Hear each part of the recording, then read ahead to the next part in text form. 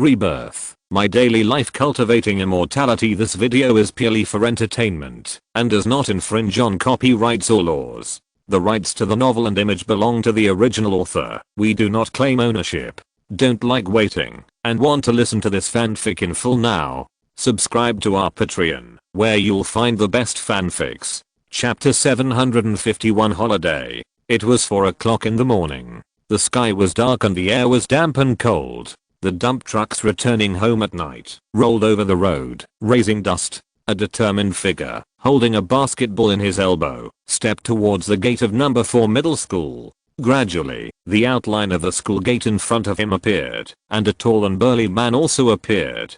Geo Hishuoi had heavy bags under his eyes and bloodshot eyes, which was quite scary. On the whole road, only Wuzaoka's footsteps echoed in the empty streets. When two meet on a narrow road, the brave wins. But Wuzaoka was not afraid. If there was a sudden danger, he would use his well-trained elbow strike.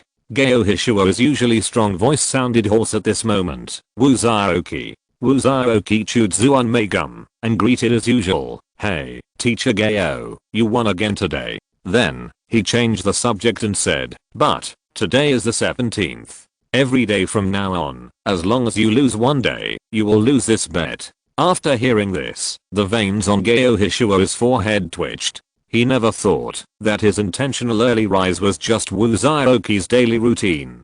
Damn, this guy actually gets up at 4 in the morning to play basketball every day. With such perseverance, if he puts it into studying, there is no worry that he will not have a bright future. Such students should be admonished, not confronted forcefully. Geo Hishuoi said this to himself. Of course, he would never admit that he didn't want to make this unnecessary bet again. It was winter, and it was cold. Who could bear to uncover the warm quilt at 3 o'clock every day? After thinking about it, Geo Hishuoi put on a kind smile, but his smile was like that of a vicious dog. Whether you win or lose is not that important.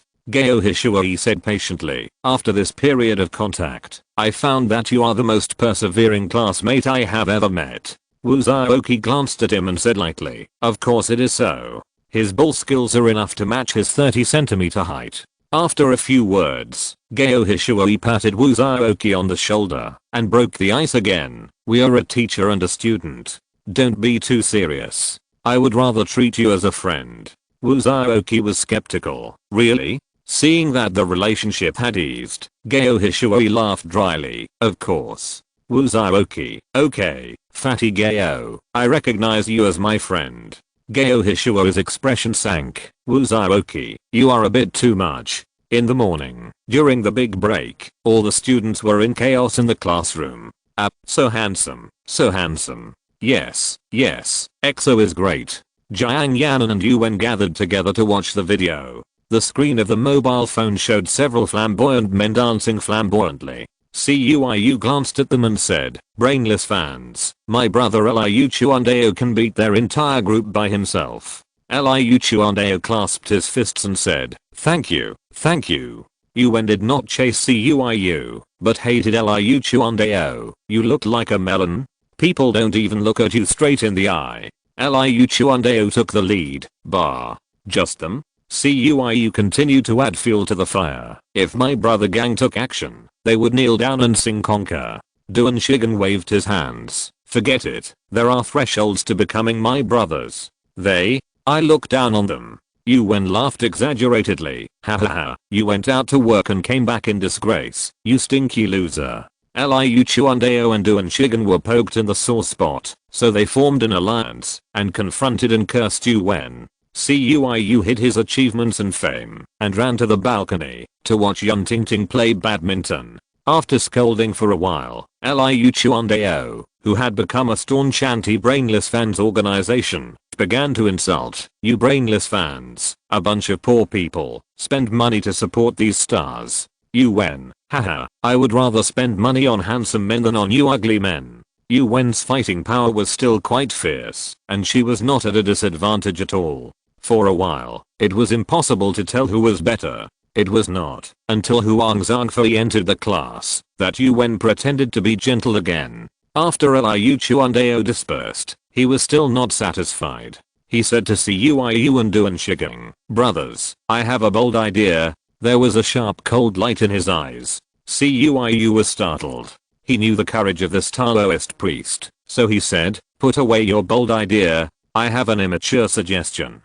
Said Liu Chuandao, "What suggestion?" Cuiyu analyzed. Yuan will only restrain her personality in front of Huang Zhangfei. Let me ask, what are the characteristics of Huang Zhangfei? Duan Shigang and Liu Chuandao said in unison, "Handsome." Yes. Cuiyu suddenly clapped his hands. Pa. The male classmates standing in a row on the balcony heard the applause and thought it was for Yun Tingting downstairs, so they applauded. Pa pa pa. The applause was continuous and lasted for a long time. Yun Tingting, who was wearing a red sportswear, heard the applause and looked up, feeling strange. She hadn't exerted her strength yet. Are the audience so supportive? It's a pity that she didn't see Jiang Ning that day in her sight. Jiang Ning was the only person she hadn't seen on the balcony. He really doesn't like watching football. Yun Tingting thought to herself. When the applause died down, Cuiyu continued, "Being handsome can silence Yuan and make her surrender, so we need to use handsomeness to deal with her." So, Cuiyu looked at Liu Chuandao, thinking of asking him to pay some money to find Wang Lang to hire a handsome guy. As a result, Liu Chuandao's face showed a struggle, followed by entanglement, and finally he sighed. "Well, I will pretend to be a beauty trap myself and take revenge on the idiot Yuan." Alas, the sacrifice is too great. Liu Chuandao touched his face, full of regret. Duan Shigang looked at his face, which was a bit difficult to judge. "Jump. Why don't you jump? If you had jumped just now, wouldn't you have died?"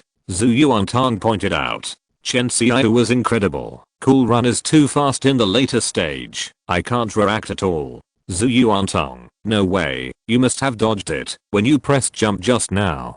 Chen Xiao thought she was pointing out Jiang Shen, so she gave her the phone.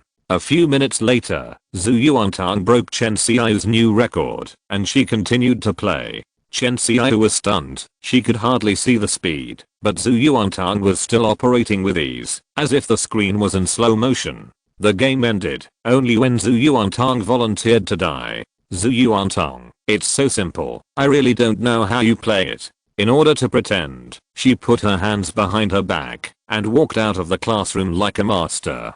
She was small and had a domineering aura. In fact, she went outside to play with Jiang Ning. Chen Xiao looked at her back, and the word genius popped up in her mind involuntarily. She was a genius in studying and also in playing games. Chen Xiao returned to the game hall and saw that Ma Shichen was ranked first on the leaderboard. This position seemed to have never changed since she could remember. She looked towards the north, thinking of Zhu Yuantang's tyranny, so she said to Wang Lang, "Is Ma Shichen also much better at playing games than ordinary people?" Wang Lang withdrew his eyes from the mobile phone screen and said proudly, "Of course, Brother Ma is a king in LOL, a top expert." Chen Xiao knew what kind of game LOL was, so she asked again, "What if you meet other geniuses in the game?" Ma Shichen raised his head and said lightly, "I have met many experts, but without exception, they all call me an expert." Wang Lang and Chen Xiao were impressed by his pretense. Ma Shichen continued to bury his head in the game. After a while, Zhu Yuantang returned to her seat happily with a smile on her face, because Jiang Ning told her that after the holiday this afternoon, the two of them would go to the river dam to eat together, and she could also play with her beloved little plane. Chen Xiao asked again, "Tong Tong, have you met any powerful experts when playing LOL?" Zhu Yuantang thought about it and said, "There are no experts, they are so bad." In the first class in the afternoon, Liu Chuandao was wearing a well-dressed suit with his hands in his pockets. His back was tall and handsome, and he looked like a decent person. He leaned against the river in the south and posed in a cool pose. All the students who walked into the classroom were amazed. He had just decided on the beauty trap in the morning, and he launched the attack in the afternoon with full action. Soon, Jiang Yanan and Yuan entered the classroom together, and they were surprised. "Jiang Yanan, I thought you were selling insurance." "Yuan, hahaha, selling houses." Liu Chuandao adjusted his toed sunglasses, and a wicked and crazy smile appeared at the corners of his mouth. Electricity burst through the sunglasses and radiated, causing chaos in class 8. Jiang Nin's heart trembled, as if he was electrocuted by a Canadian electric eel. Liu Chuandao gave Yuan a domineering look. He stretched out a finger in front of his mouth and shook it gently. First, I'm not selling insurance. Second, I'm not selling houses. And third, I know what your father does. This turn was like a tornado, catching Yuan off guard. Yuan, my dad. Liu Chuandao held the desk with both hands, shifting the center of gravity of his upper body forward, and leaning forward with a face covered in sunglasses, which was full of oppression. His eyes seemed to penetrate the sunglasses, and look directly at Yuan. He said, your dad is a thief. He stole the brightest stars, and put them in your eyes. Jiang Yan next to him looked confused, and there was also a bit of pain in his confusion. Yuan scolded, your dad is a thief. Liu Chuandao did not get angry but laughed. Yes, my dad is also a thief. He stole my brain. Now I only think of you. He continued, your eyes are like stars. That is an incomparable beauty, and the distance between you and me is as far away as the stars. Yuan, please, go find your dad, and get your brain back. The back row laughed like crazy. In the second class in the afternoon, the physics teacher went to Ansheng again, and it was still a self-study class. Chen Xiaoyu was puzzled. Isn't it said that teachers in number 4 middle school are paid well now? Why does the physics teacher still give tutoring? Jiang Ning replied, extra tutoring earns more. Chen Xiaoyu, won't the principal punish him? I heard that number 4 middle school is very strict now. The physics teacher has repeatedly gone on strike, and logically, he should have been punished long ago. Jiang Ning has had experiences in his past and present lives, so he knows clearly. Do you still remember the physics teacher's son? Chen Xiaoyu, yeah, I remember. He said last time that his son was the best in the school. The physics teacher's son is a senior student in this year's class. His grades are consistently in the top 3 in the school. In his previous life, he was admitted to Dongjiang University, which is second only to Tsinghua University and Peking University. If his grades were better, he would have a good chance of getting into Tsinghua University and Peking University. In his previous life, the physics teacher's tutoring was exposed only after his son was admitted to university. It is a disguised form of father's status due to his son. After this explanation, Chen Xiaoyu immediately understood. Gradually, the back row fell silent, and Jiang Ning took out the wood and started carving again. Bei Yuxia was studying, and Chen Xiaoyu had nothing to do, so she went to talk to Bei Yuxia. They talked about this and that, and the picture of the two getting along was very harmonious. Chen Xiaoyu said to Zhu Yuantang again, Yuxia is really amazing. She can actually listen to me while studying. She envied this ability. Zhu Yuantang glanced at her and said, why do I feel that Bei Yuxia is not listening at all? After school in the afternoon, it was a holiday. Cuiyu and Jiuo-kun went online, and Shan Keikun stayed in the class to study. Kao-kun stood on the balcony, watching Dong Qingfeng and Meng Xian talking and laughing, accompanied by the world, and walked into the distance. Kao-kun clenched his fists. Xian, we should have a break. He raised his head and drank the water in the cup.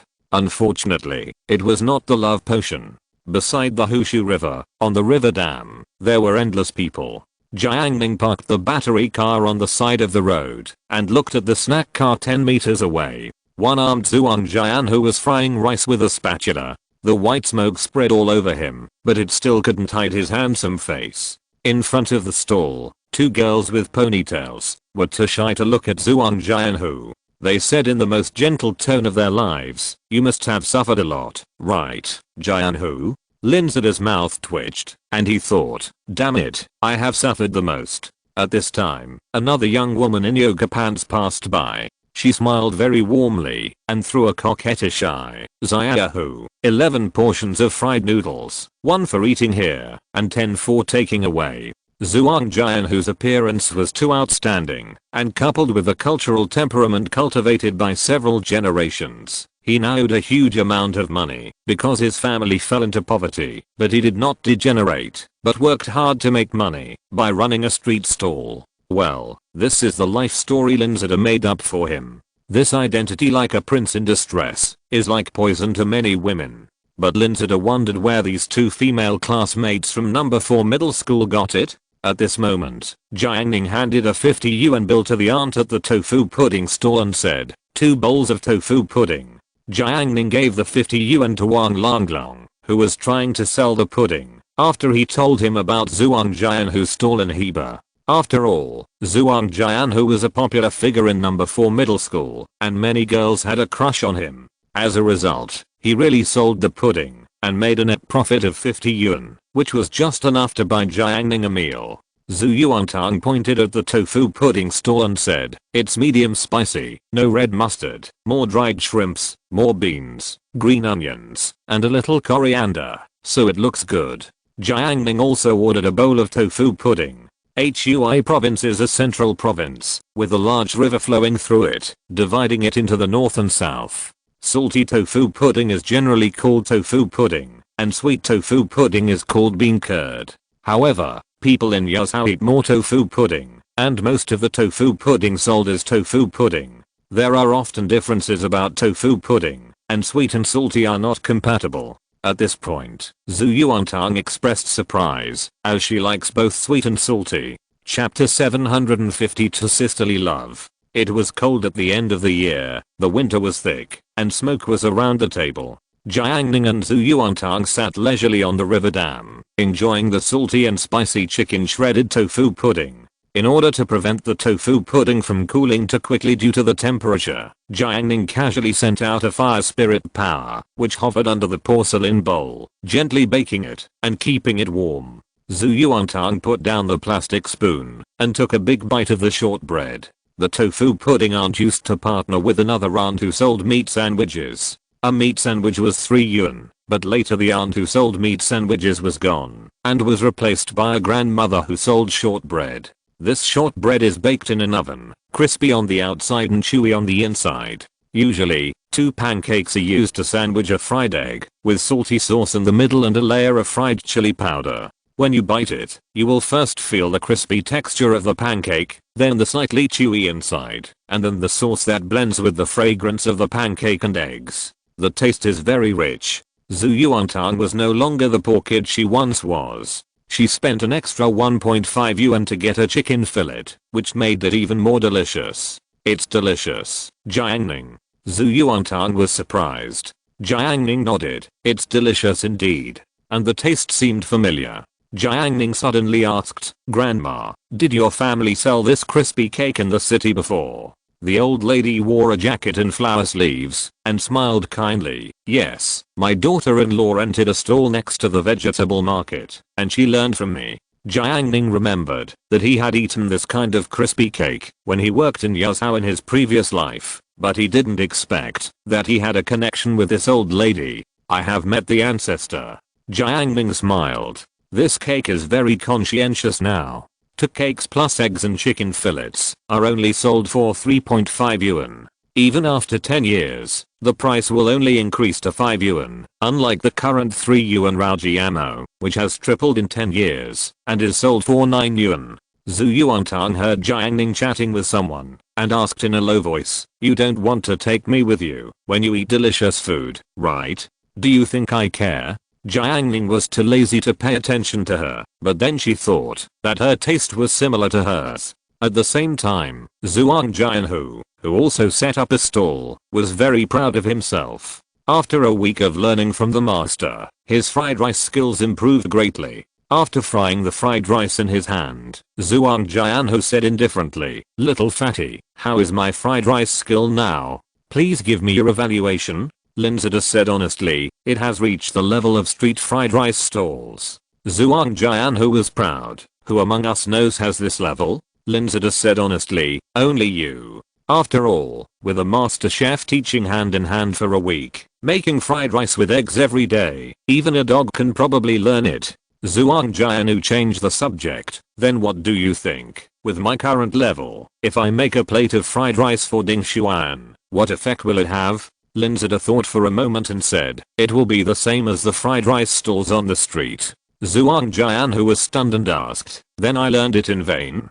Linzada, "Yes." Zhuang Jianhu was confused. All these days of hard work seemed like a joke. After a long time, he looked down at the rice shovel in his hand and said to himself, what use do I have for this shovel? After Zhu Yuantang finished his meal, he took Jiang Ning's car home, then took a model Mustang fighter and flew it to the river dam. It flew higher than the kites flown by children, attracting countless attention. Jiang Ning stood on the side of the asphalt road, looking at the bank of the Hushu River, quietly, feeling the breeze. He withdrew his consciousness and emptied his mind, like an ordinary person, thinking nothing. After a long time, and then in a trance for only a moment, a voice came from nearby. Jiang Ning. Jiang Ning turned around and saw Zhu Chuchu's clear figure. The lines between her eyebrows and eyes were much smoother than usual, as if something had melted away. Jiang Ning? She asked softly. Well, you're out of school. Jiang Ning asked, have you eaten? No. Sit down, I'll treat you. Jiang Ning pointed to the small table of tofu pudding. Okay, thank you. Zhu Chuchu had been taught a lesson by Tang Tang many times, so she was not too reserved. Zhu Yuantang used up 2 batteries and ran to Jiang Ning to replenish the backup energy, only to find that he was actually eating at the same table with another woman. Oh, it turned out to be Chuchu. That's okay. She ran over excitedly. Chuchu, eat quickly, let's exercise. Jiang Ning's playing together. Zhu Chuchu didn't want to play, worried that it would be broken again. Such an expensive plane, whether it was broken or lost, she would definitely be in a dilemma. The roadside table was very small, with only 2 stools. Chuchu sat on one, Jiang Ning sat on another, and Tang Tang did not sit. So she stood behind Jiang Ning, holding his shoulders, and stared at Chuchu eating the cake. With Zhu Chuchu's appearance, she was used to being stared at, but Tang Tang's gaze was too aggressive. Her eating movements were unnatural, and she even had a bit of pretentiousness. Zhu Chuchu could not hold it anymore and reminded, Tang Tang, your saliva is about to drip on Jiang Ning's head.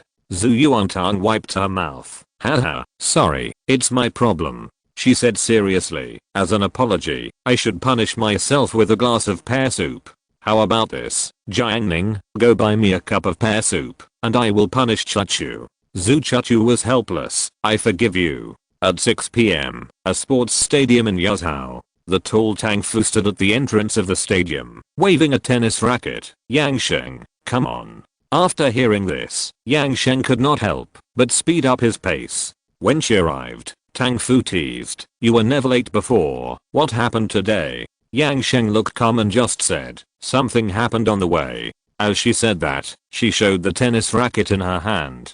Tang Fu was shocked to find that the nylon string of the tennis racket was stained with some red marks. Tang Fu was shocked and blurted out, oh my god, did you kill someone? As soon as this was said, passers-by looked at her. Yang Sheng was quite convinced. She quickly led Tang Fu to the side and said, it's lipstick marks.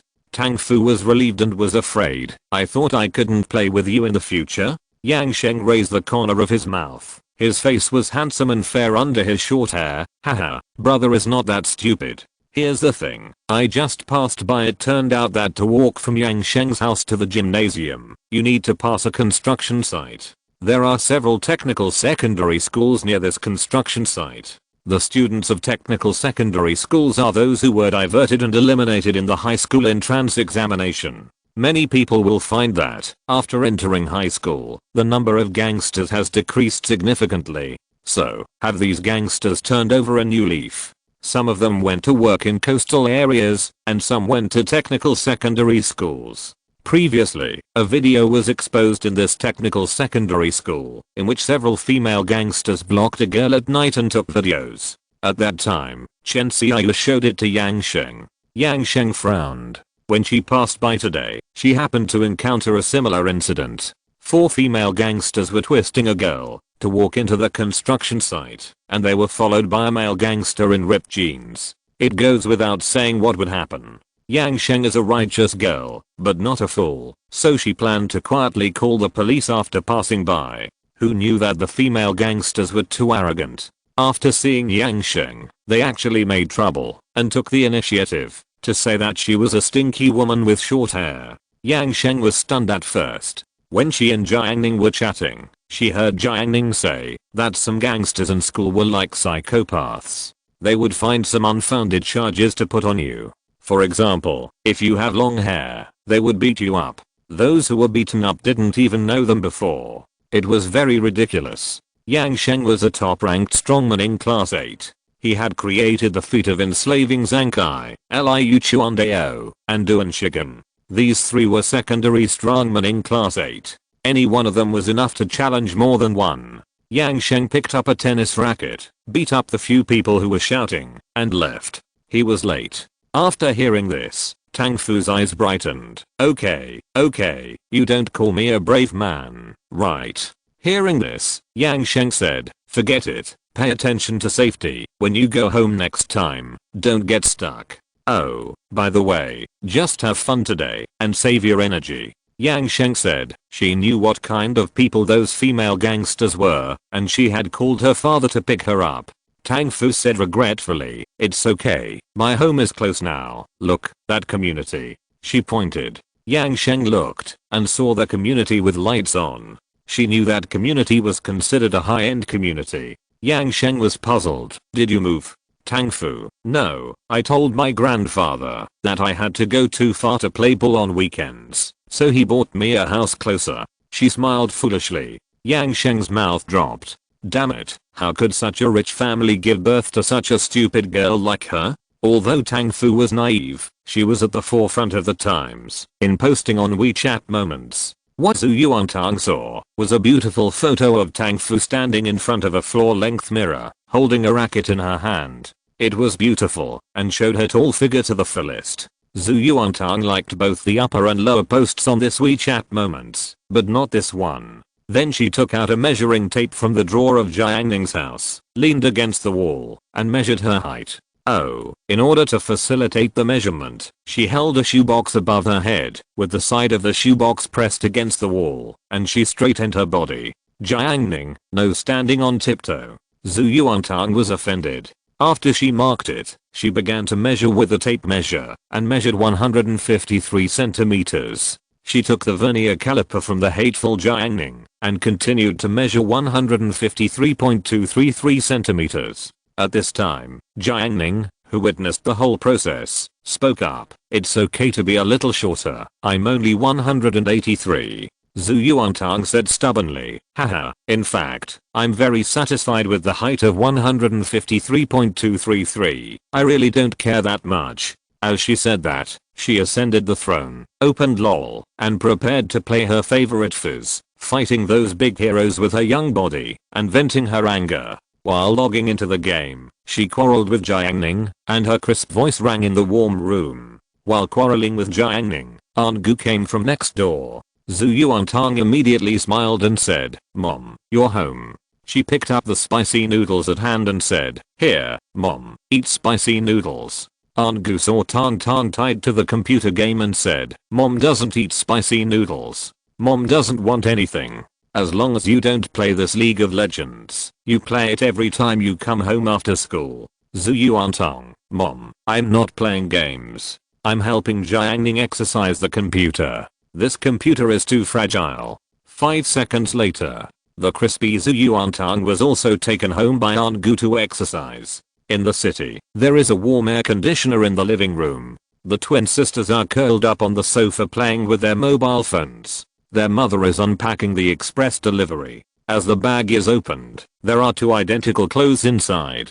The two sisters immediately come closer and understand that these are the clothes their mother bought for them. Chen Xiaoyu shook the bag and found a mini doll at the bottom of the bag. Mom, why did you only buy one doll? Do you want to alienate me and my sister? She questioned. Chen Xiaoyu also looked serious. Did her mother want to split the doll in two? A family conflict was about to break out. Her mother glanced at them and said, I bought this for myself. Oh, Chen Xiaoyu felt guilty. The two girls quietly slipped back to the bedroom, and Chen Xiaoyu continued to play with her sister's mobile phone. The two of them did not sleep in separate beds, but still squeezed together, without distinguishing between you and me. She complained, Sister, Bayuksha is getting more and more excessive. She actually snatched my mobile phone away. In the era of smartphones, people and machines are integrated. It is not only a mobile phone, but also an extension of her body. Chen Xiaoyu,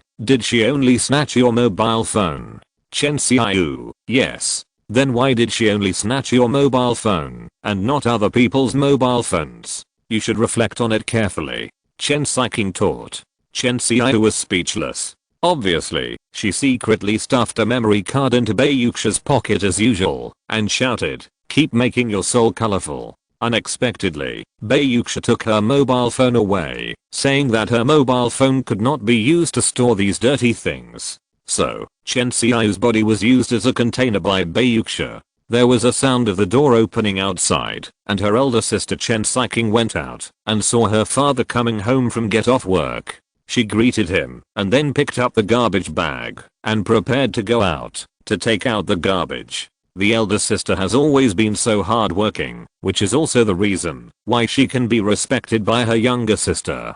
Chen Xiking thought of her disappointing sister and thought to herself, my stupid sister is teased by Bayuxia every day. If I were in class 8, I would definitely help my sister out of trouble. It's just that Jiang Ning is too vigilant. Worried about her sister's situation, Chen Xiking went out to throw away the garbage. As soon as her father entered the house, he immediately said to her mother, who turned off the Wi-Fi at home, "I used more than 80 yuan of data last night." Her father looked surprised and depressed. Mom immediately called her younger sister Chen Xiaoyu out of the bedroom and interrogated her. Chen Xiaoyu was shocked. She was an expert at saving electricity. In the summer, she went to the mall to use the air conditioner to save money. As a result, she spent a lot of money on shopping and found that the air conditioner was not turned off when she got home. In winter, in order to save electricity, she suddenly had an idea and turned off the home Wi-Fi, which resulted in an accident again. How unfortunate. Who turned off the Wi-Fi? Mom and Dad asked together. Chen Xiaoyu suddenly had an idea and shouted to her sister who was waiting for the elevator outside the door, "Sister, don't run away. The established facts cannot be changed. You can run away from the monk, but you can't run away from the temple." Chapter 753 Strike. Winter, Saturday, 7:30 p.m.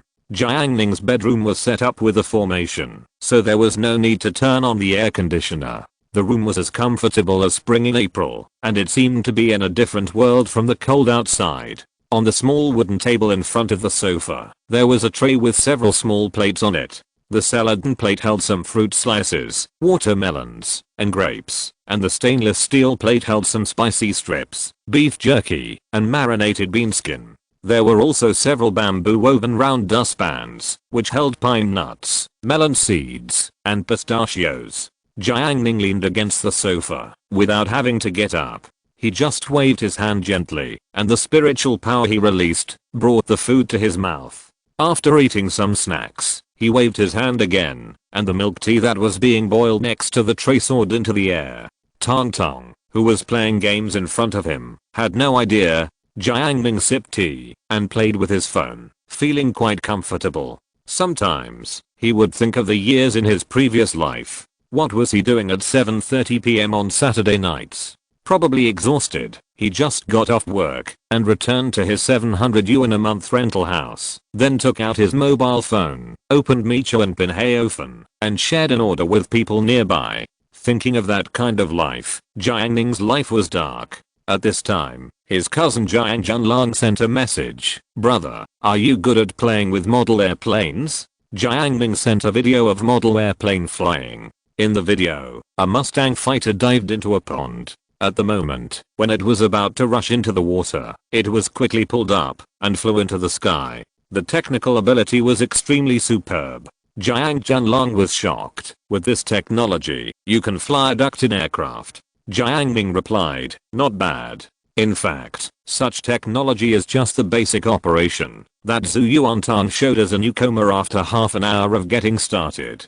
Jiang Junlong praised a few words and asked Jiang Ning if he would go to his house for dinner tomorrow. When sending the message, Jiang Junlong's family was waiting for a reply in the living room, including his aunt and Shenkinj. "Well, my uncle and my brother and sister-in-law went to the restaurant to work. Now whenever Jiang Ning comes to visit, he will definitely bring good things, so the uncle's family is looking forward to it. Foods containing spiritual power are too attractive to ordinary people and are almost irresistible." Jiang Ning declined and said next week. After the chat, the faces of Aunt and Shen Kinj inevitably showed disappointment, but Jiang Junlan was thinking about whether to get some new toys. The price of a ducted motor is several thousand, which is too expensive. He recently turned to the field of RC remote control cars. He did it as soon as he said it. He opened Xianyu and prepared to study it. Because he was on official business, he played with his mobile phone openly, and his mother didn't dare to give him a bad face. Jiang Ning checked his question space as usual, and Mao Zhe posted his sad words as usual. Jiang Ning looked at it awkwardly, and looked away immediately. Lukiki, sometimes I think about life. Should I marry a poor handsome guy or a rich ugly guy? Picture, internet celebrity style, high resolution selfie, CUIU. Should I go to Peking University or Tsinghua University? Meng GUI, marry an ugly guy with no money. Zenkai, shocked. Qi Heng said he would give you 20 million. Lukiki replied to Zenkai, really? Zenkai, 1. Be honest. 2. Be trustworthy. Lukiki replied angrily, stupid. Hu Jun couldn't stand it, so he commented, silly boy, life should be down to earth, step by step, so that you can match handsome and rich people. Don't be too ambitious. Lukiki replied to Hu Jun, do you feel like an elder? Hu Jun, I'm admonishing you as an elder. Lukiki replied, I give up, go tell your mother. Hu Jun, okay. He quit questions, opened WeChat, and found the charming woman at the top. At this time, the class group was also experiencing a storm. Pang Jiao, oh, I'm trying to lose weight today, but I accidentally ate a plate of braised pork. What should I do? Wang Long Long, what are you waiting for? Rinse your mouth with milk tea. CUIU at Wang Long Long, what kind of stupid idea are you giving? You should rinse your mouth with Coke, it will be clean. Fitness boy Kyangli stepped out and scolded the two. You have no health knowledge. Kyangli loves fitness and now has 8 abdominal muscles. Unfortunately, the shape of the abdominal muscles is not very good, but it is enough for him to be proud. As a true fitness enthusiast, he despises the abdominal muscles of young men the most. He admires the solid abdominal muscles of ancient Roman warrior sculptures. Kyangli's professionalism was discovered by Pang Jiao. Pang Jiao at Kyangli, do you know any exercises that can help lose weight? Although Pang Jiao is extremely ugly, at least, she is first a person, and then a woman, which can never be ignored. Humans are advanced animals and hope to be recognized by others. This is ranked at the top in Maslow's hierarchy of needs. Someone asking him about fitness knowledge is equivalent to recognizing him. Kyangli said, swimming is the best way to lose weight and burn fat. It works best. As soon as this was said, Guo Kanan asked, is there a swimming pool in the city? Yuzhou is only a third-tier city in the central part of the country. In the past, its GDP ranked only in the middle of the province. Now, with the blessing of Changqing Liquid, it has jumped to the second place in the province, but various living facilities are still gradually being equipped. It is still a small city, and there are still relatively few heated swimming pools in winter. Dunking Feng, yes, but it's not very good. I heard that Changqing Liquid has opened a swimming pool now, and only employees can swim. CUIU, just go to the river to swim. My sister Jiao is messing up the river and the sea. Wang Yanan scolded him a few words. Kyangli said, in addition to swimming, running is quite suitable, but running hurts the knees too much, especially considering Pang Jiao's weight. Kyangli sent a message seriously, so I suggest jogging first, then practicing lunge walking at home, and then upgrading to squats, which has a first-class fat-burning effect. In fact, he wanted Pang Jiao to skip rope, but considering the harmony of humanities, he gave up.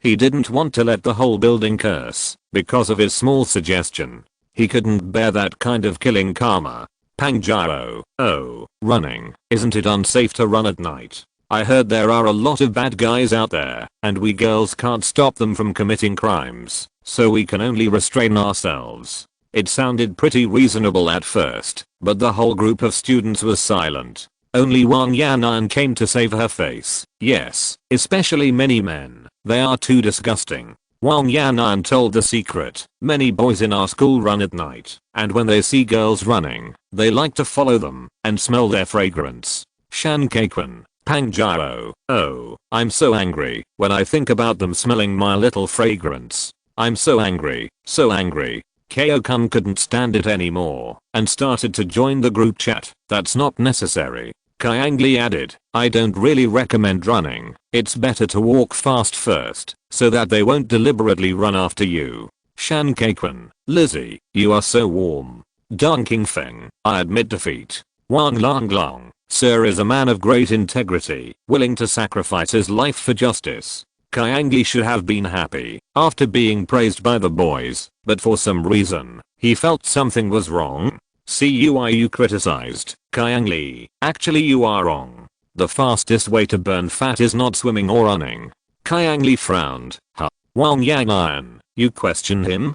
Kyangli's professionalism is terrifying. Song Shen gave Kyangli a bottle of energy drink before, and he took a look at the ingredient list before drinking it. When Wang Yan'an asked him the reason, Kyangli just smiled and said, professional habit. This shows his professionalism. Wang Yan'an joked, you refuted him. What good opinions can you have? Are you jealous of him?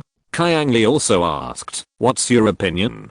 Please advise. CUIU, go to cremation. It burns fat the fastest. Sunday morning, 6:30. Zhu Chuchu got up from the warm bed, changed her clothes, and folded the quilt. She didn't make breakfast as usual because Jiang Ning sent her a message last night saying that he would cook for her personally and treat her to a meal. Zhu Chuchu thought carefully. It seemed that she had never eaten the meal cooked by Jiang Ning, and she was looking forward to it. Zhu Chuchu waited and waited until 8:30 in the morning.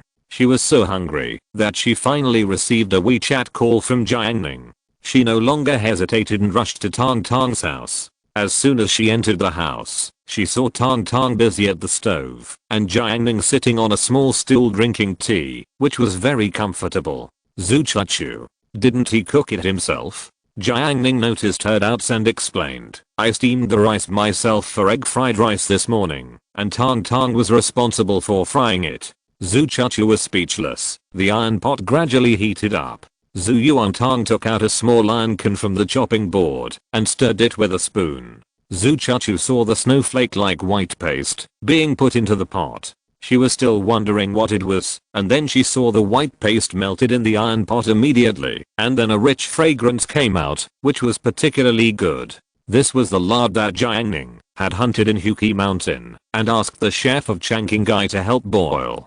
Zhu Yuantang immediately poured the cooked spiritual rice from the previous night into the iron pot and shoveled a few times. The fragrance of the spiritual rice and lard blended and spread out like an explosion, like a wave of air sweeping across. Zhu Chuchu, who had been hungry for the whole morning, suddenly felt a little impatient. She had eaten similar fried rice before, and Tang Tang had made it once before, but the fragrance this time was better than the last time and more irresistible. Zhu Yuantang's fried rice skills are quite strong, because under the pressure of greed, her cooking skills are also soaring. When the fragrance is extremely strong, Zhu Yuantang evenly pours the egg liquid on the surface of the spiritual rice, and then quickly stir fry until the rice is wrapped in the egg liquid. Finally, sprinkle with seasoning, garnish with green onions, and serve. She urged, Jiang Ning, move the table quickly, the sun is out, and it will be more fragrant to eat at the door. At the same time, on the asphalt road of the river dam, Linzida rode a small electric donkey and took the one-armed hero Zhuang Jianhu to the farm together. Being able to be friends with people like Ding Xuan and Linzida is not only because of family background, but also because Zhuang Jianhu was originally very outstanding. Tall and handsome appearance, outstanding knowledge, mastering slam dunk at the age of 15, and the learning talent that can reach the level of 985 without too much effort. It is rare for an ordinary student to have only one of them. Linzida is a genius, so is he. Geniuses are arrogant and their perseverance is far beyond the reach of their peers. When he learned yesterday that his skills were only those of a roadside stall, he was frustrated and self-doubted. But, in the end, he decided to continue practicing. After all, it is a good thing to learn until you die, right? He asked the old master to continue practicing. Since he is only at the level of a roadside stall now, can he surpass them if he practices more? Zhuang Jianhu, haha, I'm actually very talented, right? Linzada said hypocritically. Yes, the hawker has been frying fried rice for a lifetime, but it is not as good as your 1 week study. The future is promising. Although he saw the hypocrisy of Xiaopang, Zhuang Jianhu was still in a good mood. He said, you can give me some comments later. Halfway through his words, he sniffed hard and looked at Linzada suddenly. Do you smell it? Linzada nodded heavily. It smells good. Zhuang Jianhu excitedly. I can smell it with my eyes closed. It's definitely the smell of fried rice. Linzada hadn't eaten in the morning yet, and he couldn't help but nod. Damn, it smells so good. Is fried rice that good? Zhuang Jianhu, close your eyes and feel it. Linzada closed his eyes decisively, and after a long time, it really is. The two rode with their eyes closed. An old man who was exercising on the side of the road saw this scene, and was extremely horrified. Seeing that the battery car was about to fall into the dam, the old man hurriedly shouted, watch the road, watch the road. At the critical moment, Linzada opened his eyes, and quickly turned the front of the car. The car would rush into the slope of the dam with less than 10 centimeters. Zhuang Jianhu was so scared that cold sweat broke out on his back. Damn, you really closed your eyes. Linzada was shocked and shouted, what? Why did you close your eyes too? Zhuang Jianhu secretly thought, damn it. Fortunately, I'm strong. Otherwise, the other arm would have been lost. After a little disturbance, Linzada turned off the dam and rode towards a row of bungalows in the south. The smell of rice became stronger and stronger until they appeared at the door of Zhu Yuantang's house and immediately saw Jiang Ning and others eating egg fried rice at the dining table at the door. In the middle was a dish of peppers, pickled mustard and pork shreds for ice, 3 glasses of grape juice, and the most attractive thing, 3 bowls of egg fried rice. The egg fried rice seemed to be glowing, very beautiful, with golden rice grains, each one full, and emerald green onions dotted. It can be called golden egg fried rice. Especially the hot steam coming out in the winter, it makes people intoxicated.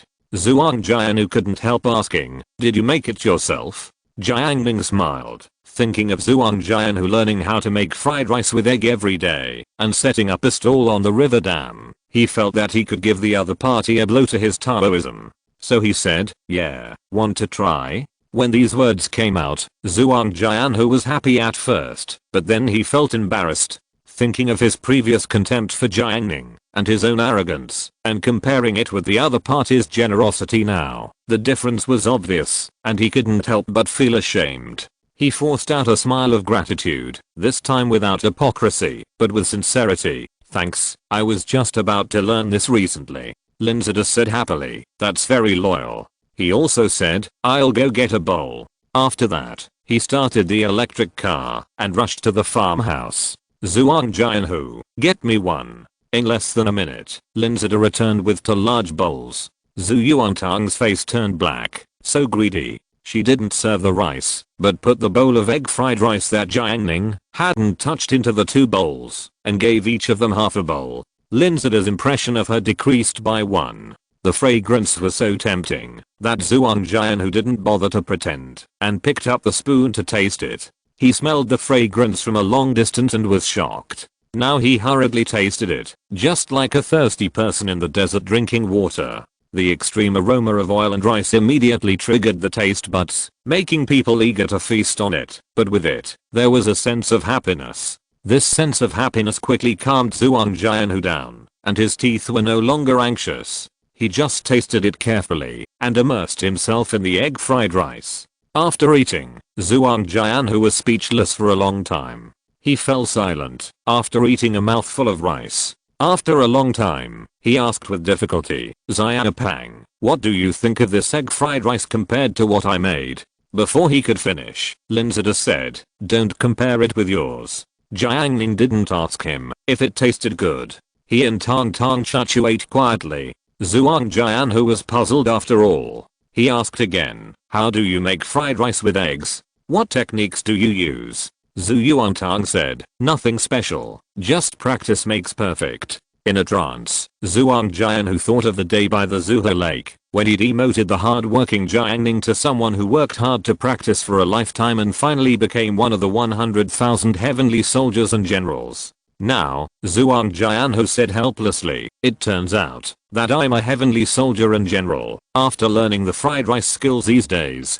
Linzida laughed while holding the bowl. Haha, you are a heavenly soldier and general? You are quite good at bragging. Chapter 754 Helping Others. Jiang Ning raised his foot to hit Linzida. Although Linzida was a little fat, he was quite agile. He took a step back and easily dodged. It is no exaggeration to say that this bowl of egg fried rice was the most delicious egg fried rice Jiang Ning had ever eaten. The huge frustration caused by the huge difference in fried rice skills was healed by the delicious food after he took 2 bites of the rice. At this moment, Jiang Ning experienced why Wei Shanshan often posted some desserts to heal good mood on her circle of friends. He ate too happily, and his posture of eating was like Uncle Zhang eating rice with a bowl at the door. Zhuang's bowls were small bowls, and they were evenly divided between Zhuang and Lin, so the amount was particularly small. Jiang Ning finished half a bowl of rice quickly, and he was still not satisfied.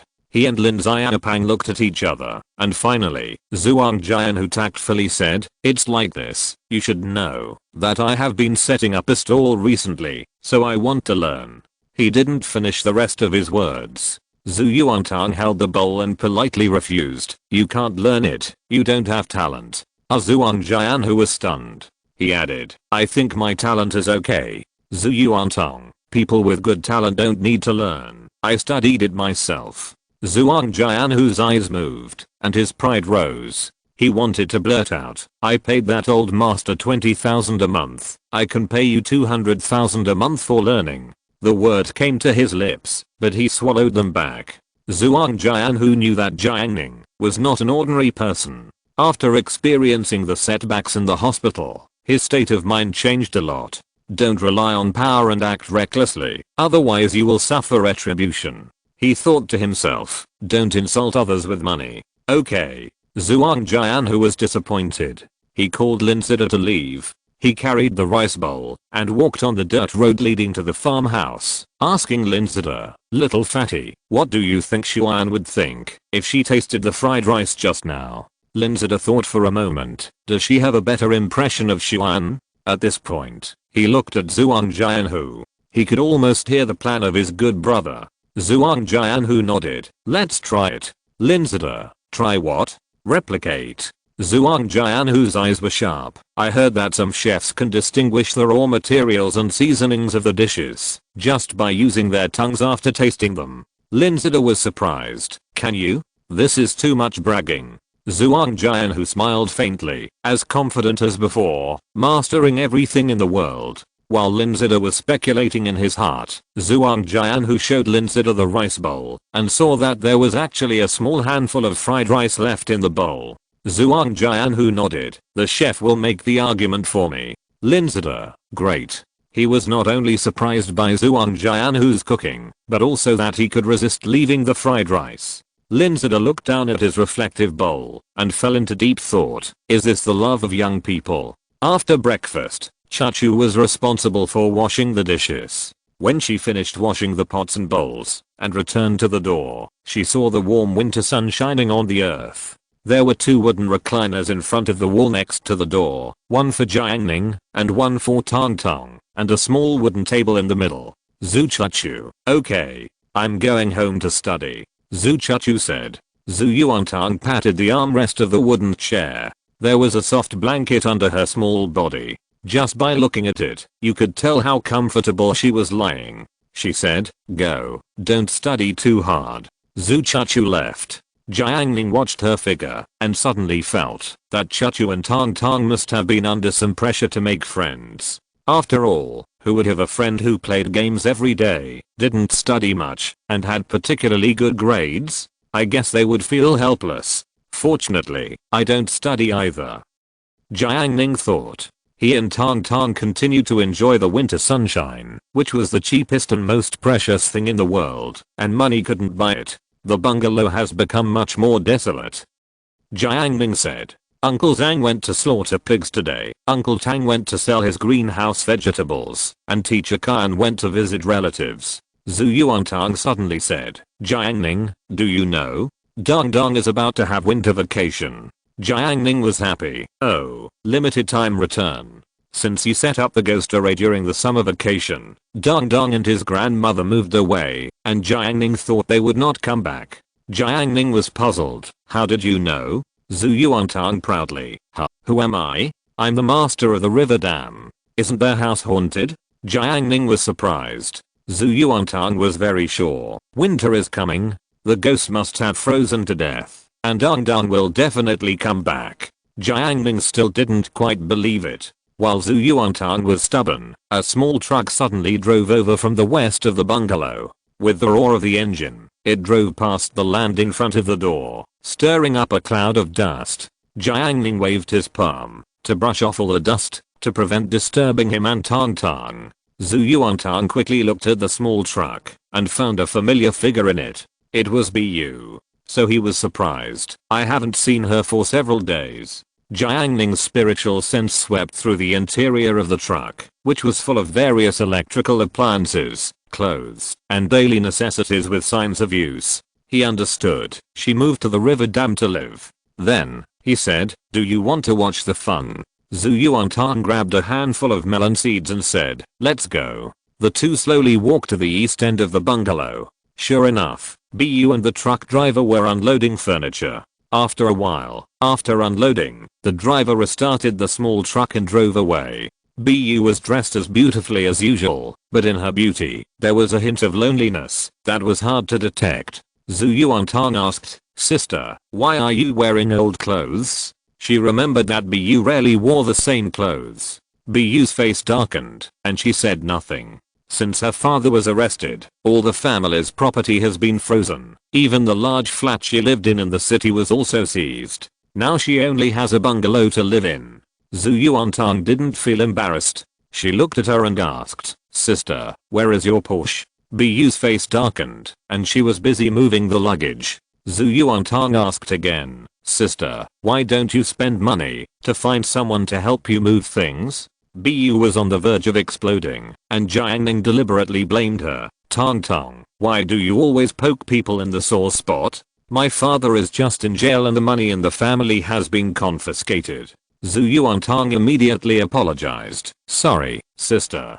Bu couldn't hold it anymore. She screamed angrily, get out. Zhu Yuantang went home regretfully. On the way, she passed by Teacher Kan's house and saw a 50-year-old mother-in-law sitting on a rattan chair, studying a smartphone. Zhu Yuantang knew that she was Teacher Kan's wife. Teacher Kan was a teacher. She was stingy, calculative, and took advantage of others. But at home, Teacher Kan was very powerful and his words were the final word. So Grandma Kan was usually cautious, but she also had the same stinginess as Teacher Kan. I remember that before, the noodles at Grandma Kan's house were moldy. She thought it was a pity to throw them away, so she steamed them into steamed buns. As a result, she steamed too much and couldn't finish them, so she gave some to several families in the bungalows for the first time. Zhu Yuantang's family also received some.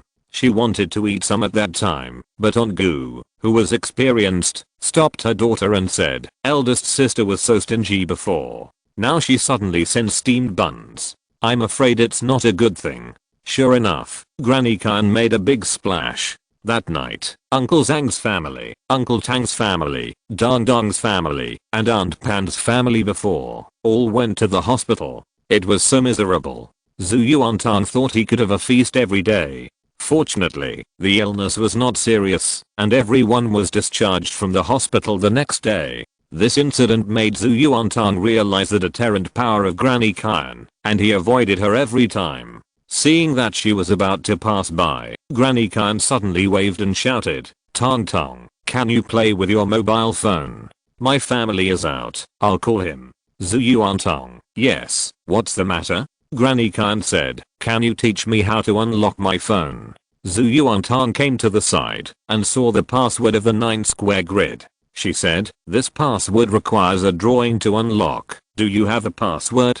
Granny Khan thought about it, went back to the house, and took a newspaper, and saw a vivid unlocking pattern drawn on the surface of the newspaper. Look, is it this? Yeah, yes. Zhu Yuantang nodded his head. She pointed at the 9 square grid on the screen and said, you can unlock the screen by swiping your hand on it. Granny Khan, I don't know how to do it. Zhu Yuantang, what's so difficult about this? Just click it, and it will be fine. Granny Khan was embarrassed. No, I don't know how to do it. You help me unlock it.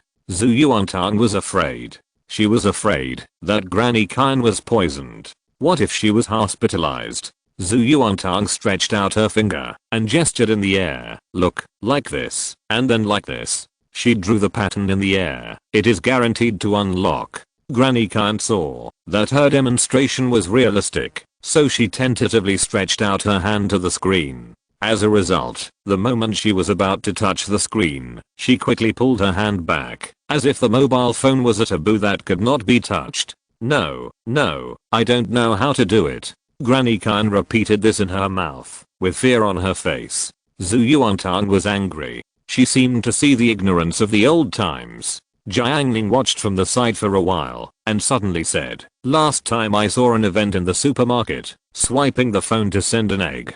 Granny Khan immediately stretched out her hand and quickly swiped it, and the phone was unlocked immediately. She looked excited and very enthusiastic. Which supermarket? Zhu Yuantang pursed his lips. He was busy for a long time, but he couldn't say a word to Jiang Ning. At this moment, she was badly defeated. But the contest was far from over, and there was still a chance to save the situation. Zhu Yuantang asked, Grandma, don't you want to call Teacher Khan? I'll teach you how to make a call. By the way, do you know Teacher Khan's number? Grandma Khan waved her hand. How should I know? I don't know. This phone is his. Zhu Yuantang dragged Jiang Ning home. Sunday evening, the first day of school. After Jiang Ning finished dinner, he strolled around the campus. The scene of number 4 middle school has changed a lot from the number 4 middle school in the past, whether it is the scenery or the atmosphere in the school. He passed a row of pine trees, and several high school girls were chatting on the bench behind.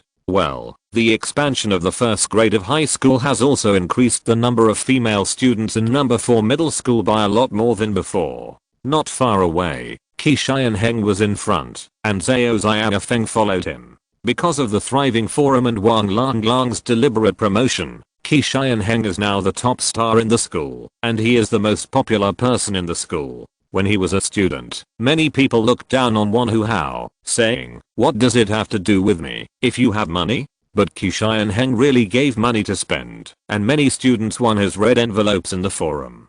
Who dares to offend him? Do you still want to receive red envelopes? Shang Wanqing sat under the pavilion, admiring the rockery and flowing water in the twilight. There were 2 female classmates beside her, one of whom had a low ponytail and pulled her. Wanqing, look, isn't that Qi Heng? Shang Wanqing cast a glance, and then retracted it. It's him.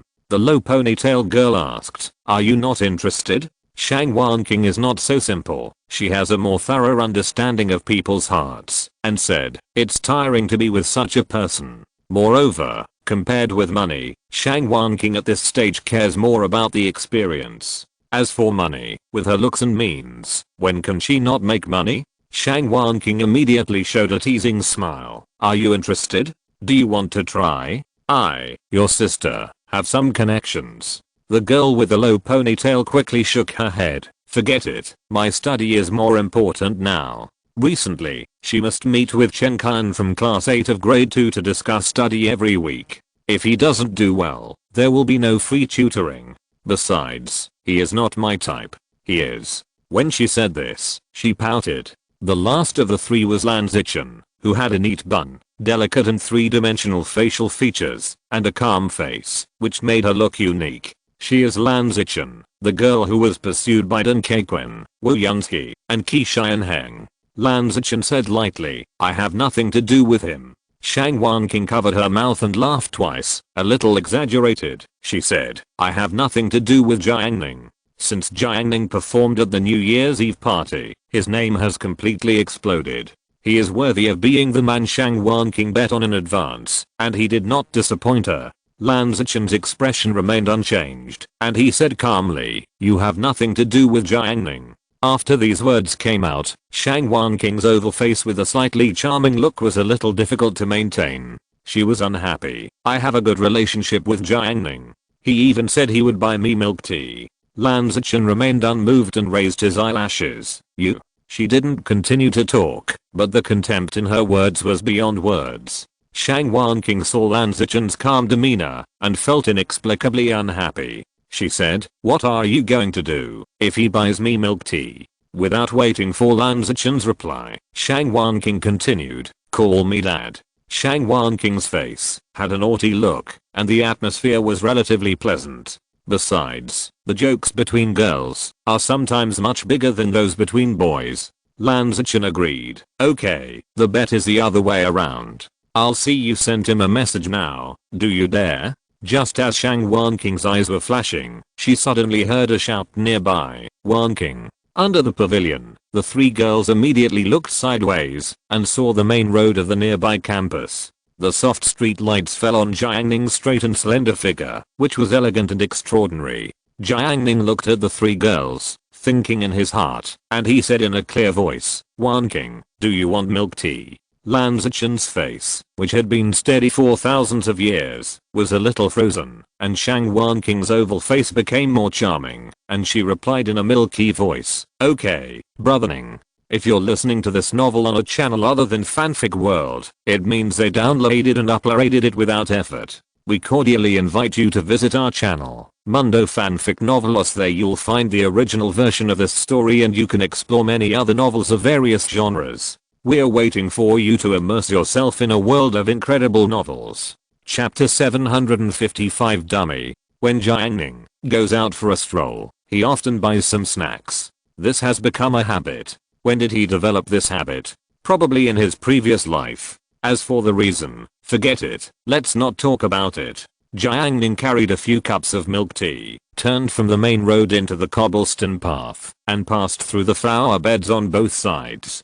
Shang Wanqing did not wait there unchanged. She first raised her head slightly, with surprise in her eyes, and then jumped out of the pavilion with light steps like a nimble deer. When she got closer, she put her hands behind her back and clasped her legs coquettishly. The pink sweater jacket made the girl's slender waist look extremely flexible. Her eyes were like two clear green springs, sparkling with ripples, with both admiration and expectation. "Brother, you are so good."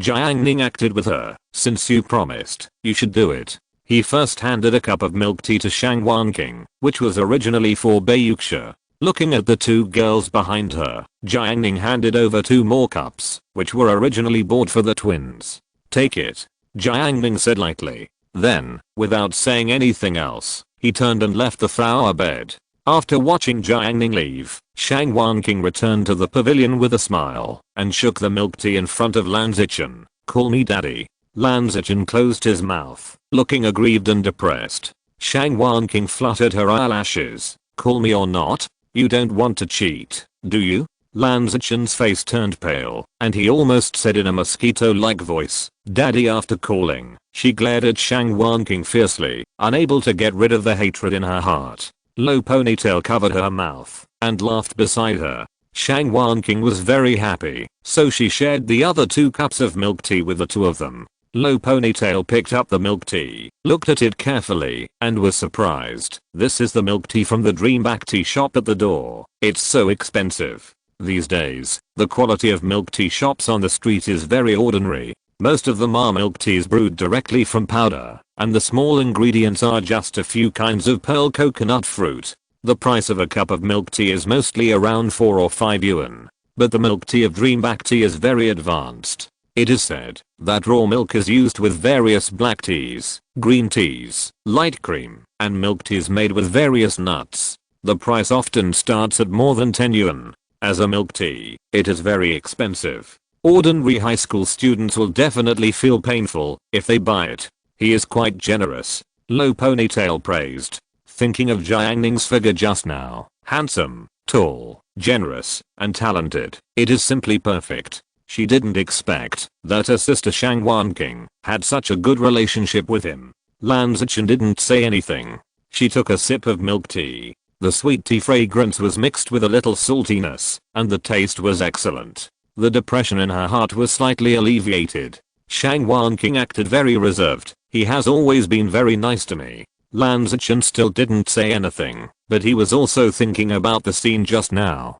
Jiang Ning returned to the classroom with the only remaining cup of milk tea. At this time, the 4 major students were sitting in a row. Zhu Yuantang was sleeping on his seat, and Bei Yuxia was holding an ink pen, writing rows of beautiful words on the test paper. Yuan and Jiang Yanan at the front table were gossiping, commenting fiercely on the gossip of the most beautiful female player in LoL on the forum. Yuan's words were full of sourness. What kind of person is Zhao Jinglan? She poses and posts pictures every day, performs the gosheng at the New Year's Eve party, is good at studying, and now says she can play games. Jiang Yanan doubted rationally. I also think it's unreal. 2MT. Yuan said firmly, listen to me, it's definitely packaged, and those who do evil will eventually perish. Jiang Yanan agreed, yes, people should always pay for their mistakes. Yuan suddenly said, I heard that Zhao Jinglan used to be in junior high school. Bei Yuxia's exquisite little ears moved slightly inadvertently, as if catching the secrets floating in the air. At this point, Yuan deliberately lowered her voice, as if she was ready to reveal a big gossip. Originally, Bei Yuxia could barely hear their volume, but now that she lowered her voice, Bei Yuxia couldn't hear it at all. She adjusted her body and moved forward. At this time, Yuan's sixth sense seemed to unconsciously detect the abnormality of the outside world. She increased her confidentiality and lowered her head to gossip with Jiang Yanan. Bei Yuxia, she slightly adjusted her waist again and rubbed her soft hips and legs forward again. Because of the force, the fabric of the pants was tightened, revealing the soft curves of the girl's budding. Jiang Ning stepped into the classroom and happened to see this scene. With his extreme eyesight, he could even see Bei Yuxia's tender pink ears trembling like butterflies. Jiang Ning said happily, what an eavesdropper. Well, Jiang Ning tapped his fingers lightly, and his spiritual power spread out, slightly increasing the volume of Yuan. Bei Yuxia was finally able to hear the gossip clearly. It is said that a classmate asked Zhao Jinglan about her future plans. She intends to become a star. I laughed to death. Jiang Yanan put her ear close to Yuan's ear. Although she is very beautiful, which star is not beautiful? Jiang Ning finally walked to the back row. After Bei Yuxia noticed it, she slightly adjusted her body, as if nothing had happened, and returned to her daily study state. Jiang Ning said, you're working hard. I saw you studying as soon as I walked in. Bei Yuxia remained calm. Well, I didn't have much to do, so I just wrote a few questions. Chen Xiai, who didn't know where she went to play. Jiang Ning sat down next to Tang Tang. She was unaware and sleeping soundly. Jiang Ning took out a stainless steel cartoon pencil case from the hole in Chen Xiai's desk. Zhu Yuantang didn't lie on the blanket. She slept on the hard table, which was not very comfortable, and she was drowsy. Jiang Ning put the cartoon box next to her. Zhu Yuantang subconsciously used it as a pillow and pulled it over to lie down. As a result, she was woken up by the cold. Bei Yuxia's shoulders trembled, and she wanted to laugh. Zhu Yuantang was about to get angry, but when she saw the fresh milk tea given by Jiang Ning, her little face was immediately filled with a smile. Bei Yuxia stopped smiling because she was a little thirsty. At the same time, Shang Wanqing returned to the number 2 teaching building for the first year of high school. She and Ponytail stood on the balcony and savored the milk tea carefully. Wanqing, tell me, are you really that close to Jiang Ning? Demoi asked in a low voice. She calmed down afterwards and had some doubts. Compared with Lan Zichen, she and Shang Wanqing were truly good sisters. Shang Wanqing was frank, not so good, but in a few days, we will become as good as you think. Demoi said, not so good, I treated you to such expensive milk tea, are you going to pay it back? Shang Wanqing smiled, I should pay it back. She took out her mobile phone and confidently opened the chat page with Jiang Ning in front of Demoi. Demoi thought that she would transfer the money for the milk tea to Jiang Ning. Unexpectedly, Shang Wanqing sent a message. Brother Ning, thank you for the milk tea today. I will treat you to dinner tomorrow. I know a super delicious skewers. During the break of the evening self-study class, Myro Zhe found Lukiki and asked her how to enter a stable marriage relationship. CUIU laughed. Hahaha, aren't you a single dog? Why are you asking these questions? MyOZHE said, I'm asking for my friend. Wang Lang Lang, we understand. Although Lukaki is a gold digger, she is still a bit of a gold digger. She has a clearer view of marriage. She said, MyOZHE, apologize to me now. MyOZHE was stunned for a moment, not knowing why. Lukaki's expression did not change, and continued, apologize. MyOZHE doubted himself. Did I do something wrong? Lukaki, apologize to me first. MyOZHE was confused for a while, but still said, I'm sorry, I was wrong. Lukaki affirmed, not bad, you have the ability to apologize for completely unreasonable things. You can enter into marriage. Wang Lang Lang, awesome. Compared to them simulating how to enter into marriage, Bayuxia generously took out yogurt strawberry balls and shared them with Chen Xiaoyu, Tong Tong and Jiang Ning. Halfway through, Wang Lang Lang and others around them saw it.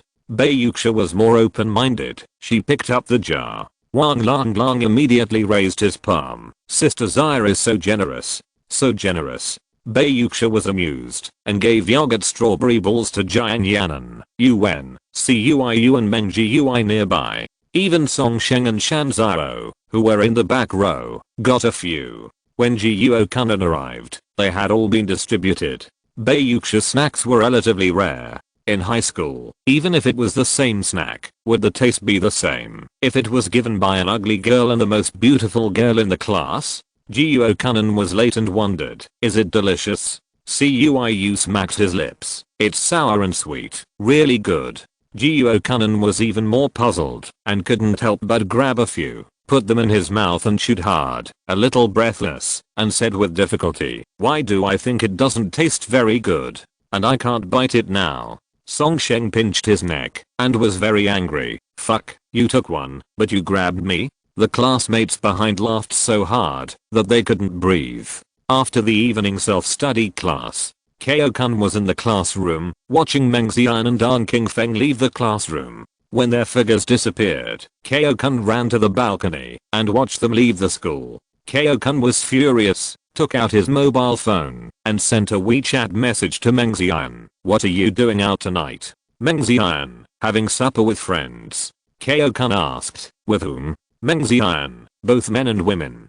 Kao-kun was delighted. It turned out that it was not a date alone. His mood suddenly brightened up, and he quickly asked, who is the other woman? Meng Xian, it's me. Kao-kun's lighthouse went out. After a long time, Kao-kun sent a message, can I not go? He clearly knew that we had such a good relationship before, but he didn't avoid suspicion. Is he a good person? Meng Xian, can you stop thinking so badly of people? Dong Qingfeng doesn't mean that to me. How could Kao-kun not think too much? At the school gate, Meng Xian put away her phone and forced a smile. Qingfeng, after we finish eating at that restaurant, shall we go to the movies? Dong Qingfeng immediately showed a polite gentlemanly smile. It's not possible tonight. It's better to apply your mask before 11:30 and the effect will be better. In fact, he had to get up early tomorrow and take a bus to the snack street to queue up to buy crab roe buns. If he delayed delivering breakfast as in Yaoling, Shenkinj, Jiang Yanan and others, because of Meng Xian's request to watch a movie, it would be a loss. Kao-kun on the balcony didn't know what kind of person Dong Qingfeng was. He was in so much pain now. He wanted to yell, shout, and drink the northwest wind. For young people, the pain of losing a lover can almost be materialized. Shenzhen Li from class 9 passed by the corridor and felt the pain of this unknown male classmate. He suddenly saw his former self. Because he had been caught in the rain, he wanted to hold an umbrella for others. Shenzhen Li was not a good person. He used to like bullying others for fun, but humans are complex creatures.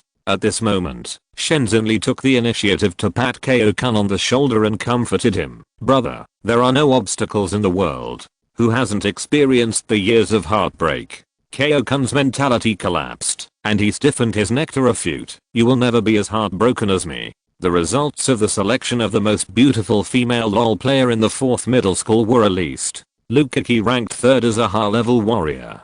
She successfully received a reward of 666 yuan, but For her, the most important thing was to get the contact information of Qianheng, the #1 young master in the 4th middle school. The fish has taken the bait.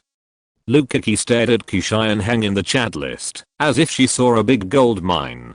Her eyes were shining, and she sent a message to Qianheng. Brother Xian, I'm Lukaki, thank you so much. I didn't expect to be able to add you to questions. I'm so happy that I can't sleep tonight. However, after she sent the message, she did not receive a reply immediately. An internet cafe in the city, with a private room of nearly 40 square meters, is decorated in an avant-garde and sci-fi style. Under the dark tones, various atmosphere lights are flowing. There is a refrigerator and a water bar inside, but only 2 computers. Qianheng sat in a chair shaped like a space capsule. He didn't look at the computer in front of him, but was playing with his mobile phone. Zhao Xiaofeng next to him was also in the space capsule. He was in a very good mood. He used to go online in black internet cafes with rubbish environments, and his mouse and keyboard had been ravaged countless times by others. But now this room belongs only to him and Brother Xian, because this internet cafe is invested by Brother Xian's family. Brother Xian, I asked all the top 10 to add you on WeChat. If you are missing anyone, I will urge them again. Zhao Xiaofeng said that he was going to choose a concubine for Brother Xian now. Yeah. Qianheng's eyes swept across the greetings from various girls in the message list. He picked one at random and asked, report your rank. The other party immediately replied, Brother Xian, I'm gold.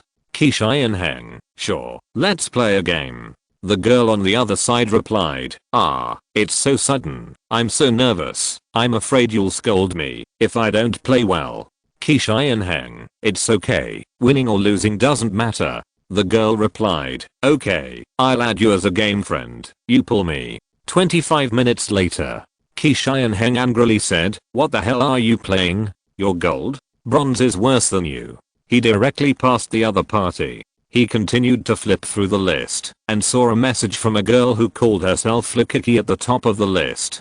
Qianheng thought about it and remembered that the girl's barefaced photos were very good, belonging to the level of good looking. He replied directly, let's play lol, gold rank. The moment the message was reminded, Lukaki received it, but when she saw the message, she panicked at the time. She didn't play lol at all. It's over. Lukaki was an expert at picking up girls after all. In a hurry, she thought of the boys in her class and immediately sent a private message. CUIU, you can play a lol, right?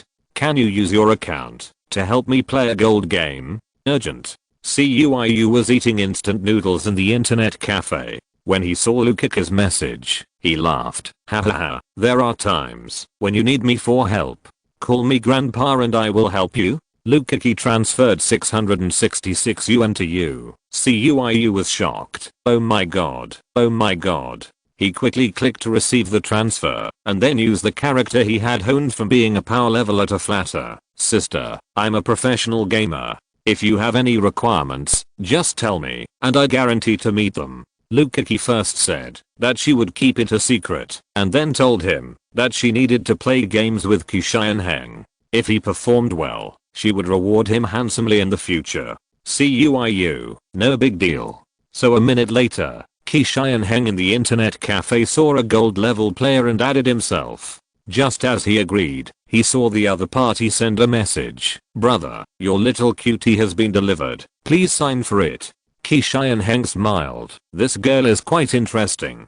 Chapter 756. Using tactics. Remember, you are playing with him. In addition to playing games with him, you also have to make him happy. Lukaki repeatedly reminded him. Lukaki has long wanted to get close to Qianheng. CUIU, I understand, I understand. At this time, his game has already started. Qianheng asked him what position to play. CUIU, can you play jungle? The slightly dim light in the internet cafe box clearly illuminated Qianheng's expression. You actually play jungle.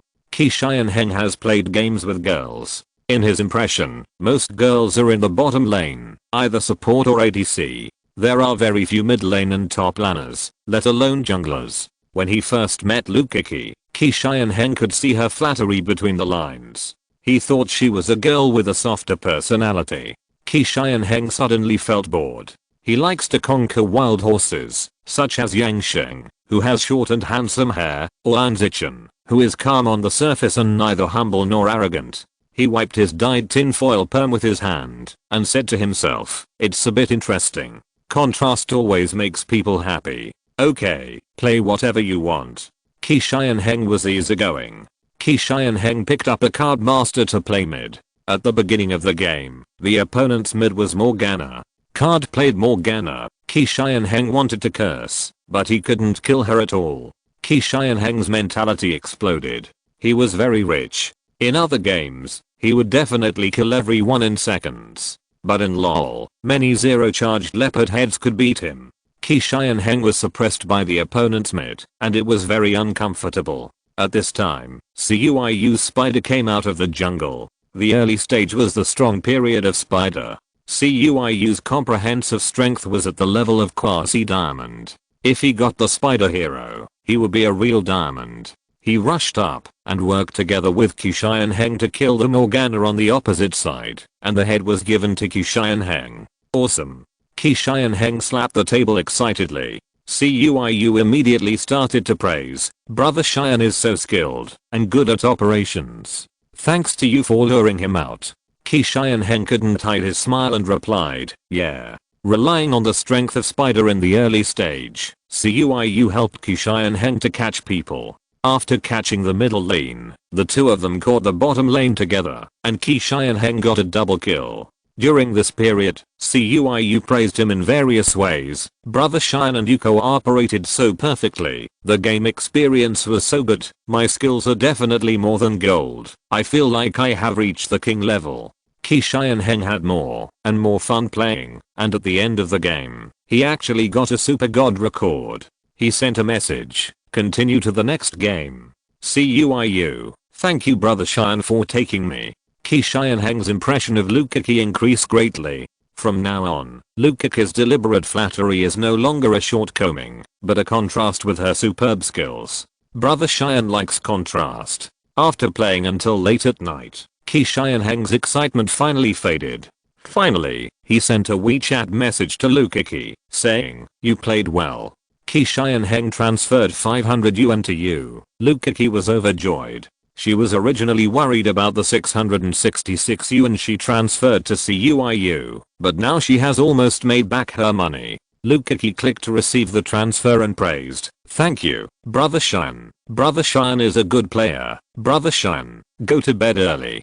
Qi Xianheng saw the other party's reaction. He clasped his fingers together and rested his head on the back of his head. He smiled. It's interesting, but not much. You come here for the money. But you can still play. In a short period of time, Qi Xianheng defined Lukaku.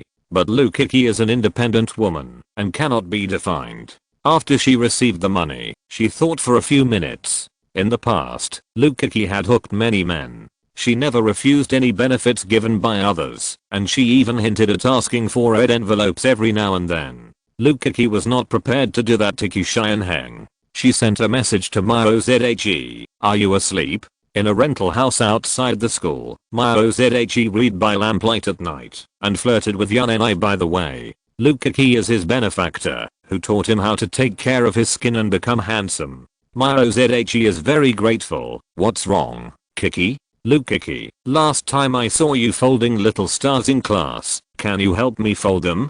Miozhe grew up in a poor family, had a paranoid personality, had no friends, and was very lacking in love. He was the kind of person who would return tenfold if others treated him well. He immediately said, sure, how many do you want? I'll fold them for you now. Lukaku, it's too late. You can fold them tomorrow. Miozhe, it's okay. When Lukaku heard this, she immediately said, you can't fold many, even if you stay up late.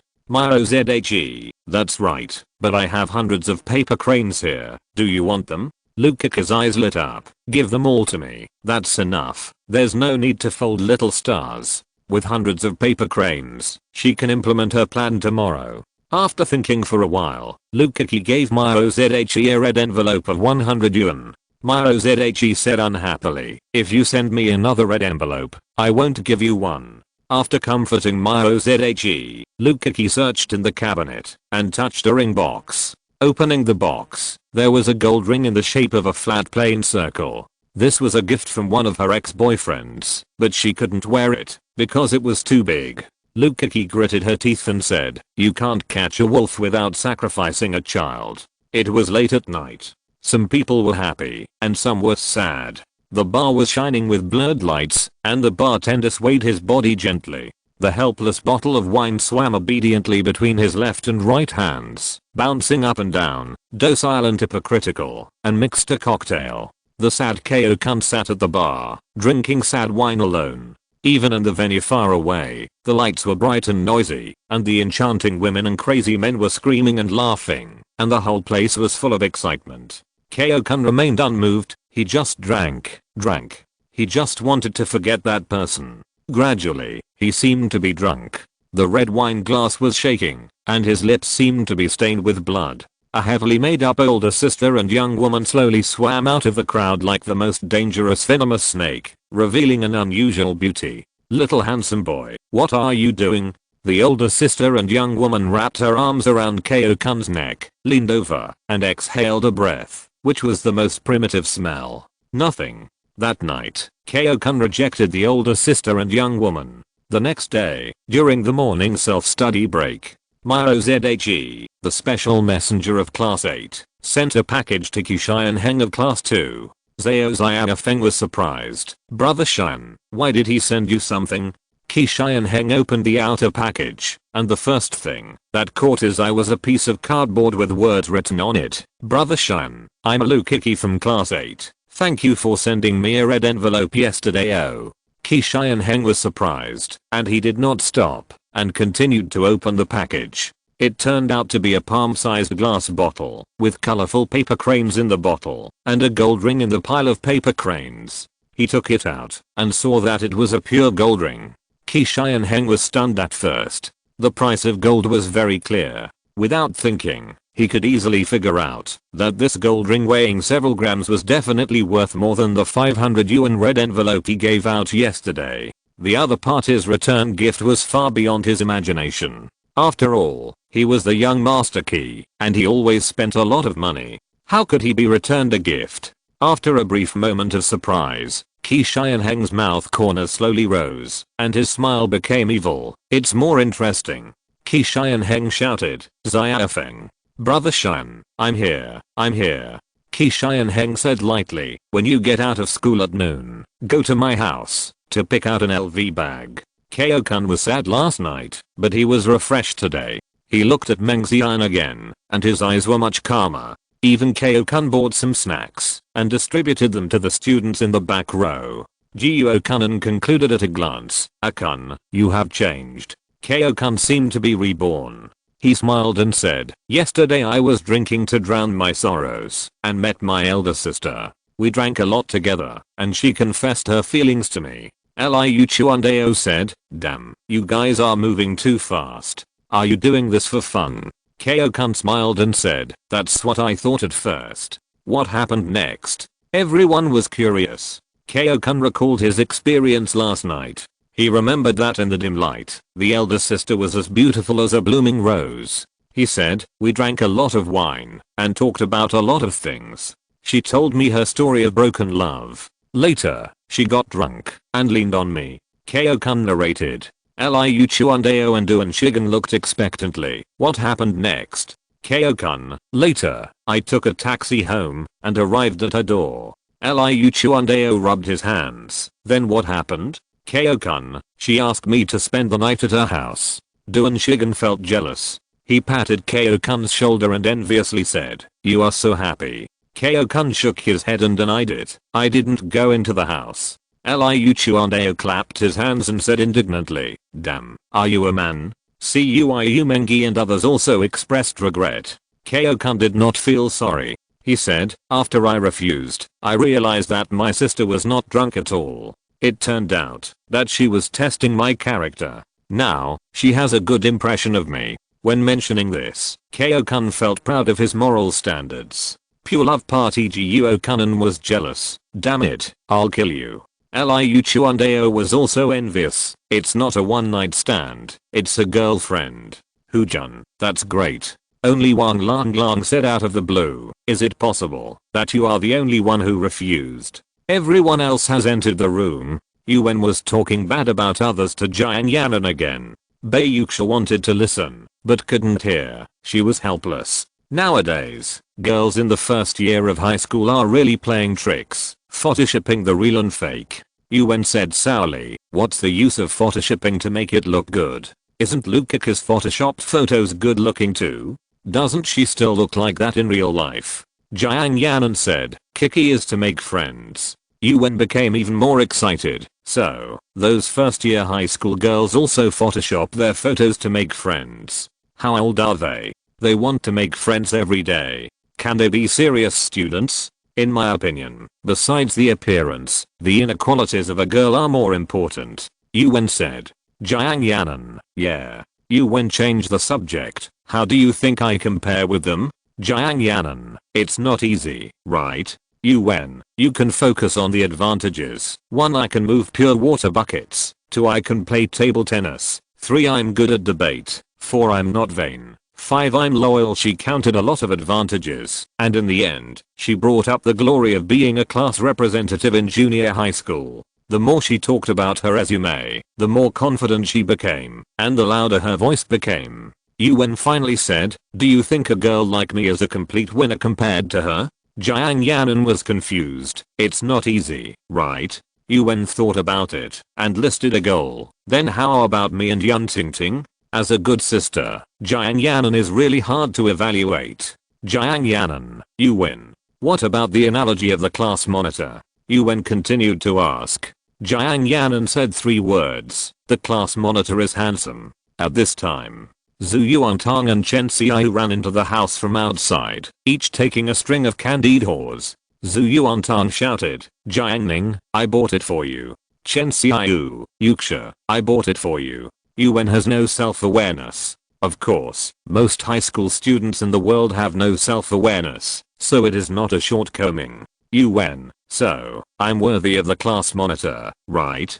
Jiang Yanan, yeah. Yuan laughed. Haha, when the class monitor comes, I will talk to him. Immediately, she cheered up and said, as long as I always treat him well, he will understand my feelings one day. Bei Yuxia ate the candied horse gently. The outside was coated with a layer of sugar and was very sweet. Chen Xiaoyu was biting the candied horse. Although she was stupid, she liked to think about life. Chen Xiaoyu was inspired by the candied horse. Do you feel that life is like a candied horse? Sweet on the outside, a little sour inside, and some residue after chewing it? Bei Yuxia, yeah, that's it. Chen Xiaoyu, so some people like to lick it all the time. Noon. Zhu Yuantang and Jiang Ning did not eat in the cafeteria. She chose to go home. Her mother cooked today. On the way, Zhu Yuantang told Jiang Ning, my mother did not rest this week. I'm really good. As soon as I say something, she will rest and serve me immediately. Jiang Ning did not look back. He looked at the fields in the south. The construction site was under construction. He said, great. Zhu Yuantang, huh, that's right. My words are the most important at home. If Jiang Ning had not seen her being scolded by Aunt Gu every day, she might have really believed her. After returning home, her mother was there, and the meal was ready. Chachu, who was lonely next door, was also called to eat. The meal was very rich. Braised yellow croaker, spicy fried frogs, cumin squid, dry pot cauliflower, fried yogurt. During the meal, Aunt Gu picked up some food for her daughter. Didn't you say you wanted to eat frogs? Why don't you eat it? Spicy fried frogs are very good with rice. The frog meat is tender and tastes good. It nourishes the blood, delays aging, moisturizes the skin, and is very effective for women. However, Zhu Yuantang, who used to be greedy, didn't eat much today. She blinked and said, Mom, you eat. Aunt Gu said, who wants to eat the frogs? I specifically told people to give me the good frogs. Why don't you eat them? Zhu Yuantang smiled slyly. I asked you to do it, but I didn't say I would eat it. Jiang Ning and Chachu silently made way for Aunt Gu to do it. Aunt Gu, why do you ask me to do it if you don't want to eat it? Seeing that a family conflict was about to break out, Zhu Yuantang blinked again and said, "Mom, have you forgotten? You said before that you like to eat frogs, but it's too expensive. I've been eating delicious food at school every day recently. Suddenly I thought that you have been too busy at work recently, so I asked you to buy some frogs to reward yourself." Aunt Gu was suddenly stunned. Zhu Yuantang was very proud. He glanced at Jiang Ning and Chuchu, and his eyes revealed a meaning. What is the head of the family? The next moment, Aunt Gu pinched her ear and said, "Don't worry about it. Mom eats big meals every day at the company." Chapter 757 Planning for Snow. 2015. Evening self-study. Chen Xiaoyu brought snacks, spicy konjac candy, to share with her 4 best friends. She also took a photo and shared it in private chat. "Sister Sheng, do you want to eat it?" Snickering, she knew that Yang Sheng couldn't eat spicy food, so she deliberately teased her. Yang Sheng understood what Chen Xiaoyu meant. Although she was afraid of spicy food, she was not afraid of this idiot. She replied stubbornly, "I do want to eat it, but the key is that it's during class time. Why are you sending it to me?" "Chen Xiaoyu, just say whether you want it or not." Yang Sheng looked back and saw Chen Xiaoyu's smiling face across half of the classroom.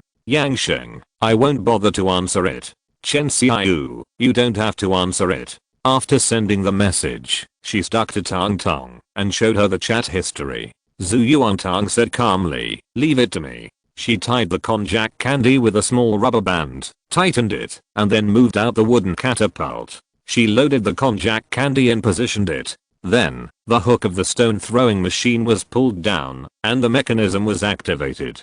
The small bag of konjac was thrown out in a parabola, spanning most of the classroom, and landed accurately on Yang Sheng's desk. Yang Sheng was amazed. The students in the back row, such as Wang Longlong, noticed this scene, and were very envious. With this catapult, they could throw whatever they wanted. Chen Xiaoyu sent a message, "Eat, you eat." Yang Sheng was in a dilemma. She was stubborn and refused to admit defeat, so she said, "Okay, I will eat before get out of class is over. Hungry, hungry." Pang Jiao in the front row kept roaring. This roar, like a demonic sound, echoed in Song Sheng's mind, making it impossible for him to concentrate on studying. Song Sheng roared in his heart, "Have you screamed enough?" But he only dared to roar in his heart. Pang Jiao's face was pale. "Yan Yan, I want to eat." Wang Yanan said, "We don't have snacks, we can't eat. Zhang Kai has some." In order to lose weight, Pang Jiao took ruthless measures. She didn't let her sisters buy snacks, which gave Zhang Kai an opportunity every time. Wang Yanan looked disgusted. "Zhang Kai is rubbish." Pang Jiao's eyes turned green due to hunger, and she was unconscious. "Actually, if you think about it carefully, he is quite good. He always brings snacks." Wang Yanan. She continued to help her sisters lose weight, so she advised, Jiao, if you can hold on until the end of the evening self-study, I will treat you to barbecue." Pang Jiao used her remaining rationality. "No, I want to lose weight." Wang Yanan, "What do you eat to lose weight?" Pang Jiao, "Green vegetables, corn, broccoli." Wang Yanan, "We can eat grilled green vegetables and grilled corn." Pang Jiao heard that it made sense, and her perseverance became stronger, and she finally stopped roaring. Song Sheng took the opportunity to do a few questions. He finally understood why the ancients cherished the opportunity to study so much. Konjac is delicious, but you need to be careful when you tear it open. Zhu Yuantang reminded that the packaging was too unsafe. She used to live in poverty, so she was especially careful when eating to prevent oil from dripping on her clothes. Otherwise the oil stains would be difficult to wash off. Chen Xiaoyu assured, "Don't worry." Zhu Yuantang immediately shrank back. Chen Xiaoyu opened the package carefully. In her eyes, this time the packaging was opened very perfectly. "Yeah. No oil splashed out." She shouted excitedly, "Yuxia, Yuxia." As a result, she turned her head and saw Bei Yuxia's fair face, but that beautiful face was covered with drops of red oil. Both of them were silent. Chen Xiaoyu said awkwardly, "Ha ha ha, think about it. Fortunately it didn't get on the clothes." Jiang Ning glanced at this idiot, and he silently withdrew his hand. If he hadn't used his spiritual power, to block the red oil that splashed on Bayuksha's clothes. I'm afraid the clothes would be scrapped. Chen Xiaoyu took out a wet wipe and wiped Bayuksha's face. While wiping her face, she praised her skin for being so white and smooth. The noise of wiping the face startled Yuan at the table in front. She turned around and asked curiously, "What are you doing?" "Chen Xiaoyu, I'm helping her take care of her skin." Yuan said a few words, and Chen Xiaoyu gave her 3 bags of konjac, which Yuan gladly accepted. Chen Xiaoyu reminded, "Be careful, the juice in the bag will splash." Yuan understood, but she was always hot-tempered and didn't care. "Do you think I'm you?" Yuan tore the konjac with both hands, and the bag of konjac exploded directly, and the red oil fried her and Huang Zhongfei. Jiang Ning retracted his fingers and blocked the red oil flying towards him and Tang Tang. Yuan quickly apologized. "I'm sorry, monitor. I'm sorry, monitor." Xin Yaoling on the podium noticed and asked, "What happened?" Yuan said embarrassedly, "I spilled oil all over the monitor." Xin Yaoling was angry and raised his voice, "I'm the monitor." Yuan was unhappy. "Yes, you are the monitor, but the monitor in my heart will always be Huang Zhongfei." Xin Yaoling was secretly annoyed. "I won't write your name in the discipline book today. My last name is not Xin." Huang Zhongfei stood up and said apologetically, "I'm sorry, Yuan didn't mean it." Yuan was moved and wanted to wipe Huang Zhongfei's clothes again, but Huang Zhongfei smiled and said no. Yuan wanted to wash his clothes again, and Huang Zhongfei declined again. Yuan had no choice but to say, "Monitor, I'll treat you to konjac." She tore open another bag, and it splashed all over Huang Zhongfei again. The atmosphere was very suffocating. Huang Zhongfei wiped his face silently. Bayuksha happily pinched Chen Xiaoyu's legs. Chen Xiaoyu owed her and wanted to cry, but had no tears. Yuan never mentioned what happened just now. She felt aggrieved, so she ate a lot of spicy konjac. She finished 3 packs and burst into tears because of the spiciness. Her image was completely ruined. However, she had lost her image in front of the class monitor. During the break, Jiuo-kun was the most melancholy person in the class, but today, his deskmate Kao-kun was more melancholy than him. After all, Jiuo-kun had a heart of Taoism and could be repaired at any time. Alas. Kao-kun sighed. He narrated slowly, "In the past, I was one of the best boys in the class, and we once participated in a sports meet together." Jiuo-kun nodded. "I also participated in a sports meet with her." Kao-kun, who? Jiuo-kun, Yanzi. Oh. Kao-kun continued, "At that time, I could make anyone who dared to touch her get away." Jiuo-kun, "At that time, when she was competing, I cheered for her and declared my sovereignty in front of the whole school." Kao-kun, "Once, I had dinner with her, and there was a witness. At that time, he invited Meng Xian to go play on the street, and brought Tang Jing with him." Jiuo-kun, "Once, I also had dinner with her, and the whole table was full of witnesses. This she was Liu Ye who once dined at the same table with her." Kao-kun opened his mouth and said, "During that period of time, she was my spiritual support." Jiuo-kun, "She is also my spiritual support." Kao-kun couldn't hold it in and said depressedly, "Brother, can you stop comparing your misery with me?" Jiuo-kun, "I can't let you be so miserable alone." Kao-kun was extremely depressed. He turned and walked out the door, walking alone in the dim campus. As a result, he met the twin sisters in the square downstairs. Kao-kun shouted, "Chen Xiaoyu, are you going to the small supermarket to buy things?" "Yes, what's the matter?" The twins stopped. Kao-kun thought about it, took out 10 yuan, and begged, "Can you help me buy a piece of Dove chocolate, and then help me give it to Meng Xian, and tell her that someone gave it to her?" Once, when he and Meng Xian had the best relationship, Meng Xian once said that, if there was a conflict one day, chocolate could be used as an apology gift. Now, Kao-kun decided to apologize and make a last gamble. "Kao-kun, the remaining money is the cost of your help." Chen Xiaoyu agreed. "Hey, why didn't my young Ting play badminton today?" Liu Chuandao said in a dull tone. Ciu nodded. "Indeed, Ting is not here, and it's boring to watch other people. Although there are many girls with good figures in number 4 middle school, there are not many girls with prettier faces than Ting, and Ting is the only one who is as generous as her." Without Jiang Ting downstairs, the happiness of the boys upstairs has dropped a lot. Yun Tingting is now in the clinic of number 4 middle school. She plays badminton every day, but the weather suddenly gets colder, and her physique can't stand it. She actually got sick, and came to the clinic for an injection.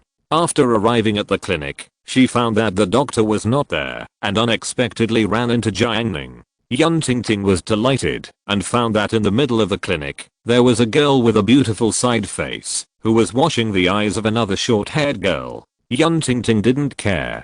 If the doctor wasn't there, she would just wait a little longer. Moreover, Jiang Ning was there. Yun Tingting started a conversation. Jiang Ning, why are you in the infirmary? Jiang Ning came to accompany Bayuxia.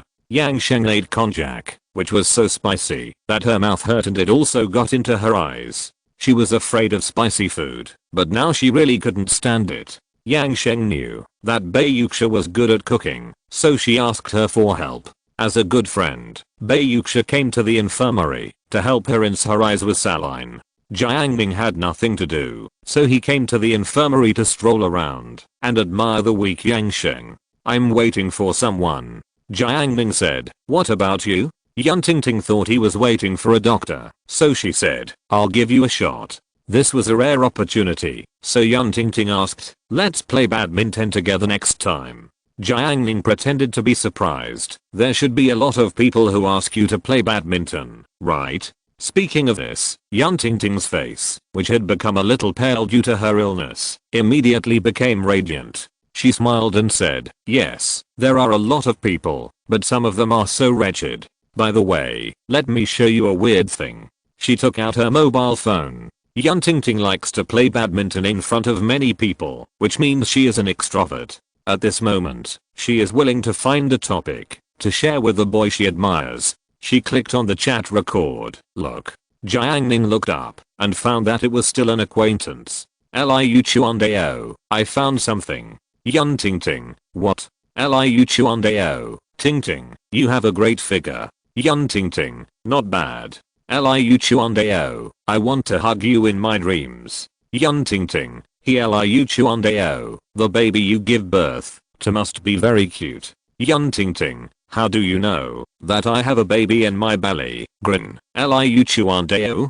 Jiang Ning was amused. You are quite good at dealing with them. Yun Tingting said with disgust, I have seen a lot, and I already have a set of methods to deal with them. There are even funnier ones. Let me show you. Jiang Ning looked at another one. She was making others go around in circles. Bayuxia finished washing the saline solution for Yang Sheng and came out to get something. As a result, she saw Jiang Ning chatting happily with a famous socialite in the grade. She asked quietly, what are you talking about? You seem happy. After that, she took a roll of gauze and returned to the ward.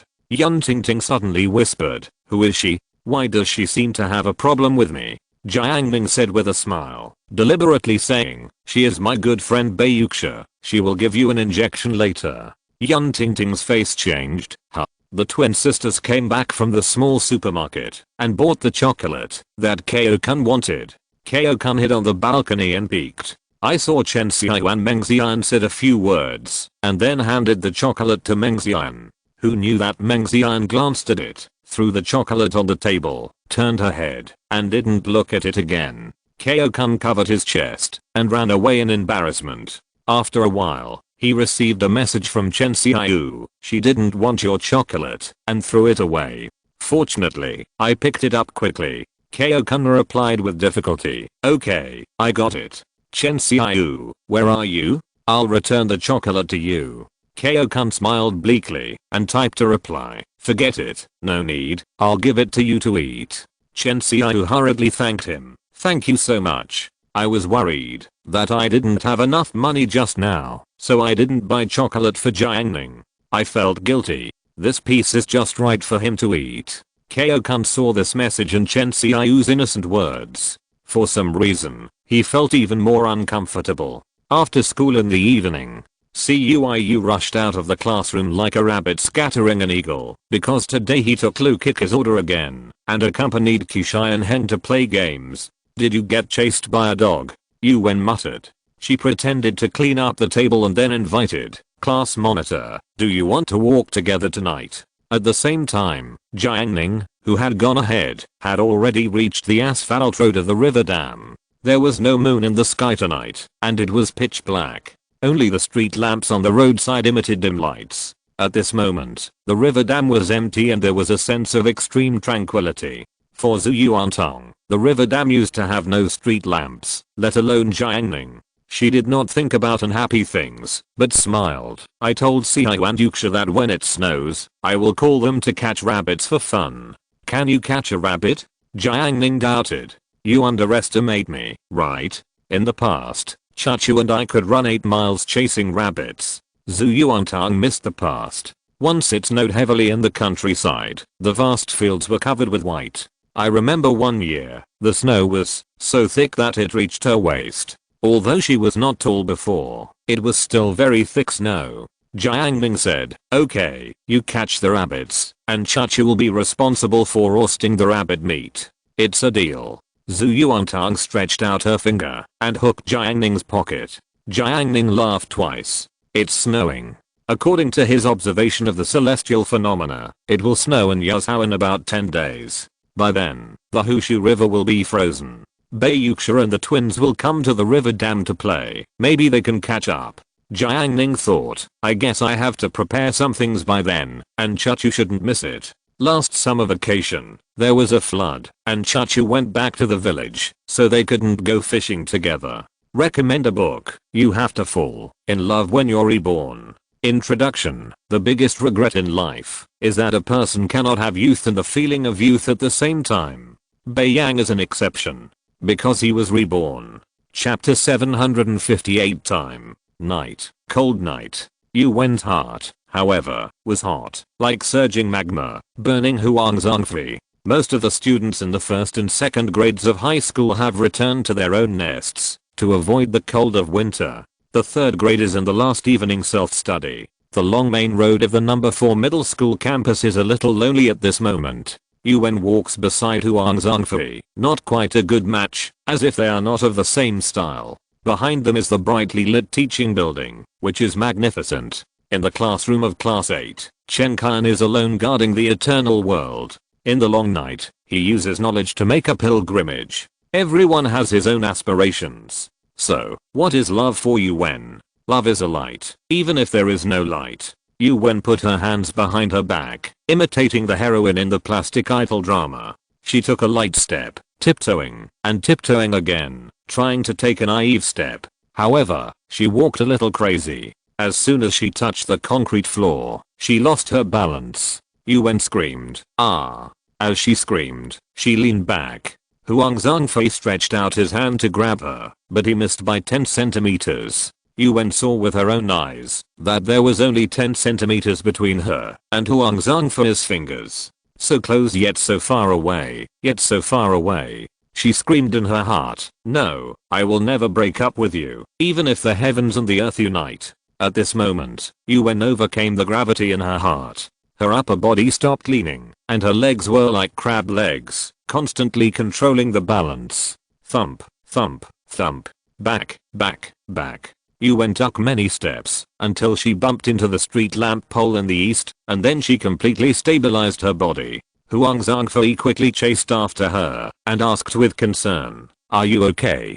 I'm fine. Yuan leaned against, and hugged the electric pole. She was like the heroine in an idol drama with her head against the car window. She leaned her head against the cold street lamp pole, and tilted her head. She said affectionately, Fei, the moonlight tonight is so beautiful. Huang Zhongfei looked up at the sky and said, there is no moon today. Huang Zhongfei said again, did you hit your head? Yuan suddenly felt very cold. Her magma-like body could melt the coldness of the electric pole, but it could not melt the monitor's heart. She held the electric pole and slid to the concrete floor. Yuan raised her head and said sadly, monitor, I'm so tired. Huang Zhongfei smiled slightly and said warmly, tell me if you have anything. Yuan lowered her head. Her magma power could not compete with the monitor's rising sun warmth. I have liked a boy for a long time, and I confessed to him, she said. Huang Zhongfei was stunned for a moment, and congratulated, that's great, did you succeed? Heber is more lonely than school. But Jiang Ning, thinks that living in this row of bungalows far away from the world makes him feel more at ease than living in his uncle's house in the most prosperous part of the city. He took a few ice cubes from the refrigerator, put them in the goblet, and added half a cup of Coke. He leaned on the sofa, pinched the goblet, shook it gently, and tasted it. Zhu Chachu sat on the small square stool next to Tang Tang's throne, and played on the computer. She looked like a humble playmate. Of course, Tang Tang didn't treat her badly. The square stool was originally made of wood, and it was inevitable that it would be a bit uncomfortable to sit on in winter. Tang Tang specially instructed her mother to make a stool cover with wool. It would be warm and soft to sit on. While waiting for the game to start, Zhu Chachu looked back from time to time and looked at Jiang Ning with a surprised look. She always felt that Jiang Ning and Tang Tang had been together for a long time and their nature was a bit assimilated. Well, maybe Jiang Ning is that kind of person. The game started, a platinum match. Chachu's account was Chachu Bangdisi. Tang Tang opened a new account Tang Tang Wayu. From the selection of heroes, their mid lane Kassadin began to instruct. Listen to my instructions. We will definitely win this round. You don't need to have too many ideas. Understand? Tang Tang understood. This is a player who likes to command others when playing games, but 90% of the time, he is blindly commanding, and this kind of people have one thing in common. That is, they are very quick to blame others. Every time they fail in a team fight, they can always find someone to blame. The game started. Jiang Ning drank Coke and browsed the forum. 10 minutes later, Kassadin started to curse. "Shooter, what are you doing? Why are you blindly going?" Zhu Chachu typed, "I was caught." Kassadin, "Who told you to be a bad player? Who else should I catch? You bad player. Hurry up and go to the factory." Zhu Chachu was not happy. She was not good at speaking in real life, but the internet was a different world. Seeing Tang Tang quarreling with people online every day, Zhu Chachu was influenced, and she liberated her nature a little. "Even if I go to work, I still have to play games." Zhu Yuantang typed, "The opponent's mid lane is catching people. What are you doing?" Kassadin, "I'm developing, gathering resources for the team fight later." The team fight began. Kassadin shouted, "Let's fight." Kassadin rushed forward, and Kassadin was shocked. Kassadin was furious. "What are you looking at behind?" Tang Tang was slacking off. "I'm gathering resources for the team fight." Kassadin, "Do you know how to play? We're already in a team fight, and you're still slacking off." Kassadin, "What about you, shooter? Don't play dead." Chachu was dancing. "I'm discussing the tactics for the team fight." Kassadin, "Where's your tactics?" Chachu was dancing. "Sell you." Kassadin wanted to curse again, but he saw Fizz rushing up with a fork, and 3 of the opponents died and 2 escaped. On January 20th, after basking in the afternoon sun, Zhu Yuantang went to clean the purple clay teapot, while Jiang Ning was responsible for moving the chair back to the main room. He pushed the electric car to the door, and looked at the fields in the south. The wheat was growing more vigorously and green. At noon today, Jiang Ning dried the quilt, basked in the sun, drank milk tea, read a book, and took a short nap. It felt like a long time had passed. In fact, the lunch break in number 4 middle school is quite long, more than 2 hours. In the previous life, Jiang Ning did not go back to his uncle's house at noon. He stayed in school to play with his mobile phone, and always felt that it passed in a blink of an eye. Just like working later, going to work in the morning, and going home in the evening every day, the time in between did not seem to count. Jiang Ning, let's go. Zhu Yuantang carried the handbag and locked the door. Jiang Ning knew what was in the bag without the need for a divine sense scan. Zhu Yuantang climbed onto the electric car flexibly and said, "Let's go." Jiang Ning stared at her carefully. Zhu Yuantang immediately looked at him, urging him with his eyes. "What are you looking at? Let's go." Jiang Ning didn't say anything, but he couldn't help but smile. He still remembered that when he first moved to Heba, he invited Zhu Yuantang many times, but Zhu Yuantang refused all of them arrogantly and insisted on walking to school. Compared with now, it is a world of difference. Jiang Ning turned the ignition switch and the titanium grey battery car shuttled out. Chachu had something to do at school today, so she slipped away in advance and didn't go with Jiang Ning and the others. Zhu Yuantang wore a woolen hat to keep warm. She and Jiang Ning were back to back, facing the back and looking around the world. Jiang Ning rode his bike at a moderate speed. Anyway, with his control, he would never be late. The weather was warm, and an old man on the dam was basking in the sun with his black dog, without a leash. The dog looked quite ferocious and barked. Wang. I have to admit that some dogs are bad. When they see people riding bicycles on the road, they like to chase them, and then scare the owners to pedal their bicycles like crazy, wishing to break the limits of humans. It seemed that some dogs enjoyed this kind of evil fun. Zhu Yuantang was in the car, fearless, pointing at the black dog and asserting, "Evil dog. Little evil dog, you still dare to be so arrogant?" Jiang Ning secretly urged his spiritual power. Pa. He gave the black dog a big slap in the face. The dog had its master by its side to rely on, and was bullied again. It was immediately furious, and ran after Zhu Yuantang. Zhu Yuantang hurriedly shouted, "Jiang Ning, shake it off." Buzz accompanied by a thrust, the titanium grey electric car suddenly accelerated. The black dog chased madly, but couldn't catch up. Zhu Yuantang made a face again, and Jiang Ning secretly slapped the dog again. The black dog was furious, the dog's face was distorted, and the teeth were ferocious, like a black whirlwind, chasing the electric car desperately. Jiang Ning's electric car has excellent performance, and can reach 60 km per hour. The black dog chased hard, but couldn't catch up, and the distance was getting farther and farther. The sun was shining, there were lush green fields in the south, a mighty river in the north, and the asphalt road of the river dam in the middle, connected to the city. In this scene, the black dog was like the wind, chasing the electric car.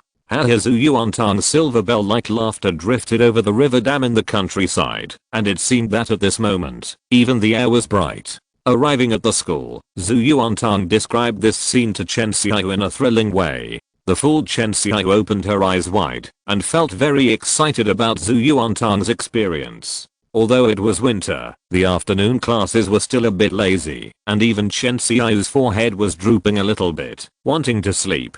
But she still listened to the class seriously with her tenacious perseverance. The warm sunshine gradually moved westward, and the books in the hands of the classmates changed from mathematics to Chinese, and then to chemistry. An ordinary afternoon in high school disappeared, and could never be found again. It was dark. It was the last section of the evening self-study class, a big self-study class, with the physique of a high school student. At this point in time, he could already feel hungry. Zhu Yuantang took out a biscuit to share. "Look at this biscuit. Is there anything different?" Chen Xiao, monkey mushroom biscuit? I remember it was very expensive. No, this is not just expensive. It's not just a biscuit. It's my medal. Zhu Yuantang explained. This is the biscuit she and Jiang Ning won for their bravery, and it was a gift from Yao Yiao's family. Chen Xiao tasted Zhu Yuantang's medal. It was crispy and not particularly sweet, but it had a strong milky flavor and was quite delicious. Zhu Yuantang continued to share it with Bayuxia. Bayuxia pinched it in her hand, looked at it, and bit it gently. It's quite delicious. The four big seats in the back row were sharing biscuits. Wang Lang in the north was a little envious when he saw it. In the past, they occupied four big seats. Although they could be free and unrestrained, they always felt that they lacked some comfort in life. Zhu Yuantang contributed biscuits, and Bayuxia contributed the brewed milk tea she brought, which was fragrant. Chen Xiao looked at Xin Yaoling on the podium and hesitated. "Can I get some water?" There is a rule that water is not allowed during evening self-study classes. Jiang Ning, what kind of rule is that? Pang Jiao collects snacks every day during evening self-study. Why doesn't anyone care? Zhu Yuantang, that's right, rules are for the weak. After that, Jiang Ning picked up Bayuxia's Xiangpiao milk tea and stood up directly. After he stood up, Xin Yaoling glanced at him and said nothing. She still owed Jiang Ning a favor, and she hadn't met that request yet. Jiang Ning carried Xiangpiao in a dignified manner, walked to the two water dispensers, tore open the package, and poured in milk tea powder and coconut jelly. There are two water dispensers in class 8, and one of them doesn't have enough water. Jiang Ning connected the water dispenser of the other one, filled a cup of milk tea, and walked back to his seat in a dignified manner. He gave this cup of milk tea to Bayuksha. Bayuksha took out the other 3 cups of milk tea from the hole in the table. Although the milk tea was ready, the water dispenser was still boiling water. So as a pioneer, Bayuksha drank milk tea and ate monkey mushroom biscuits at the same time. Her eating movements were pleasing to the eye. When the water was ready, Chen Xiaoyu made milk tea. Then it was Tang Tong, and finally Bayuksha. This time it was her turn to stand up, take a cup of milk tea, and go to the water dispenser in front to make it. Yuan secretly said something bad. It's evening self-study now. Isn't she delaying everyone's self-study time? Delaying everyone for 1 minute, in total, is equivalent to delaying an hour. Jiang Ning amplified her voice, so that Chen Xiaoyu could hear it. Chen Xiaoyu's eyes moved, and she deliberately said, Tong Tong, don't give Yuan biscuits to eat. We are afraid of delaying her time. She is one of the top 10 in the class. Yuan at the front desk was shocked and panicked. How can she hear me talking? Yuan's heart trembled, and she immediately shut up. Chen Xiaoyu saw Bayuksha was still busy in front. She weighed Bayuksha's cup, and found that she still had a lot of milk tea left. She thought, I stood up for Yuksha. It's not too much to get a little reward, right? So she opened the lid of Bayuksha's milk tea, and poured some into her own cup. Zhu Yuantang watched coldly, feeling contempt for her crude means. Thinking back to when she cheated Chachu to get the drink, she always used fair and impeccable means to get it. And Chen Xiaoyu, little Doyle, is nothing more than that. Bayuksha made milk tea, and returned it to Jiang Ning, as a courtesy. Then after she sat down, she picked up the milk tea cup, and suddenly found that the weight was wrong. Only half a cup was left. She now looked to the left. Zhu Yuantang was indifferent, and Chen Xiaoyu's eyes were evasive. Bayuksha asked, Xiaoyu, did you drink my milk tea? No. Then why is my milk tea less? Chen Xiaoyu thought for a while. Maybe it evaporated. Bayuksha was speechless. Are you insulting my IQ? She nodded, as if she believed it. Okay, it shouldn't be you. Chen Xiaoyu, thank you for your understanding. Bayuksha changed her approach. I know it wasn't you, but I can't figure it out. Was my milk tea stolen through the tube? Chen Xiaoyu looked at her with a look of high IQ and said, that's so inefficient. Just open the lid and pour it. It won't spill. A minute later, Chen Xiaoyu's milk tea was snatched away by Bayuksha. Bayuksha said, don't expect me to bring milk tea to evening study next time. One person's mistake affected the back row. Zhu Yuantang sipped the milk tea and blinked. What about next time? Bayuksha expressionless. Bring it next time. Chapter 759 The only one in the world. There are always regrets in life. Yuan said with deep emotion. Her hair was messy and her expression was full of sadness. She was trying to move herself. Jiang Yanan, there are too many regrets. I wrote the wrong answer in the English test for the high school entrance examination. I didn't say goodbye to the teacher who urged me to study on the day of graduation. My mother signed me up for a dance extracurricular class, but I didn't agree. Even high school students have regrets, but they are different from adults. For a moment, Jiang Yanan was a little dazed. At this time, Yuan said affectionately, there are always regrets in life, and he is my regret. Bayuksha was holding a cup, and couldn't help but cough. Chen Xiaoyu laughed wantonly, ha ha ha. Then, she said solemnly with a stern face, Yuksha, there are always regrets in life. Bayuksha almost couldn't hold it back. She bit her lip, and tried to restrain her laughter. Chen Xiaoyu laughed so hard that she couldn't stand it. Yuan was immersed in grief, and it was directly destroyed. She suddenly had a hard time. She glared at Chen Xiaoyu, and turned her head back angrily. Jiang Yanan was used to it. To Yuan, these were just small scenes. Her P sisters had experienced all kinds of big scenes. It was just a small matter. The bell for the morning self-study rang, and it was time to study. Although class 8 was a science class, subjects like classical Chinese and English also required recitation. The scattered sound of reading came from the front row of the classroom. The students in the back row were not very active. Kyo-kun approached Jiuo-kun and lowered his voice. Recently, our school's forum has operated a message confession wall. Have you seen it? This was done by the forum owner Wang Lang in secret. Generally speaking, confession walls are mostly operated on questions space. Wang Lang disliked the low traffic of questions space, so he directly updated it on the top of the forum every day. Gyuokunin, is it awesome? Kyokun, awesome. You can also make friends. When it comes to making friends, Gyuokunin immediately became interested. He glanced out the window, but there was no trace of the teacher. So he secretly took out his mobile phone and wanted to open the forum to peek. As a result, he actually received a questions message from Xiaoling. Gyuokunin, are you free now? Gyuokunin was stunned, his eyes were stiff, and he murmured, why did she ask me to go out now? Is there something that can't be said to outsiders? Can't she say it to me in the classroom? Kyokun was also surprised.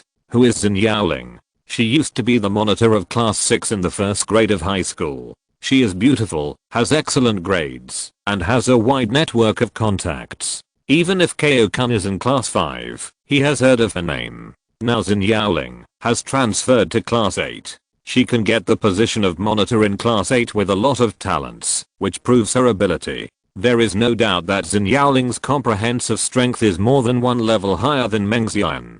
Kyokun, could it be? He and Gyuokunin looked at each other. Kyokun took a breath of cold air, and the thoughts in his mind became more and more incredible. Gyuokunin's Dao heart milsed and trembled wildly, trembling, and he silently said in his heart, construct. In an instant, the Dao heart milsed and turned into a Dao heart triangle, becoming the most stable existence in the world. Gyuokunin replied with shaking hands, yes, I'm here, I'm here.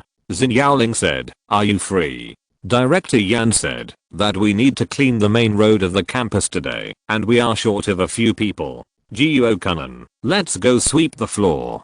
Zhu Yuantang took a big broom and stepped out of the back door of the classroom actively. Jiang Ning followed with a small bucket. It was their turn to be on duty today. After Gyuokunin said so, Jiang Ning was taken by Zhu Yuantang to do the hard labor. After leaving the door, the corridor outside was empty, and all the students from each class stayed in the classroom to study. After going downstairs, the campus in the early morning was slightly cool, and the air was particularly fresh. Jiang Ning, did you take your gloves? Zhu Yuantang, no.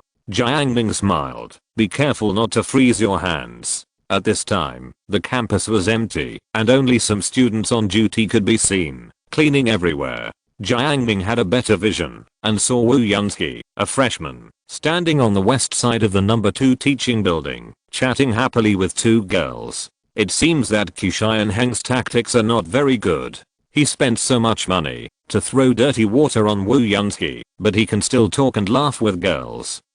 Even though Wu Yunsky's reputation was ruined because of his outstanding appearance, there are still girls who want to save him, approach him and please him. It must be said that handsomeness is too important to men. Even if they commit the worst things in the world, there are still people of the opposite sex willing to whitewash them. Immediately, Jiang Ning sighed that this aspect still needs the professional for Golden Flowers to take action. Che Wen also had many girls who were friends with him at the beginning, but they were all crushed by them.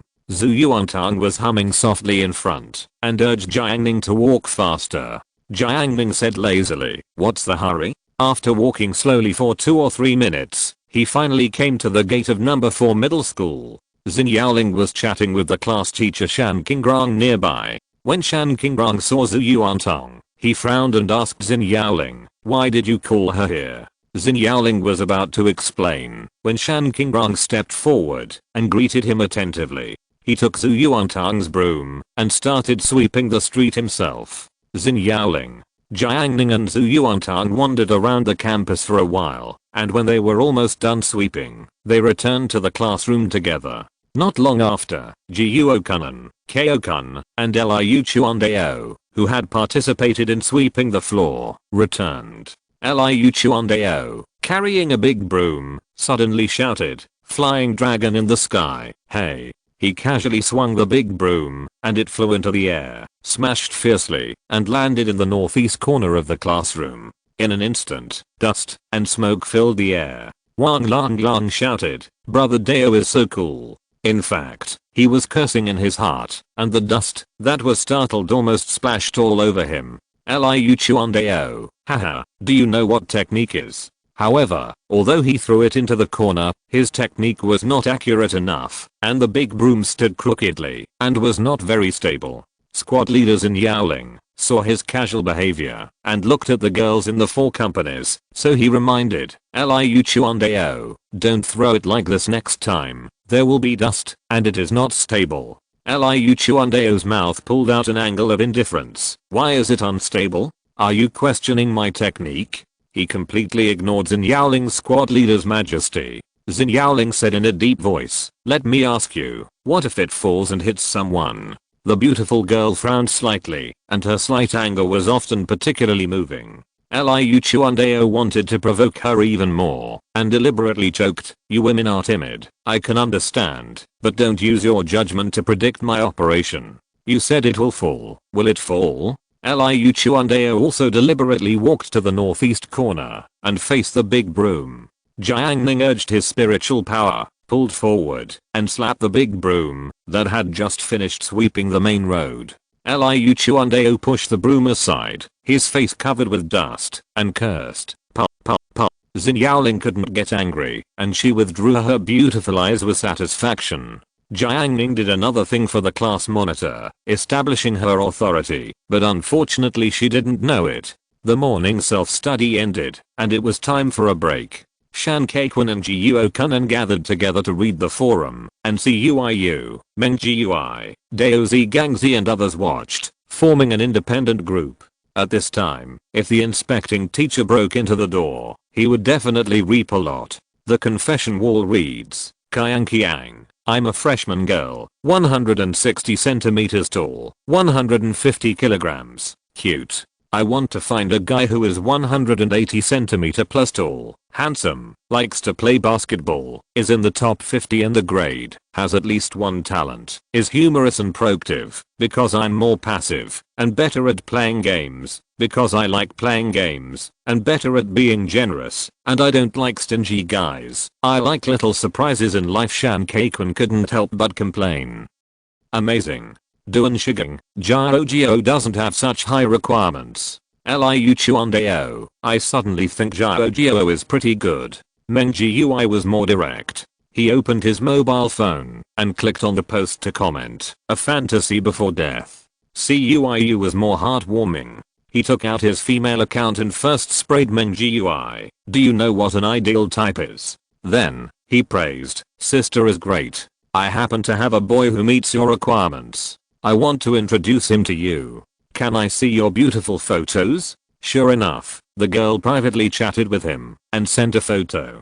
Cuiu immediately photoshopped insulting words on the photo, then posted it on the forum and marked it as a confession wall for girls, which immediately attracted overwhelming abuse. Jiuo Kunan continued to browse the posts and found that all the people looking for a partner had all kinds of outrageous requirements, including appearance, grades, basketball, and everything else. During this period, Wu Zhaoqi heard the word basketball and leaned over to join in the fun, but it turned out that he couldn't even meet the minimum standard. The tall Liu Chuandao patted the short Wu Zhaoqi and laughed. Zhaoqi. Wu Zhaoqi was so strong inside that he said expressionlessly, when I enter the NBA, my height will be my biggest advantage. Wang Lang witnessed the boys and girls in the class talking about the confession wall and their mood changes. He was secretly delighted. These heaven-defying requirements were all released after his review. He just made a little attempt and aroused everyone's indignation. This sense of control, turning the hand to make rain and turning the hand to make clouds, made people feel wonderful. Wang Lang has gradually figured out what kind of content can provoke opposition and cause conflicts. However, he did not plan to do more, as that would make his number 4 middle school base a mess. As class was approaching, each student returned to his seat. Jiuo Kunan recalled the confession wall just now, and he felt lost. The requirements are really high. Some girls even said that they don't want rustic boys, but excellent boys who have seen the world. Kyo-kun, have you seen the world?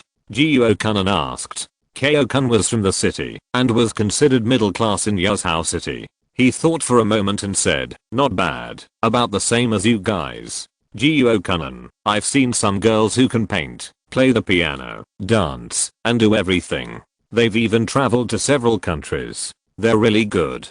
Kyo-kun was silent. His family's education was not as good as Dan King Feng's family's, but slightly inferior. This difference in level made the young man hold his breath. When the two were silent, Xin Yaoling, who was sitting at the back desk, said, "What kind of excellence is this? The last emperor became emperor at the age of 3. Who can be better than him?" Xin Yaoling was the class monitor and a spiritual mentor. She said, "Excellent. In the final analysis, they were just born into a good family. Jiu Kanan, but they have indeed walked more roads and seen more of the world than I have." Xin Yaoling asked back, "What is the world?" She said, "The world has many sides. The gap between people lies in whether you can see yourself, the world, and all living beings through your side." Xin Yaoling's voice was firm and gentle, like the rising sun in winter, soft but not dazzling. Her rationality that surpassed her peers made her beauty even more charming. Jiu Kanan stared at Xin Yaoling's face. At this moment, he didn't know what the world was, but he seemed to see the whole world from her. Evening self-study. During this period of time, the school has become much calmer. Time seems to be just like the clock above the blackboard, moving forward step by step, little by little. Zhu Yuantang lay on the table, fiddling with the mini doll with her delicate fingers. She tilted her cheek towards Jiang Ning and asked in a thin falsetto, "Jiang Ning, didn't you ask me to catch fish in winter?" She knew that it was difficult to catch fish in winter, and the river water was very cold, so this wish was almost impossible to realize, but this did not prevent her from playing with Jiang Ning with ease. Jiang Ning was still sharpening the stick. "Don't worry." Zhu Yuantang's eyes lit up. If it really came true, where would Jiang Ning take her to catch fish? Could it be a hot spring? She asked, "Why can't I be impatient?" Jiang Ning said, "Because the fish is still small." Zhu Yuantang, "Do I have to wait for it to grow up?" "Of course." Jiang Ning blew away the wood residue on the surface of the wood. Seeing that he didn't like to pay attention to her, Zhu Yuantang turned around and talked to Chen Xiaoyu. Chen Xiaoyu gave her a shushing gesture. Zhu Yuantang noticed that Chen Xiaoyu and Bai Yuxia were eavesdropping on Yu Wen's discussion in the front row. She immediately calmed down and listened attentively. Sure enough, a faint voice came into her ears. "Yu Wen, I cursed her behind her back, which shows that she has a problem with her character. She cursed me behind my back, which shows that she has a problem with her character even more. She had a conflict with Lu Kiki, and Yu Wen was denouncing her, and joined Jiang Yanan and Shen Qinj." In order to have the best appreciation experience, Bai Yuxia took out the dried fish and shared it with Chen Xiaoyu and Zhu Yuantang. She gave more to Zhu Yuantang because she hoped that she would share some with Jiang Ning. Zhu Yuantang took the dried fish and she turned to Jiang Ning to show off. She held up the package of dried fish and said ostentatiously, "Jiang Ning, I have 2 bags of dried fish." Jiang Ning ignored her. Zhu Yuantang came close to him to show off, blinking his eyes, and simply showed off, "Look, I have 2 bags of dried fish. You can eat them now. They are delicious." Jiang Ning said, "I have 2 high-end computers and a PS4 game console." Zhu Yuantang emphasized, "I have 2 bags of dried fish. You can eat them by tearing them open." Jiang Ning said, "I also have an electric car." Zhu Yuantang smiled slyly, "Then do you have dried fish to eat?" Jiang Ning sneered, reached into his pocket, and opened it like a magic trick. Bags of dried fish appeared in his hand. He said, "Not only do I have 1, I have 5 bags." Zhu Yuantang was stunned and couldn't believe it. "Where did you get the dried fish?" Jiang Ning's mouth curled up. "Of course Bai Yuxia gave it to me." Chapter 760 Lover. Time was like the stock in Bai Yuxia's memory card, which was consumed in an instant. 3 days had passed. The time that had passed could not be returned or recalled, just like the professional Chen Xiaoyu who would never let Bai Yuxia watch the same movie twice. When Chen Xiaoyu thoughtfully replenished the stock, a new experience and a new time came again. January 24th, 2015, Saturday afternoon. The desk was piled high with books. After Chen Xiaoyu had played with her phone in a casual way, she started to play with it seriously. The phone was placed horizontally behind the books, giving her a full sense of security, even though it was during the break. Chen Xiaoyu found the TV series that she had downloaded in advance. While watching it, she said to Jiang Ning, "It's better to be in school. The phone can be placed directly on the book. It's so convenient. I don't have to hold it myself." Jiang Ning, "Will it be tiring to hold it?" Chen Xiaoyu, "Of course. My hands are easy to get sore." Jiang Ning, "There is a tool called lazy stand on Teo Bao. You can try it." Chen Xiaoyu immediately said, "I bought it. I bought it a long time ago, but I haven't used it once since I bought it." Jiang Ning, "Why not?" Chen Xiaoyu, "Because I'm too lazy."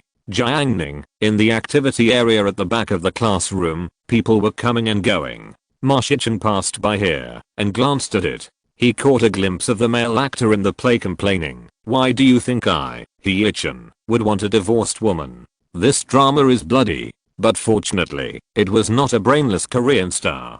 Ma Shichen didn't say anything and left silently. At this time, Tang Tang was sleeping next to her. Chen Xiaoyu enjoyed a drama alone. Bai Yuxia would not watch these brainless dramas with her. Bai Yuxia was an extreme girl. Her aesthetics were either elegant or extremely primitive.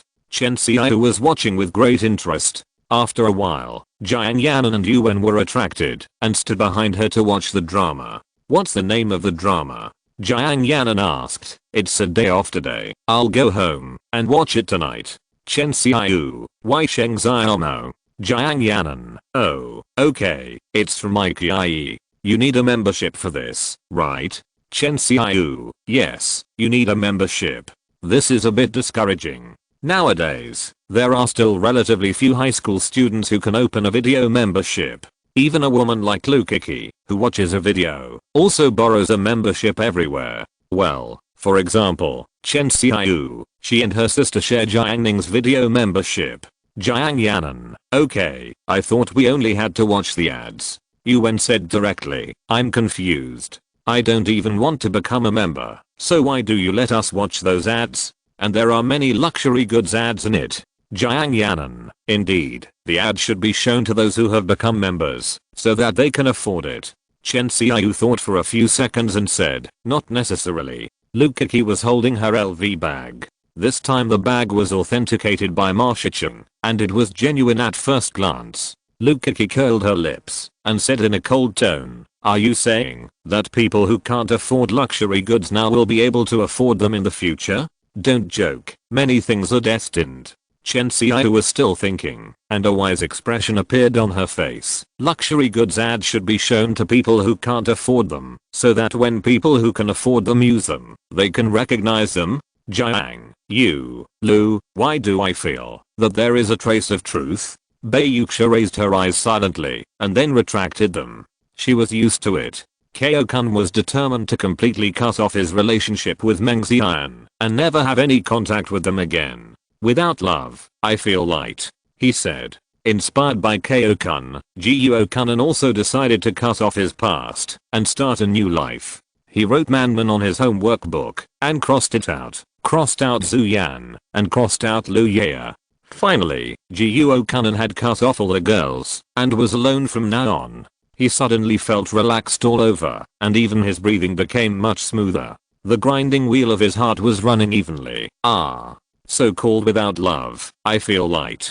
The two people were intoxicated with the beauty of being single. At this time, Liu Chuandao ran to the back row with his mobile phone, looking anxious.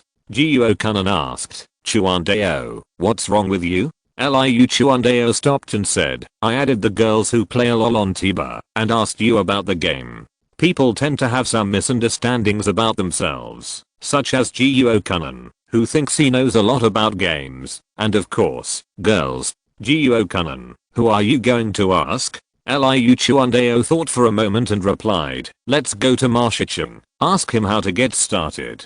Ma Shichen has a good reputation in class 8. Although Liu Chuandao looks down on everyone in his heart, he will still patiently ask for help if he can use him. Jiuo-kun patted his chest, "Lol, just ask me directly. I'm not bragging, I know this game quite well." Jiuo-kun tried all kinds of ways to test the girl he chatted with before, but it didn't work at all. The only thing he did was to invite her to play games, and she agreed immediately. Liu Chuandao, "Are you serious?" Kyo-kun looked at Jiuo-kun's chat records and said, "Indeed, I can testify." So Liu Chuandeo took out his mobile phone and asked Jiuo-kun to play for him. If she plays games, you can't just talk about games with her. Jiuo-kun said, "You will only fall into a dead end." This way. Jiuo-kun clicked the screen and sent a message to the girl. "Do you like Zhao Shuren's prose?" Girl, "I've read a lot, but I can't say I like it." Jiuo-kun, "Do you like puppies?" Girl, "I like cats." Jiuo-kun, "What do you think of Van Gogh's Starry Sky?" Girl, "What can I think of it?" Jiuo-kun, "Then what do you think of Mona Lisa's smile?" The girl was confused. "No, what do you want to say?" Liu Chuandeo, "Fuck, what the hell are you talking about?" Jiuo-kun, "Don't worry, I'm screening." Liu Chuandeo snatched the phone and found Ma Shicheng. Ma Shicheng doesn't understand feelings, and Wang Lang suggests that he ask Lukiki. Liu Chuandeo found Lukiki, who was carrying a real LV bag, and asked without hesitation. Lukiki curled her lips, read his chat records, and taught him, "Women are born to admire the strong. What's the point of asking questions all the time? Are you checking the household registration?" She taught him a lot, and Liu Chuandeo's head was buzzing. He could only think of 2 words, trouble. After Liu Chuandeo said goodbye, he stared at the last sentence of the girl's question in the chat record. "What do you want to say?" Liu Chuandeo chose to use the old trick. He sent, "I want to see your legs." After sending it, he felt comfortable. Damn, this kind of directness is still refreshing. School was about to end, and the holiday was about to start, and Zhu Yuantang was still sleeping. Chen Xiaoyu pulled her little ears and gently called, "Tong Tong, get up." Zhu Yuantang got up from the soft blanket and faced the cold reality again. Seeing that she was still cute and dazed, Chen Xiaoyu said, "Tong Tong, I really envy you. You come to school every day and eat snacks when you want to eat snacks, play games when you want to play games, and sleep when you want to sleep. You are so happy." Chen Xiaoyu also wanted to imitate, but she didn't have the first grade in the grade. Zhu Yuantang gradually came back to her senses, and she responded, "You only see me eating, drinking, playing, and indulging in sleep every day, but you have never seen me staying up late to study, right?" Chen Xiaoyu's face showed a look of awakening. Could it be that you? She had heard of that kind of student, who was particularly despicable, pretending not to study during the day to confuse others, and quietly working hard at night, and then suddenly surprised everyone. Zhu Yuantang smiled brightly. You can't see it. Because I haven't studied at all." Chen Xiaoyu, she looked at Tong Tong's arrogant expression, and the lemon in her heart was about to sprout. She seems to have no worries in life. Chen Xiaoyu thought so. Unfortunately, Zhu Yuantang was no longer happy. After the bell rang, Jiang Ning rode her home on a bicycle, and then waited until Chachu came back from school, and Jiang Ning left the river dam in her resentful eyes. "He will not be home for dinner tonight." When Jiang Ning appeared at the intersection of number 4 middle school again, Jiuo Ran was waiting on the street. Behind her was the orange and red sunset, which was so beautiful that Jiang Ning moved his eyes to Jiuo Ran. She was wearing a long white down jacket, the hem of which fell to the cuff position, revealing a pair of calves wrapped in slim jeans, with a slender and beautiful curve. Jiuo Ran was wearing brown snow boots, which looked warm, and matched her slender calves, and had a light and energetic look. Jiang Ning smiled and greeted, "Hello, teacher." Jiuo Ran, "Hey, you still remember to respect your teachers now?" Jiang Ning was sure, no matter when. Jiuo Ran gave him a reproachful look, which did not make people feel stern at all. "Let's go, I'm afraid we have to queue up there," Jiuo Ran said. She told Jiang Ning yesterday that there was a delicious soup dumpling restaurant in the city, which was open at night, so she took him to try it. "Get in the car." Jiang Ning gestured. Compared with taking a taxi, he had a ready-made means of transportation. So, Jiuo Ran got on the electric car. She was reserved and chose to sit sideways. Even though she was sitting on the electric car, it still did not affect her beauty. Jiang Ning slowly started the electric car and passed a Mercedes-Benz S parked on the side of the road. The middle-aged man next to the car took a casual glance and saw Jiuo Ran's appearance. Jiuo Ran had a low bun and light makeup. She was dignified and decent, with delicate features and a little immaturity. Men, no matter how old they are, like young and beautiful women. The middle-aged man secretly said, "Damn, my Mercedes has never carried such a pretty girl." 15 minutes later, Huawei's Long Bayo. This store has good business.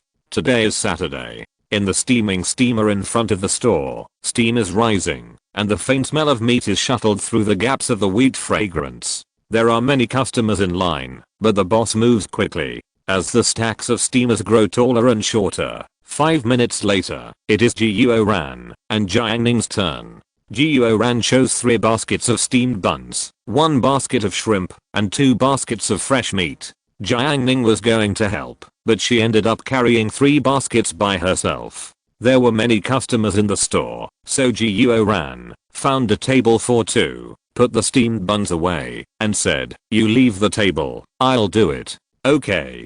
Jiang Ning took out a tissue and wiped it casually.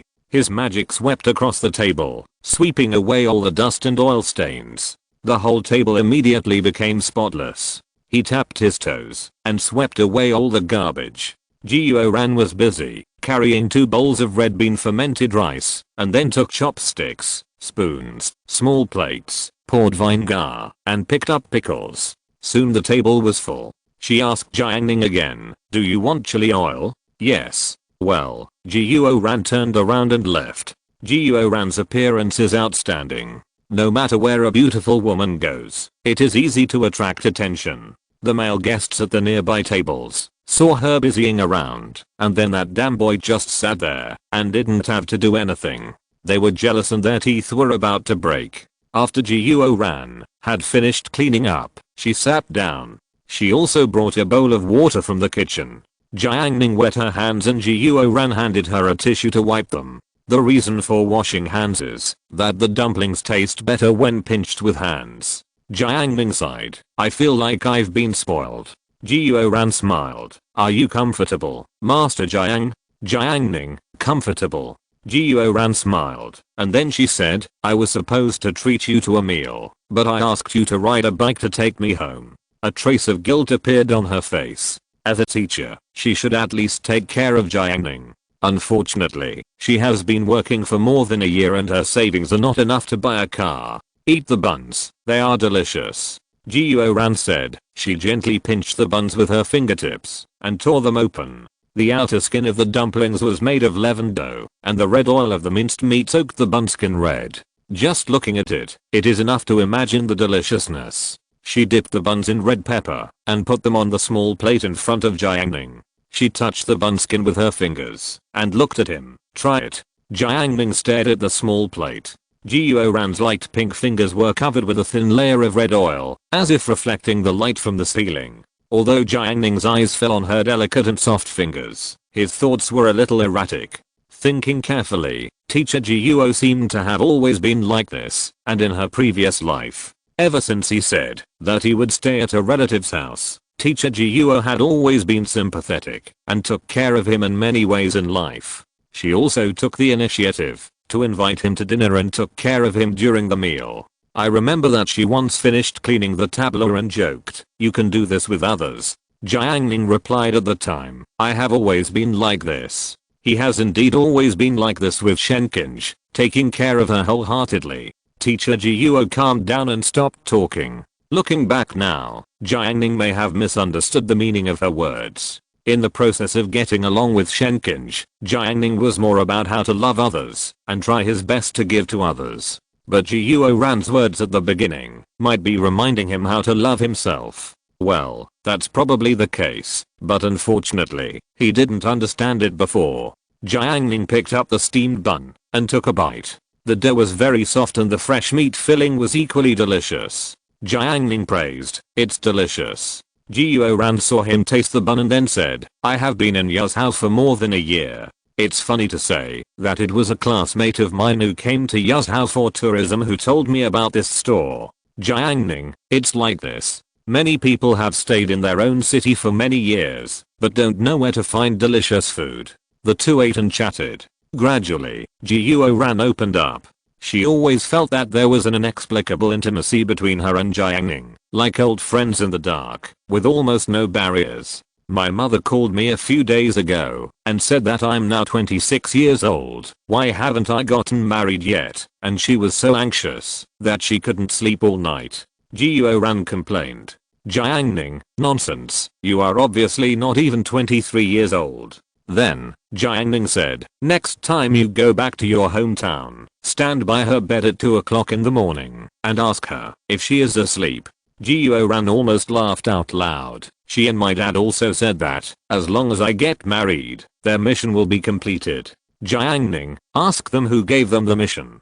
Jiuo Ran bit his lip, trying not to laugh, and maintained his expression, saying seriously, and blind dates, it's really not my problem. Last time, my relatives from my hometown called me and said they would introduce me to someone and ask me to meet him in 2 months. Jiang Ning, then what? Jiuo Ran recalled. I was very confused at the time. Why wait until the Chinese New Year?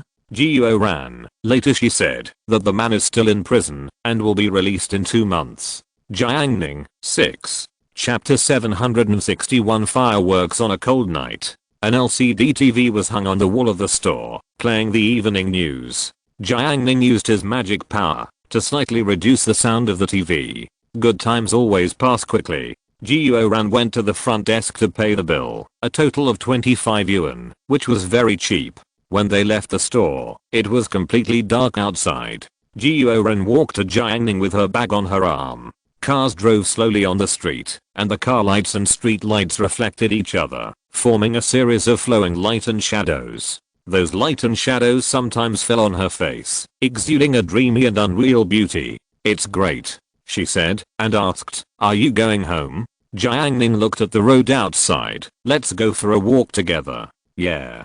Jiuo Ran's mood suddenly became a little happier. Her family is not in Yazhou, so she has no friends. She has no classes tonight. If she goes back to her residence now, she can only read books and watch TV series. The flower she raised with great difficulty was frozen to death. Jiang Ning was thinking that he hadn't been alone with teacher Jiuo for a long time. He used to think that Jiuo Ran was a mature big sister who could solve many problems and was a very powerful person. But now in his eyes, Jiuo Ran is just a 22-year-old young woman. She is not very mature, and she will also be confused, melancholy, and can't find the way forward. He has experienced that kind of taste, so he decided to accompany her. Don't you want the electric car anymore?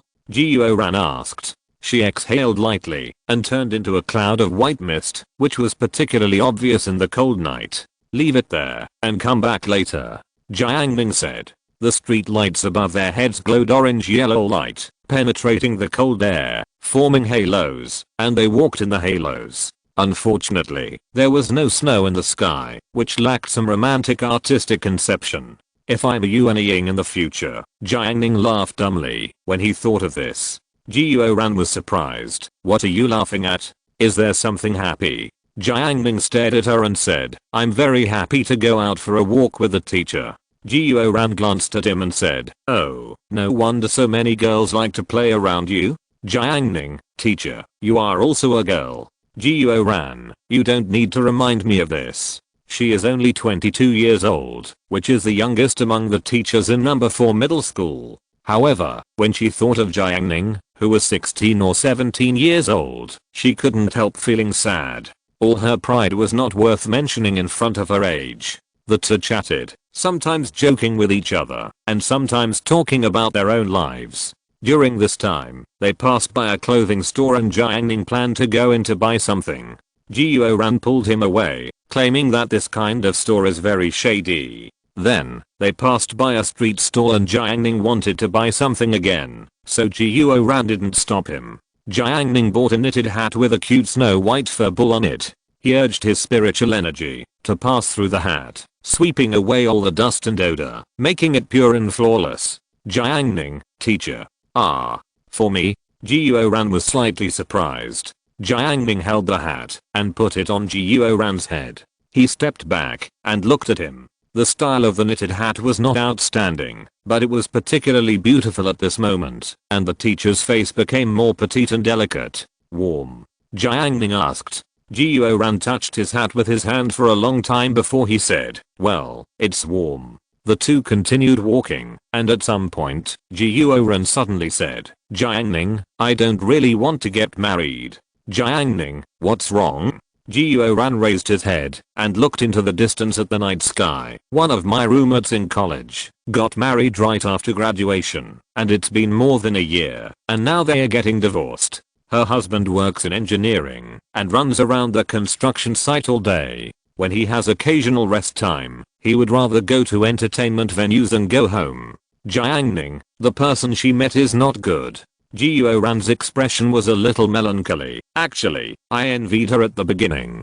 She was the only daughter of a family in Danjiang province. She lived a wealthy life since childhood. She married the person she liked after graduation. Who would have thought that things would take a sharp turn for the worse now? Jiang Ning did not stop. It's like this. If you marry the wrong person, you will suffer all your life. He added, but if you marry the right person, you will be happy all your life. Jiuo Ran murmured, destiny. Jiang Ning caught her words, so he said, yes, that's how the world is. For both men and women, marriage is one of the most important decisions in life, he said. Seeing him pretending to be an adult, Jiuo Ran raised his hand and knocked on his forehead, blaming him. You talk like you're married. Jiang Ning put his hands behind his back, very much like a master. I'm not married, but I understand fate. Jiuo Ran, Master Jiang, then tell me your fortune. Jiang Ning said, stretch out your hand, brother will take your pulse. Jiuo Ran subconsciously showed her white wrist, and then she thought of something, and she took it back angrily. She is a great, upright, and mission-oriented teacher. Haha. Jiang Ning smiled contemptuously. Jiuo Ran wanted to twist him. Jiang Ning took 2 steps back. Jiuo Ran chased him, and Jiang Ning took a few steps back. 1 minute later, Jiuo Ran's hat ball bounced on her head. She exhaled a cloud of white mist, using a lot of strength, but she didn't even touch Jiang Ning's hair. Jiang Ning still had his hands behind his back, 5 meters away from her, with a romantic and unrestrained posture. Jiuo Ran was really angry and shouted, come here quickly. At this time, the two chased to a park. There were people selling fried skewers, fried rice, and candied horse around. There were even old men playing cards together. They were really cold resistant. In front of Jiang Ning, there was a notice board. The board was of good quality, equipped with lights, and posted with several marriage notices. He glanced at it, and saw that it said, the man must be under 30 years old, over 180 centimeters tall, with a bachelor's degree, a car and a house in the local area, a monthly income of not less than 7,000, and parents with pensions.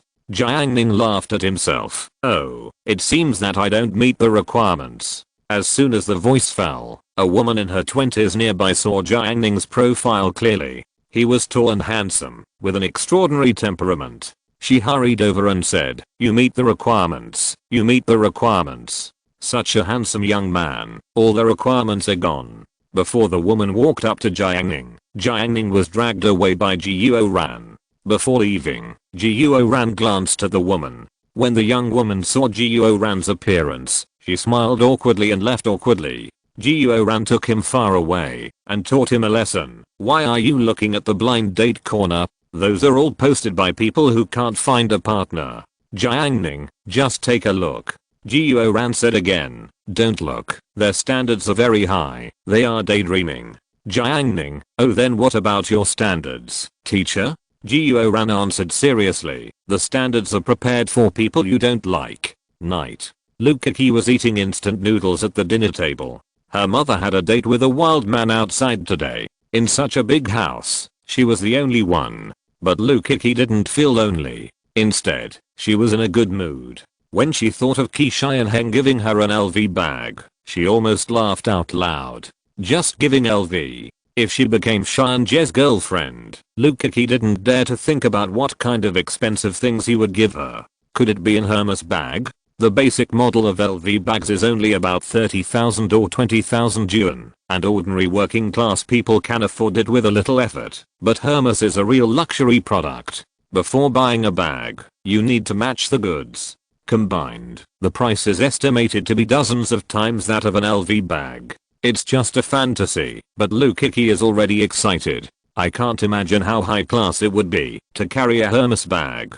and call herself Mrs. Key. Thinking of this, Lukiki didn't want to eat instant noodles anymore. She took out her mobile phone and said flatteringly, "Good evening, Brother Cheyenne." In the restaurant of the internet cafe, Ki Cheyenne Heng and Zhao Ziya Feng were eating barbecue skewers. The beef they ate was airlifted from kitchen in the north and specially grilled by his family's chef, perfectly restoring the delicious barbecue in kitchen. Ki Cheyenne Heng was holding a skewer and drinking grape juice. He glanced at his phone and replied, "I'm eating."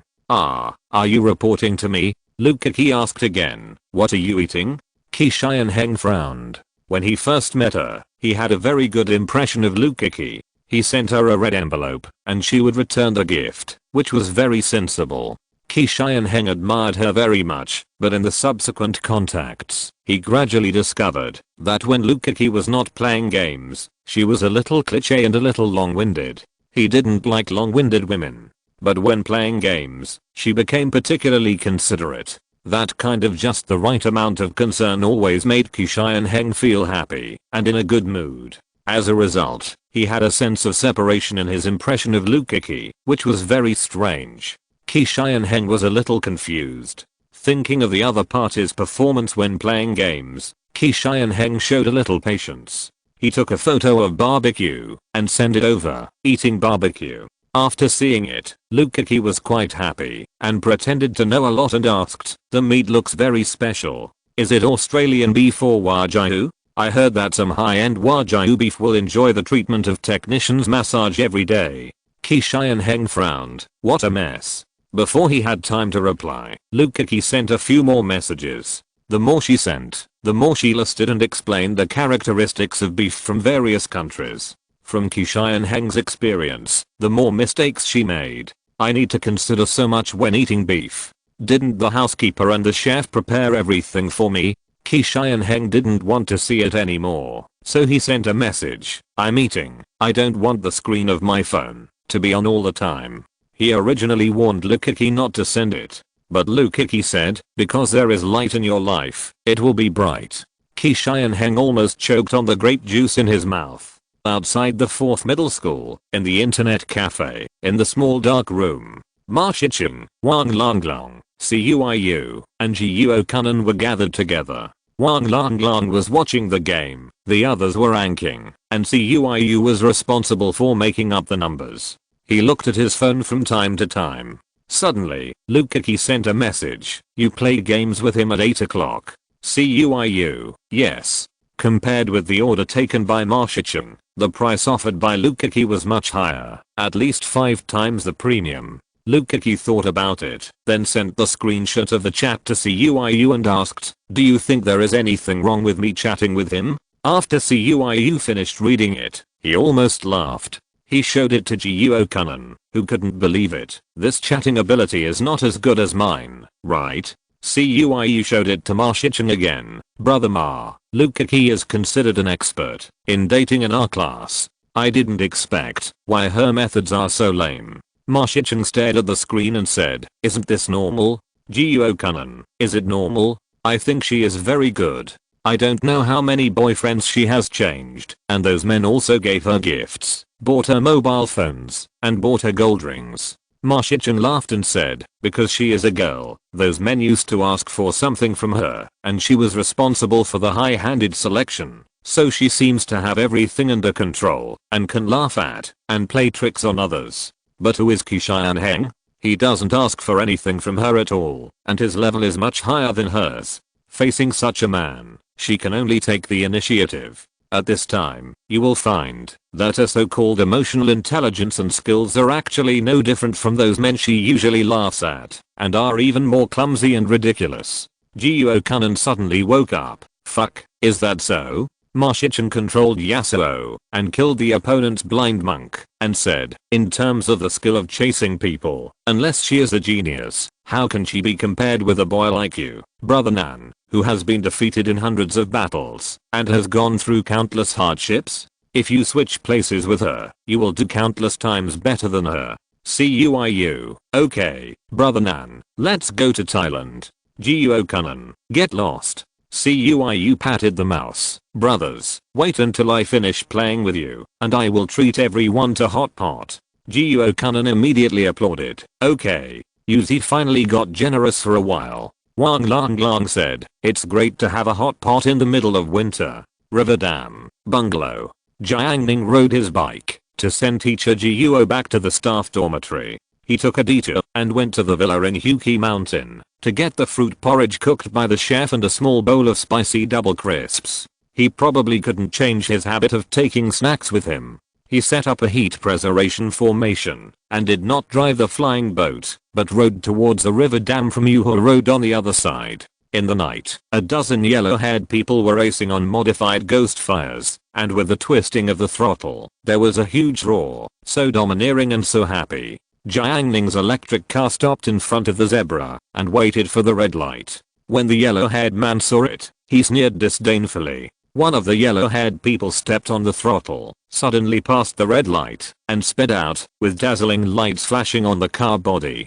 Jiang Ning took a look. He remembered that under his arrangement on Nanhang Road, the ghost fires had disappeared, some dead and some disabled. But because there was no official intervention, the ghost fire teenagers in Yuzhou could not burn out the wildfire, and the spring breeze blew again, and they moved the drag racing location to the spacious Yuho Road. Late at night, more than a dozen ghost fires gathered on the roadside, and the scene was really big. All kinds of wild drag racing were extremely harmful. Once an accident happened, it would cause the destruction of an innocent family. Jiang Ning observed their drag racing route. When the red light turned green, Jiang Ning passed the traffic light in front of him, and he stopped at the next traffic light. While waiting for the red light, Jiang Ning casually popped out a few array spiritual materials, and the magic power was connected to form a magic array. This is the magic array improved by Jiang Ning, which can detect traffic lights. When the light is green, the array is invalid.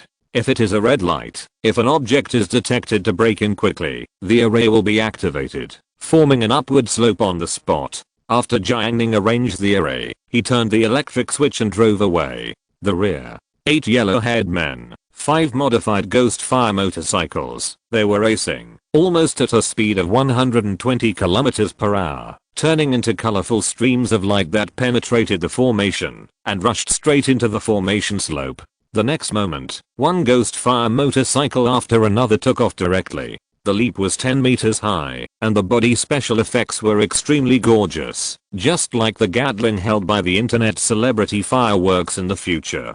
Boom boom boom. Jiang Ning turned around and saw that under the night sky, the fall of the ghost fire was particularly dazzling, accompanied by countless fragments of blood exploding, embellishing the entire cold night. He raised the corners of his mouth and praised, "The fireworks are good."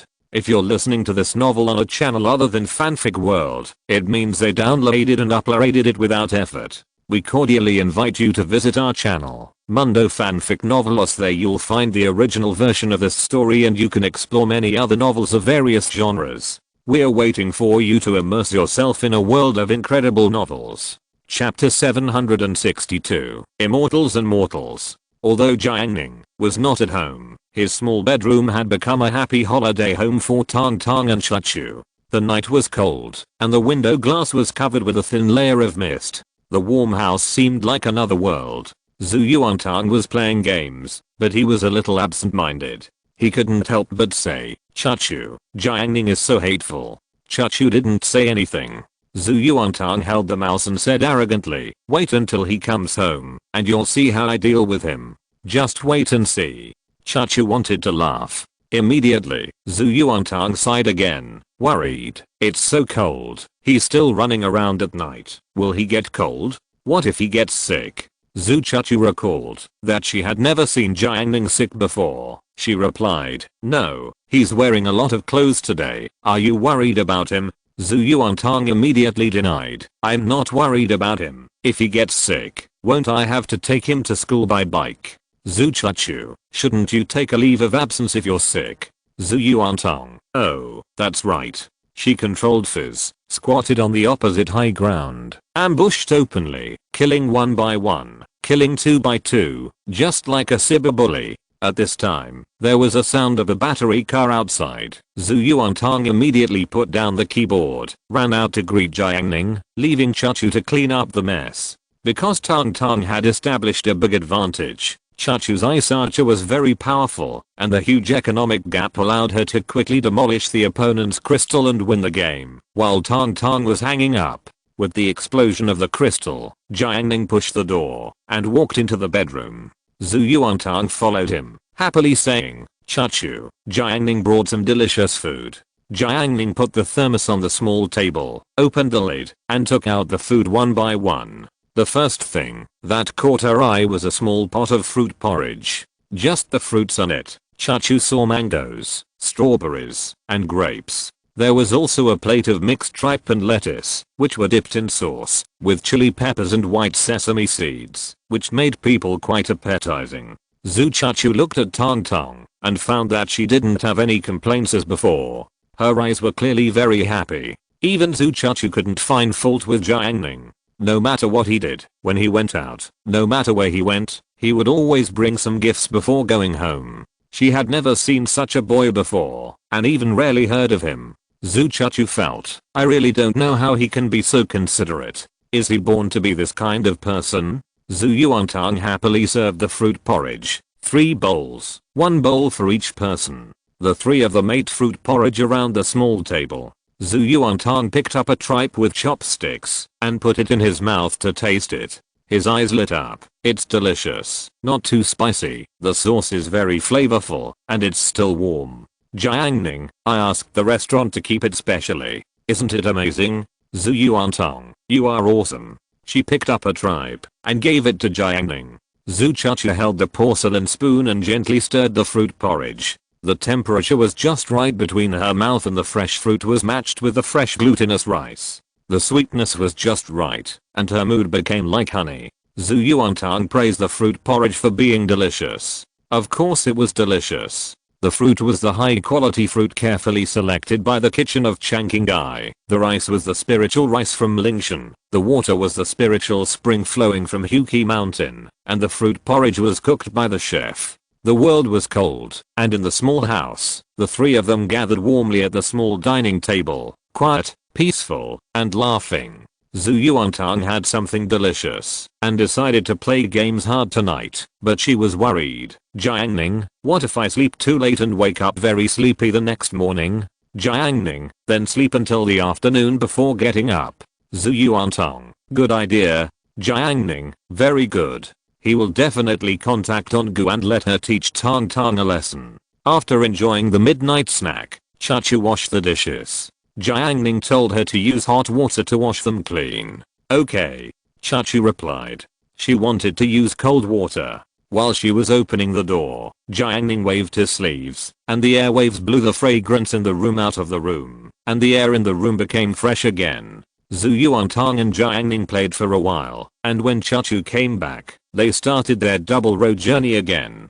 Jiang Ning was playing on the sofa with his mobile phone. The internet world is too exciting, and he never gets tired of playing. Moreover, Jiang Ning has the ability to open boxes, and has a great online experience. Whoever provokes him, he will go to the door, to teach him a lesson. It's a pity that his cultivation is still not enough, and he needs to take a flying boat, to find each other every time. When he thought of this, he could not help but think of the day when an old demon named Hehuan broke through the nascent soul great perfection in the southern region of the Xiuxin world, and showed off his skills. Telekinesis is a technique mastered by cultivators in the key refining stage, and that old demon in the nascent soul stage was a natural talent. He combined telekinesis and shrinking the earth into an inch to develop a magical power known as moving stars and changing constellations. During the celebration that day, the old demon Hehuan sat high on the pavilion and actually captured all the female foundation building cultivators within a radius of 500 miles, and gave them to his disciples as cultivation furnaces. Later, the old demon Hehuan rebelled against the Hehuan sect for some reason, and was later besieged by Beating and a group of nascent soul cultivators. On the way to escape, the old demon passed by the sect where Jiang Ning was, and Jiang Ning stopped him and forced him to tell him the magical power. If Jiang Ning had the cultivation in his previous life, He only needed to sit in the river dam bungalow, and he would have the ability to lock pipes, a divine sense covering thousands of miles, and sufficient mana. With the combination of the three, he can use a moving stars and changing constellations method at any time to capture anyone thousands of miles away. Jiang Ning thought, if that's the case, when I'm browsing the dance area of short videos, I can catch anyone I like. The experience is probably 10,000 times happier than the founding emperors of ancient times. Jiang Ning was a little amused. I'm afraid he was the only one who had such a naive idea. If another in great perfection cultivator came to the earth and saw such a strange technological power, he would probably immediately use his magic power to mark the 7 billion humans with spiritual power and then divide his spiritual consciousness to monitor the thoughts of the human elite. As the so-called head, the cultivator will control the power of all mankind to develop technology and provide assistance for the road to immortal cultivation. By then, under the supervision of the immortal cultivators, there will be no more wars or crimes in the world, because these captive people will be killed instantly by the immortal cultivators the moment they are about to commit illegal actions, and finally a truly fair and beautiful world with clear rewards and punishments will be formed. But, would people like such a world? Jiang Ning pondered these things, and his thoughts gradually returned, and he sighed. It's a pity that with the resources of the present world, how difficult is it to achieve the nascent soul? The road ahead is the most important. Jiang Ning swallowed the pill and the spiritual power in his body circulated. Jiang Ning clicked into the class group, and Yuwen was cursing. Yuwen, today, a pastry shop opened near my home. They were having a promotion for egg cakes, 3 yuan a bag. I lined up to buy one, and there was a greasy middle-aged man who stood in front of me. I told him he was cutting in line, but he started arguing with me. People around him were just watching coldly. What's wrong with this world? People are so cold-hearted. Kyo-kun commented, these days, being brave and righteous is not good.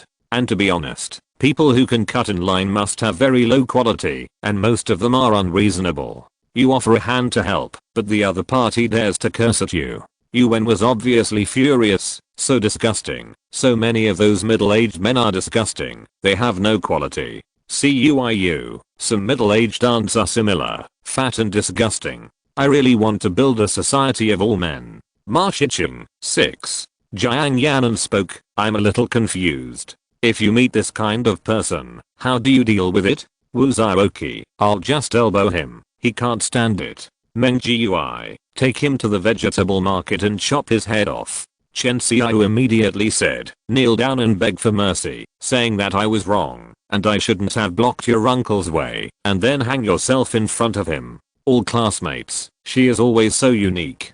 Pang Jiao was puzzled, why have I never encountered anyone cutting in line with me? CUIU, what a joke, who dares to cut in line in front of you, is asking for death.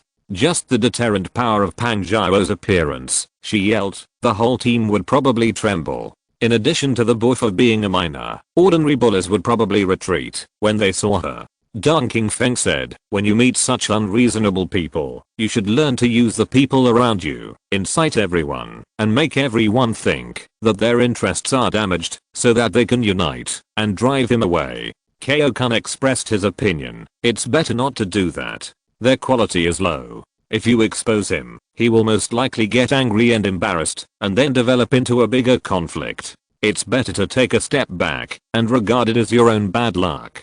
Deng Qingfeng, too cowardly? Kyo-kun replied, it's not cowardice. This is a human ability to avoid risks. People's persistence is flexible. If beautiful women and handsome men cut in line, will you speak out to stop them? If they are a few hooligans, do you dare to stop them? Deng Qingfeng was silent. Kyo-kun gave another example. A few years ago, there was a news report that a man cut in line at the hospital in trance and was scolded by others. The man turned around and ran to the fruit stand next to him, snatched a knife, and came back to stab the person who had just scolded him for cutting in line to death. Is it worth it to lose your life just to fight for your dignity? He said.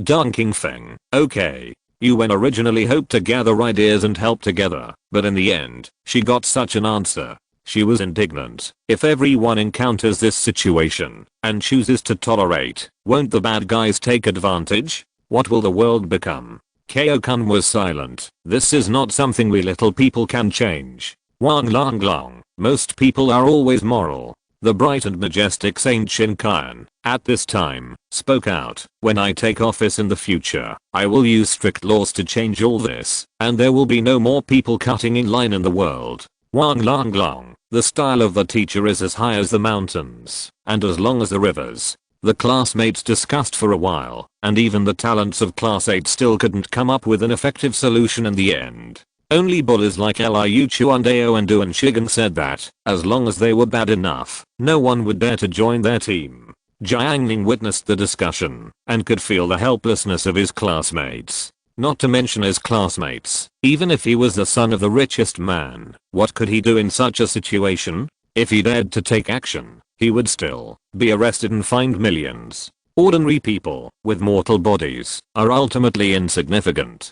Chachu, I want to use my life to exchange for yours. Zhu Yuantang controlled the low health swordsman, turned on the acceleration, rushed to Chachu, and risked his life. Zhu Chachu, I won't die with you. She controlled the ice archer to run away. The swordsman fell tragically. Zhu Yuantang was a little sad that Chachu didn't die with her. But fortunately, she had planned to go back to the city to buy equipment. This round was easily won by the two again, and Chachu decided to play the last round. The archer in the last round was snatched away, and Zhu Chachu chose the robot as an auxiliary. The robot can extend the hook and grab the opponent's hero. Her partner in the bottom lane is Luckian, a very powerful marksman, but this teammate is a grumpy old man. From the hero selection interface, he started to point fingers, and said that Tang Tang's swordsman was a rubbish hero. Zhu Chachu's first hook missed, and Luckian immediately scolded. It's funny, you don't even know how to hook a person. Zhu Chachu is not being bullied for nothing now. People are always changed by the environment. She used two fingers to type clumsily. Oh, don't hook the opponent's marksman. Okay. Luckian, haha, you play a robot. Why do you bring healing? Don't you bring flash? Can you play it? Chachu danced. Okay, then I will use it myself in the bush. As she said, she filled her blood. Luckian was so angry that he continued to curse. If you are a bad player, don't play heroes like robot. Look in the mirror. What's the use of you? Chachu danced. Then I will change my hero now. The more she spoke in this tone, the angrier Luckian became. Your operation is rubbish. If you throw some rice, the chicken will be better than you. Chachu danced. Ah, then I will go buy chicken now. Luckian exploded and stood there cursing. Zhu Chachu took the opportunity to hook the blind monk who came to catch people from the opposite side and kicked Luckian to death. Luckian quit the game. Jiang Ning was amused and thought, Chachu has become more lively, which is good. However, this liveliness soon disappeared, and Chachu returned to her previous coldness and played the game quietly. Zhu Yuantang took advantage of Jiang Ning and thought of his cruel behavior of abandoning her and running outside tonight. So she urged, Jiang Ning, I want a drink, help me get it from the refrigerator. Jiang Ning, how much do you want it? Zhu Yuantang said forcefully, I really want it. Since you want it so much, why don't you get it yourself? Jiang Ning teased her.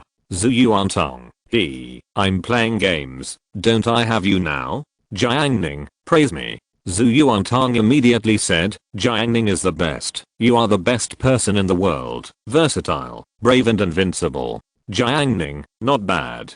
Zhu Yuantang laughed. Worthy of her. She can order Jiang Ning around with a little trick. Then help me quickly. Jiang Ning, no. Ah. Zhu Yuantang's face sank, complaining to him. Then why did you give me hope? I'm so tired. Zhu Yuantang manipulated the sword saint to slaughter the opponent's bottom lane combination. I'll ask you one last time. Just tell me directly whether you want to help me get it or not. I'm tired, and I don't want to entangle with you anymore. She was very decisive. Chachu looked at her with new eyes. Jiang Ning replied, I don't want to take it. Zhu Yuantang said resolutely, I don't believe it. Chapter 763 Strangling. On Sunday morning, the temperature in Yuzhou today was -5 degrees Celsius. Although the sunlight outside the window is bright and clear, it carries a faint chill, as if even the golden brilliance is frozen by the cold air outside. The winter in Anhu province is very cold because there is neither a heated kang nor heating here. If it were previous years, Shen Qinju would still live in the countryside. Then she would either hide in the quilt or wrap herself in a thick cotton padded jacket, shivering at home, and rely on shivering to resist the cold. Now, she lives in her brother-in-law's house. The Jiang family is a businessman with good living conditions. The house is a large flat. When it was renovated, floor heating was installed, so the whole room is warm, which is much more comfortable than turning on the air conditioner. Shen Qinju was wearing a set of autumn home clothes and sitting on the sofa.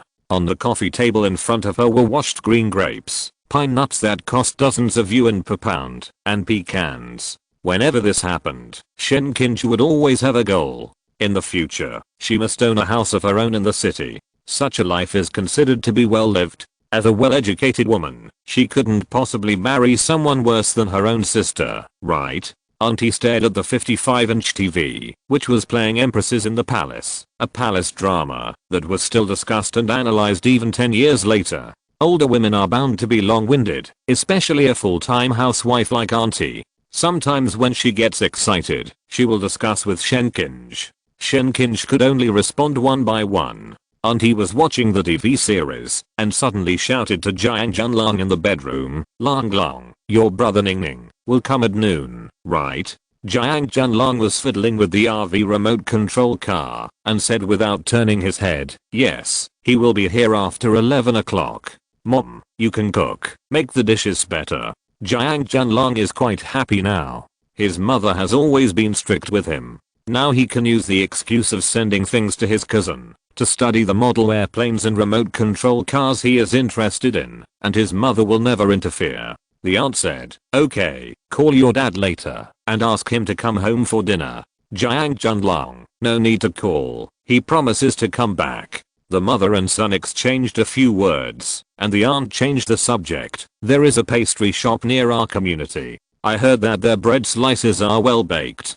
Don't stay at home every day, go downstairs and buy 2 bags." Jiang Lang was unhappy. "Can't you not eat?" The aunt's eyebrows were raised, and a family conflict was about to break out. As an outsider, Shen Qinju knew how outrageous it was to watch people quarreling in other people's homes. It was an embarrassment that even laughter had to be forced out. Shen Qinju quickly replied, "Aunt, I was going to go out to buy some things, and I just happened to buy them on the way." As soon as she said this, the serious atmosphere was eased. The aunt immediately said, "Hey, Qinju, you are still thoughtful. I would feel relieved if I had a daughter like you." Shen Qinju forced a smile and said, "Jiang Lang is just tired of studying. Every time you said it before, he would go to buy it in the end." After dealing with a few words, Shen Qinju returned to the bedroom that temporarily belonged to her. She needed to change clothes before going out. She locked the door and isolated herself from the outside world. She sat on the edge of the bed and suddenly took a breath. Shen Qinju did not change clothes immediately. Her mobile phone vibrated. She took it out and found that Lu Kiki had pulled her into a questions group. The name of the group was No Yuan. Well, there were only her, Lu Kiki, and Jiang Yanan in the group. She looked down and saw a group below called Lu Kiki is really flirty. This is the group pulled by Yuan, and there is no Lu Kiki in the group. Further down, there is a group called The Best of Us 4. She clicked on No Yuan, only to see Lu Kiki insulting Yuan in the group, saying that she was a toad wanting to eat swan meat. Shen Qinju suddenly felt very tired. The former junior high school classmates have gradually drifted apart, and now the high school sisters have their own ulterior motives. A strong sense of loneliness came over her, and she felt 1,000 kinds of sorrow in her heart, but she didn't know who to tell. With Jiang Yanan, but Shen Qinju knew that the 3 of them also had a group. How nice it would be if we could go back to the past. A figure flashed through Shen Qinju's mind. The figure was not tall, even a little thin, and he was not handsome. He was Jiang Ning in junior high school. He would always listen to her when she needed it most, whether it was good or bad, and always stood in the same camp with her. As a result, she rarely felt lonely. Shen Qinju's eyes were hot, and she didn't dare to think about it anymore. If she cried her eyes red, her aunt would definitely ask her. She silently changed into her down jacket and opened the door. As the elevator door behind her closed, the young girl walked into the blue sky. She raised her head. The sunlight penetrated the sparse clouds, sprinkled on the ground, and her ears were cold. Shen Qinji ignored it. She left the community, walked to the road outside, and then went all the way south. She saw a long line of pastry shops in the distance. So many people, she thought to herself. Her mood was healed a lot without her knowing it. She stood at the end of the line, which was moving slowly forward, and she was getting closer and closer to the window. Her eyes casually swept across the road, and suddenly she saw Jiang Ning riding a grey electric scooter. Shen Qinji immediately shouted, "Jiang Ning, here." Jiang Ning's eyes moved, and she found Shen Qinji in the line.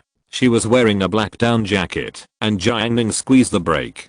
"Shen Qinji, I'm almost in line. Can you wait a moment? I have an elevator card." "Okay." Jiang Ning saw that there were not many people in front of her, so she stopped the electric scooter on the side of the road. "Why can I only buy one pack? Is it great to open a store?" The fat aunt in front of the counter yelled. The clerk explained, "Because this is an event, each person is limited to one pack of egg cakes." The fat aunt, "Who cares? I'll buy 2 packs. Do you want to sell it? You have money, but you are crazy?" The clerk said, "We sell egg cakes for 3 yuan a pack, and we sell them at a loss." The fat aunt, "Do you think I don't know the price of noodles? Losing money? What do you mean by compensation?" An older clerk in the store quickly put on a smile and tried to keep things quiet. "Thank you, sister, for liking our egg cakes. We sell them. Why wouldn't we sell them?" The fat aunt was aggressive and glared at the young clerk. "Look at others, then look at you."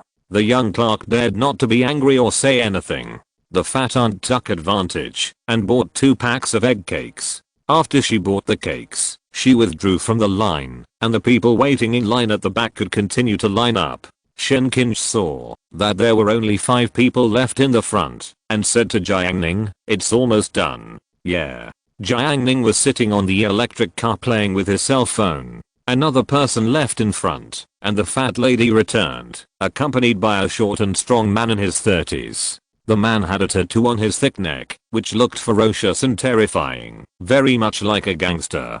Jiang Ning, who was playing with his cell phone, raised his eyelids and felt a little itchy. The man with the tattoo on his neck had a fierce look in his eyes. When ordinary people met his eyes, they often chose to avoid his gaze to avoid trouble. He scanned the line and suddenly caught a glimpse of Shen Qinji. His expression changed, so he raised his legs and rushed forward, squeezing directly behind Shen Qinji. In order to avoid suspicion, Shen Qinji quickly hid to the side. As a result, he hid outside the line. Shen Qinji said, "Why are you cutting in line?" The man with the tattoo on his neck immediately said in a gangster manner, "Little girl, are you kidding? When did I cut in line?" Shen Qinji was very angry. She had completely forgotten about the queue cutting incident that Yuan encountered in the same pastry shop last night. She argued, "Aren't you just cutting in line?" The man showed a contemptuous smile. He turned around, looked at the customers queuing behind him, and asked loudly, "Stop,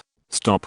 Let me ask everyone, did I cut in line?" The hideous tattoo on his neck could scare a child into having nightmares. Ordinary people often have the instinct to avoid risks. If they meet ordinary people, perhaps everyone will come forward to reason. When encountering such a rude person, no one wants to get involved in trouble. The aunt who was carrying the egg cake before yelled at Shen Qinji, "Little X, your mother's X eyes are blind. You get fucked every day and your whole family owes X." The ultimate Chinese quintessence sprayed out. The words were extremely vulgar and disgusting, and Shen Qinji's face turned red after being scolded. She was no match at all. The aunt was rampant and attacked Shen Qinji. Seeing this, the short and strong man with tattoos stopped his mother and said with a smile, "Little girl, next time before you say someone cuts in line, look carefully first.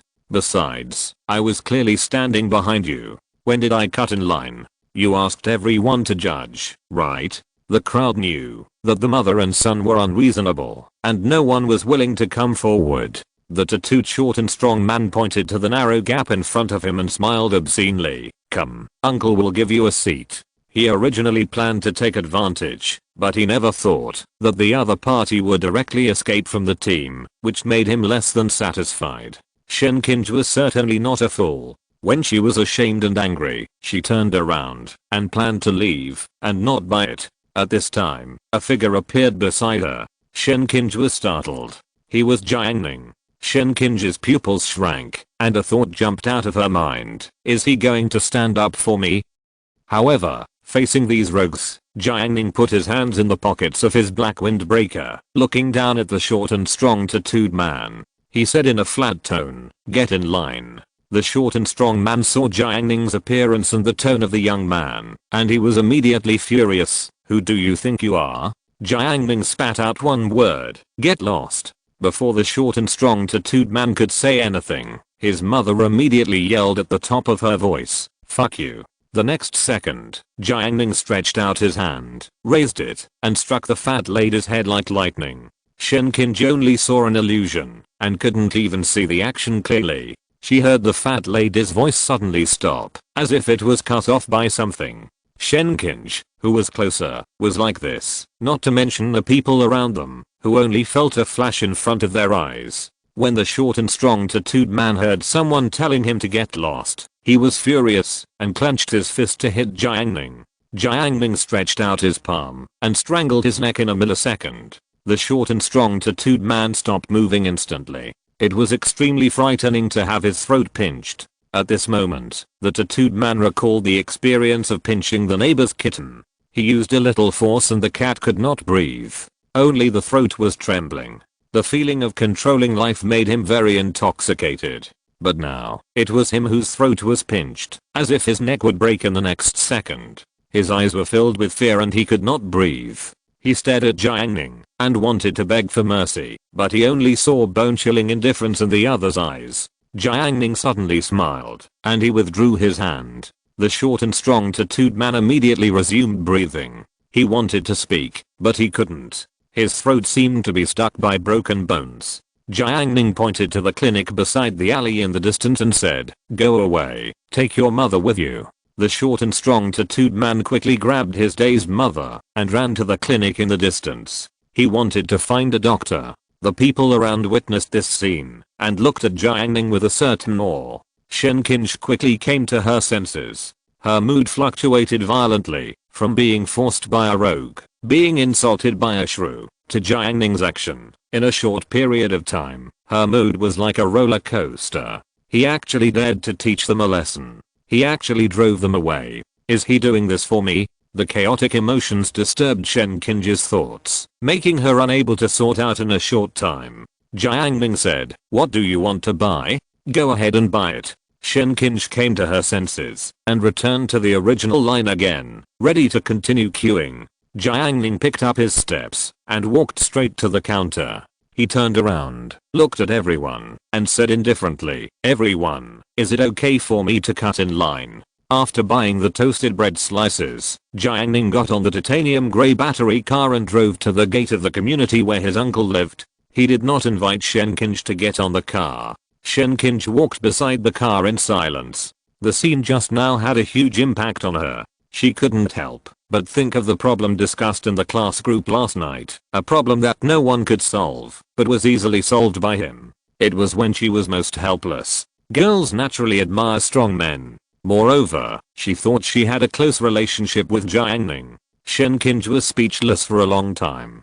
She walked beside Jiang Ning, with a lot of thoughts in her mind. There was shock, joy, embarrassment, and even sweetness. After a long time, she mustered up the courage, looked directly at Jiang Ning, and asked, "Aren't you afraid of their revenge?" "Oh, revenge?" Jiang Ning's spiritual sense monitoring range moved, and he nodded slightly. "Wait for me for 2 minutes." After that, he turned the car around. The short and strong tattooed man and the fat lady came out of the clinic, and they both returned to normal. The tattooed man touched his neck and said with a sullen face, "Damn it. Wait for me." The fat lady was stunned by the beating just now, but now she is conscious. She said viciously, "You bastards, I'm going to tear them apart." The short and strong tattooed man just lost face and was also furious. "Find out who they are and wait for me." Bad people are like this, bad from childhood, bad to the bones. Even if they are released from prison, they are still bad. As the mother and son talked, they turned into the alley next to them. "This is the way home." Jiang Ning parked his battery car in front of the tobacco shop next to the alley. He looked up at the camera of the tobacco shop. The camera was also staring at him, like a proofreading of technology and immortal magic. Unfortunately, Jiang Ning had already activated the thunder art and used electromagnetic shielding to block all the surrounding cameras. He walked into the alley, his steps getting faster and faster, and turned north.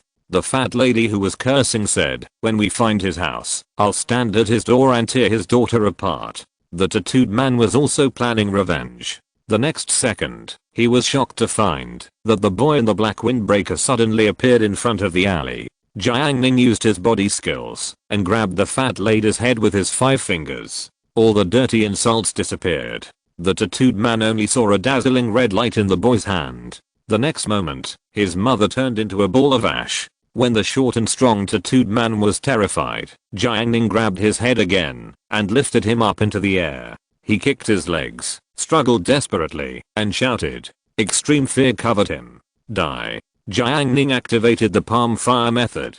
The extremely high temperature flame, like magma erupting, burst out from the palm of his hand, instantly pierced through the tattooed man, and burned him into a ball of ash. It was noon, the sun was at its brightest, and the sun shone into the cold alley. Under the sunlight, the grey ashes suspended in the air formed a distorted human shape, which was extremely strange. Jiang Ning waved his sleeves, and the air surged, and the dust flew. Recommended, reborn with the attribute panel introduction. Zhao Feng, who was alone in middle age, returned to the summer of 2005 with the attribute panel. How to live in this life. Zhao Feng's dream is simple. To exercise well, and make more money. Urban I'm the only way plus make money plus more heroines.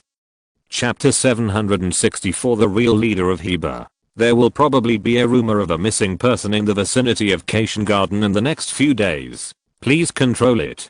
Jiang Ning sent a message to Xiao Shuangshan to deal with the aftermath. Xiao Shuangshan, who was far away in the Changqingai building, received the message. She looked normal. The image of Jiang Ning in her mind was no longer restricted by the rules of the current world. It was not excessive to do such a small thing occasionally. She replied as usual, okay. Afterwards, Xiao Shuangshan called the secretariat and told them to deal with public opinion, coordinate relations between all parties, and eliminate the impact of this matter. The world is a huge network of relationships. The Wu brothers, who are like that, can help cover up the disasters they have committed, not to mention the huge Changqingai. Now in Yazhou, countless people are tied to the chariot of Changqingai and are advancing triumphantly. As for the ants, crushed to death under the wheels, who cares? It's just she narrowed her phoenix eyes, and the tear mole at the corner of her eyes aroused her charm. Maybe in his eyes, we are also ants, right?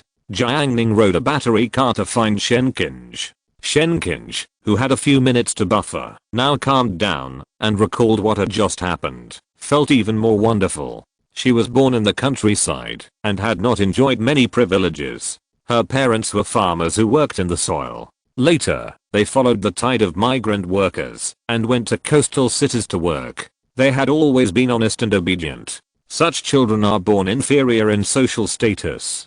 Fortunately, Shenkinj is a girl with a beautiful appearance. She can be taken care of by the opposite sex on weekdays, but she also suffers a lot of maliciousness, such as the tattooed man who took the initiative to provoke her today. If it were another girl, she could only complain angrily like Yuan. But now Shenkinj once again experienced the feeling of being taken care of. This is a sense of security that is relied on, which is particularly comforting. It is foreseeable that as Shenkinj grows older, she will become more and more beautiful, and she will definitely be more prone to disasters, while Jiang Ning can protect her like a knight. She looked at Jiang Ning's figure riding the battery scooter, which gradually overlapped with the TV dramas she had watched in the past. Jiang Ning was no longer Jiang Ning. He was a young general who had returned from hundreds of battles. The battery scooter was no longer an electric scooter, but a majestic black horse. The young general rode the sturdy black horse and slowly approached her. What will happen next? Although the subsequent scenes have not yet appeared, Shenkinj's brain is already loading them, and even loading a trailer. Gradually, Shenkinj lost consciousness. Jiang Ning stopped the car beside her and saw her looking at him with a blurred look, and Jiang Ning felt a chill. He pressed the horn. A loud beep. Shen Qinge immediately came back to her senses. She was in a trance for 2 seconds, and the focus of her eyes was concentrated again. She smiled lightly and reservedly. "Thank you," Jiang Ning said. "It's just a convenience." Although he said so, Shen Qinge felt familiar, just like when she caught a cold in junior high school. Jiang Ning sneaked out of the class during evening self-study and went to the school clinic to get cold medicine for her. Afterwards, when facing the punishment from the head teacher, he was just as indifferent as he is now. That's great. All the depression caused by living under someone else's roof and living under the eyes of others disappeared in an instant. Shen Qinge is now a completely innocent girl. After living in a boarding house for a year and a half, she is still a naive girl when she returns. Shen Qinge's steps became much lighter. She didn't walk fast because the way home was not long. She wanted to walk slowly and stay with Jiang Ning for a while longer. Jiang Ning thought Shen Qinge was neurotic and simply ignored her. Shen Qinge recalled the scene of queuing when she was forced by the tattooed man. She tried to look around with her eyes. She saw the indifferent middle-aged uncle and the young couple who were only concerned about protecting themselves. No one wanted to provoke the tattooed man, but Jiang Ning stepped forward and easily drove away the evil man with just a light move. In front of everyone, he took her to queue up with privileges. Shen Qinge felt extremely happy. It turns out that he really cares about me. Just like in junior high school, the sun was shining brightly that day, and he sent her home. At first, Shen Qinge disliked walking with him because it would affect her image. But now Shen Qinge was stepping on the sun, and she suddenly said, "The weather is really good today." Jiang Ning, the weather is good. He thought Tang Tang was probably still sleeping in bed. Yeah. Shen Qinge looked at the black horse. Oh, no, it was the front hook of the battery car, and saw a black bag hanging there, which was full of things. Shen Qinge said, "There will be delicious food at noon today." Jiang Ning, yes, there is delicious food. He caught a wild rabbit from the mountain. This kind of creature has a strong reproductive ability, giving birth to one litter after another, and growing very fast. Huqi Mountain is Jiang Ning's mountain, so he naturally would not watch the ecological destruction. So he caught dozens of wild rabbits one after another, and gave them to Xiao Shuangshan. Of course, the rabbits in Huqi Mountain are also divided into high and low, and these rabbits are all of the weaker type, and today it is just right to send one to my uncle's family. He just gave a normal answer, but Shen Qinge tasted a different meaning. She smiled and said, "Why do you always agree with me?" Jiang Ning asked back, "Agree with you?" Shen Qinge, "Still agreeing with me?" Jiang Ning was puzzled, "Still agreeing with me?" After hearing this, Shen Qinge, for some reason, driven by some strong desire, her heart tightened and suddenly became impulsive. She asked again, "Can we go back to the past?" Jiang Ning did not speak. The atmosphere suddenly became silent. Shen Qinge's face gradually stiffened, and she still felt a little regretful. She suddenly felt a throbbing just now, and excitedly said words of reconciliation, but her passionate words did not receive any response. Her sky was dark. The shadow of living, the discussion of the sisters, the humble background, and all kinds of pressures, all returned. Shen Qinge squeezed out a smile that was uglier than crying. "You won't agree with me this time." Jiang Ning, awesome. 2 o'clock in the afternoon. Although Jiang Ning went to his relative's house, he set up a small insulation array in front of the river dam bungalow before he left. Zhu Yuantang fumbled around and found the position of the formation. He curled up in the recliner to bask in the sun. It was so comfortable. At this time, there was a noise from the west of the bungalow. Zhu Yuantang's little ears moved. It was not Jiang Ning's battery car. A very pleasant fragrance drifted from the west.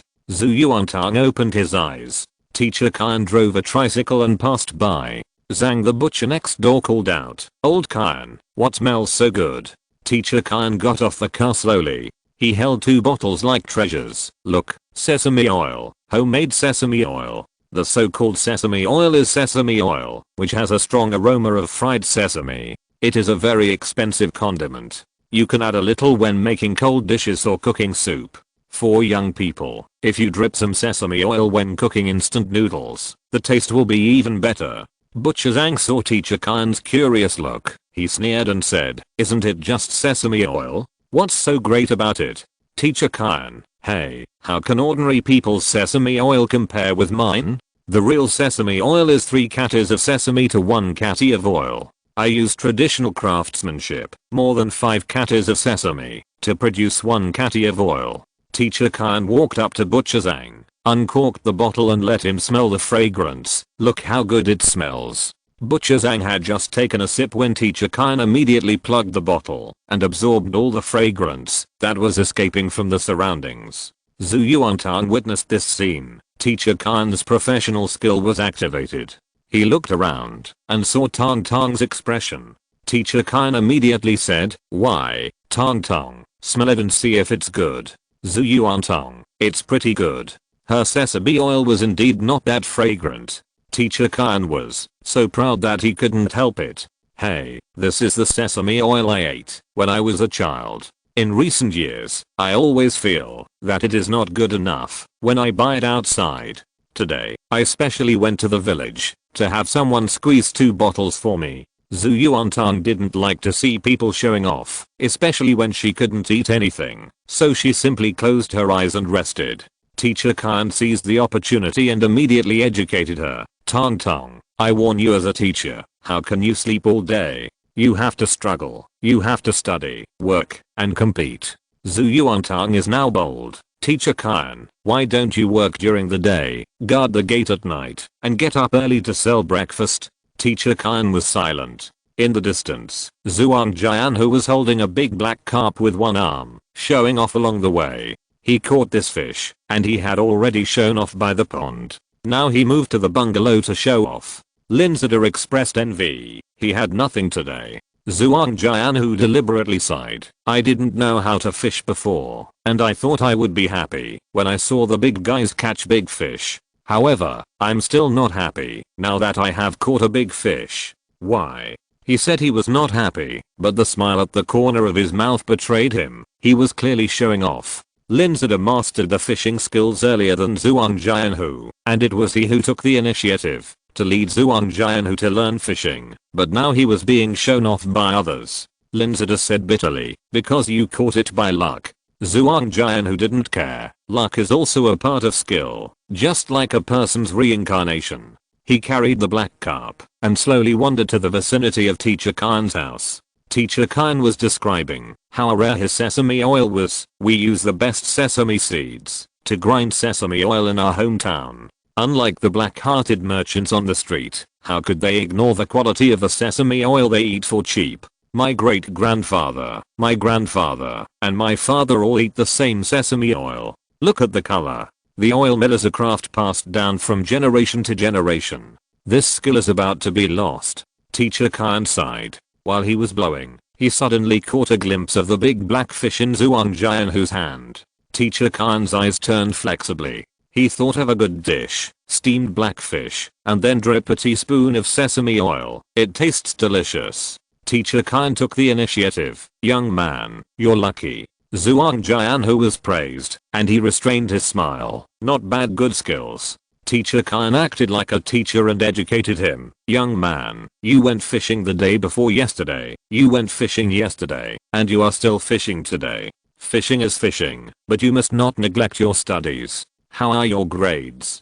Zhuang Jianhu was originally happy, but when he heard this and looked at Teacher Khan's attitude, he didn't know why. He felt uncomfortable. Zhuang Jianhu looked calm and responded, 985 is a sure thing." Teacher Khan was shocked. "Oh, you are so arrogant. 985. Seeing the other party's shocked reaction, Zhuang Jianhu felt inexplicably relieved. "Not bad." Soon, Teacher Khan's expression changed. He shook his head and denied it. 985 means top students. You go fishing every day. How can you be a 985 candidate?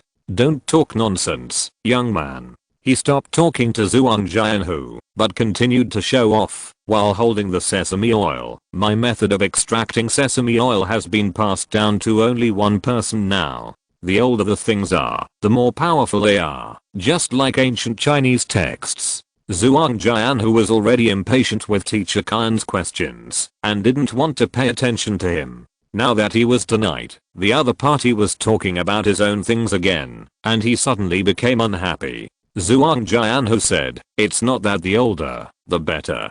Didn't the ancient horse-drawn carriages still get replaced by trains? Teacher Khan, why didn't ancient Chinese get eliminated? Let's take the Tengwang Pavilion preface for example. What a beautiful article. I can still recite it backwards. It's better than you who can recite it from a 985 university." When he said this, he squinted at him with a mocking expression. Zhuang Jian, who got angry and sees the loophole in his words, recite it backwards. He also showed contempt in his eyes and used it to confront him. Teacher Khan bared his fangs. "Hey, you don't believe it, right? What if you can recite it backwards? Let's bet on the fish in your hand. Do you dare to bet?" Lin Zida hinted at Zhuang Jian, who with his eyes, and he realized that something was wrong. Zhuang Jian, who was getting competitive, but he didn't listen. He looked up. "I really don't believe it. You? Come on." The whole text of the Tengwang Pavilion preface is several hundred words, and it is an obscure classical Chinese text. A country-old man recites it backwards? Ridiculous. Teacher Khan opened his mouth and said, "It flows from the empty river outside the railing, and it is in the middle pavilion of the Emperor Heejin." He chatted for a while and quickly finished reciting it backwards. Then he stretched out his hand. "Give me the fish." Zhuang Jian, who returned to the farmhouse empty-handed. He was depressed. What kind of person is this? How old are you? And you bet with me for a fish. Now he thought back and knew that he was deceived by the old man at that time. After all, he was born in an extraordinary family. He couldn't deny it for a fish, right? Lin Zida said, "They don't look like good people." He passed by Bu's house and said, "This family is not a good person either." Zhuang Jian concluded, "There are only a few families in Hebei, but 2 of them are not good people. It is true that poor mountains and bad waters produce unruly people." Immediately, he thought of Jiang Ning and said, "The house he lives in is very close to the old man. Could he have been deceived too?" Thinking about it this way, Zhuang Jian, who felt much more balanced. The old man is not simple. He can recite the preface to the Pavilion of Prince Teng backwards. He is definitely a talent. It's beautiful today. Very beautiful. Teacher Khan picked up the big black fish and showed off to his heart's content. He was a teacher who had taught for many years.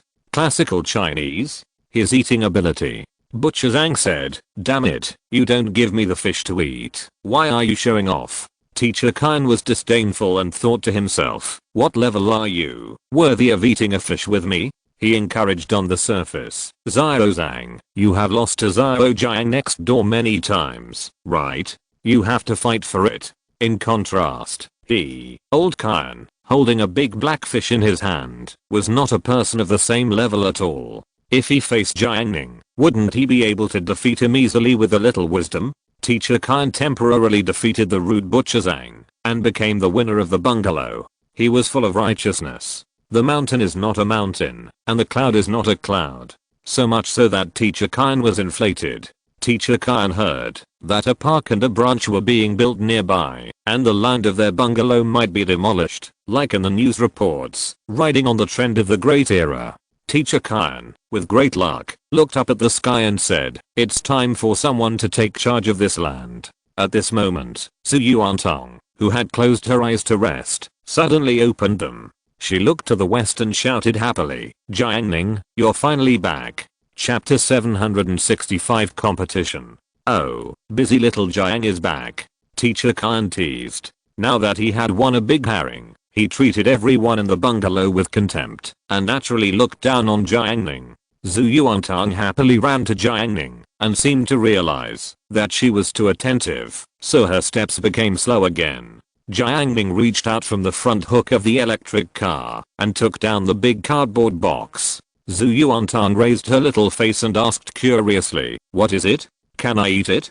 Jiang Ning looked at her and blamed. "Eat every day. This is fun. A remote control car." Zhu Yuantang didn't care about his tone. She hugged the cardboard box excitedly. "I like this. Remote control car. Which child doesn't like it?" Moreover, it was a remote control car given to her by Jiang Ning. Although Zhu Yuantang had played with model airplanes before, she had never played with remote control cars. For rural children, the productivity was not developed enough before, and the price of remote control cars was not cheap.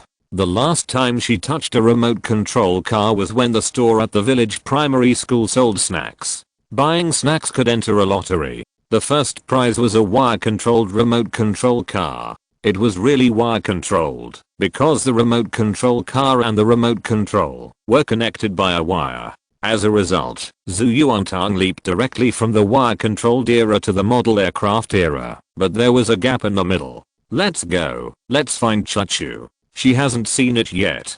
Zhu Yuantang took the lead in walking towards Chuchu's house, holding a large cardboard box. When Teacher Khan saw it, he said, "Xiao Jiang, your life is not bad."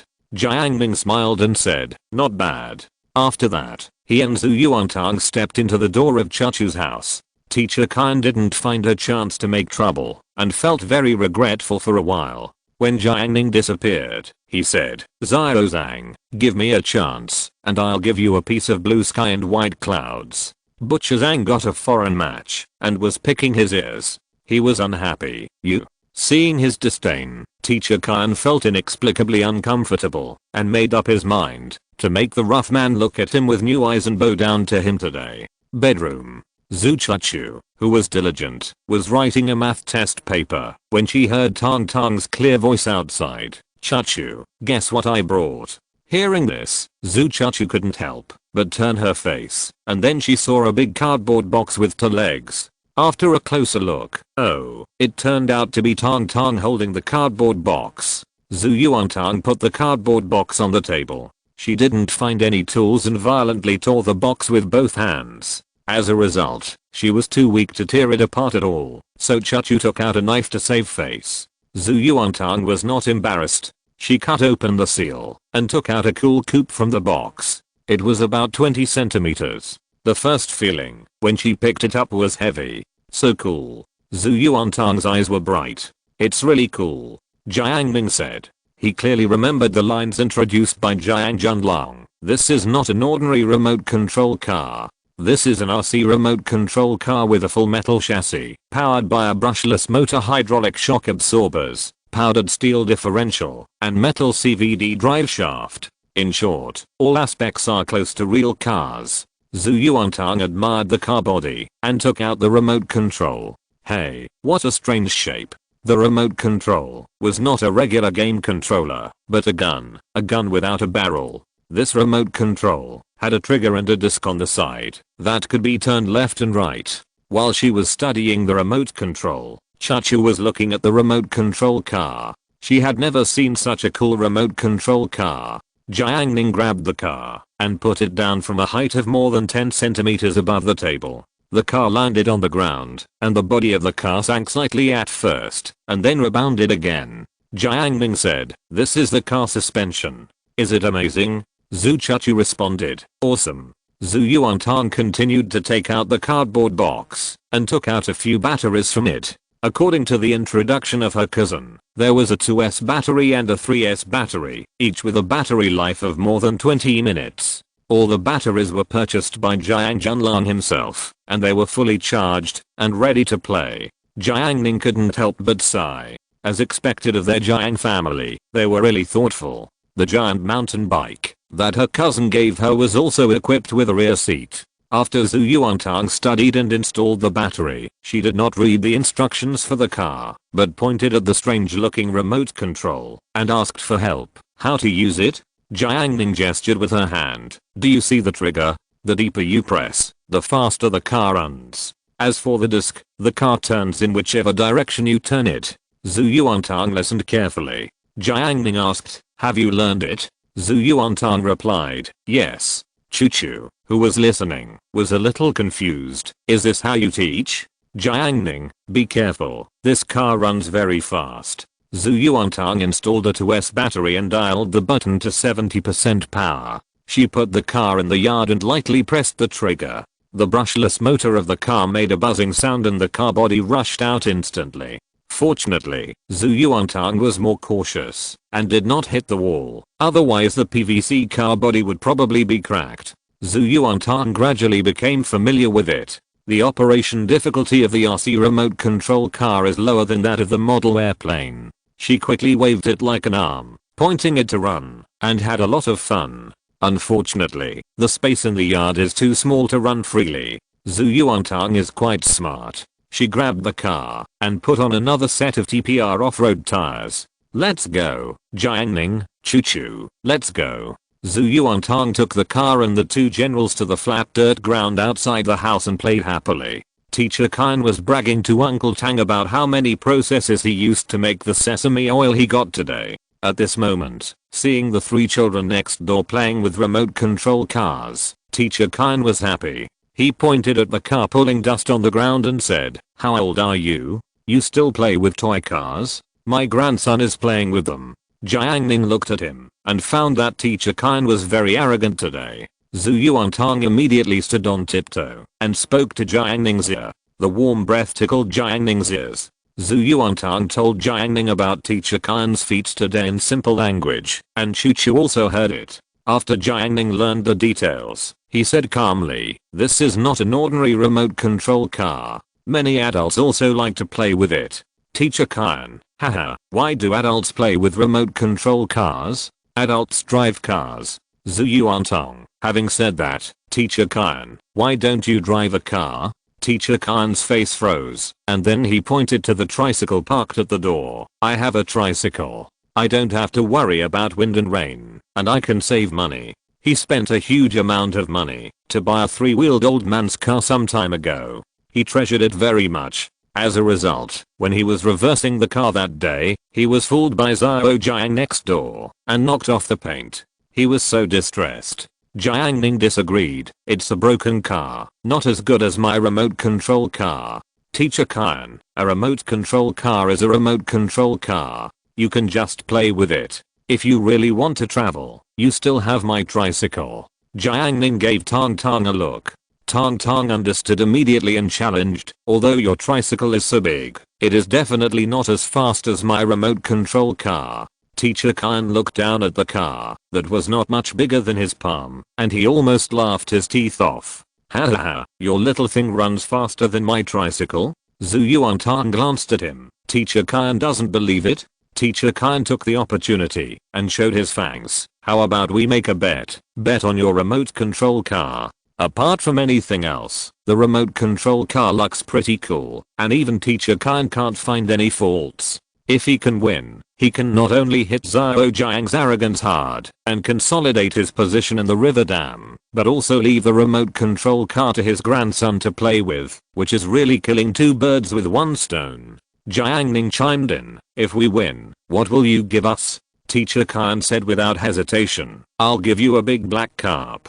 After all, it's a winning fish, so it's not a big deal if you lose." Zhu Yuantang shook his head. "No, my remote control car is valuable, and the fish is not worth much. How about you give us the sesame oil if you lose?"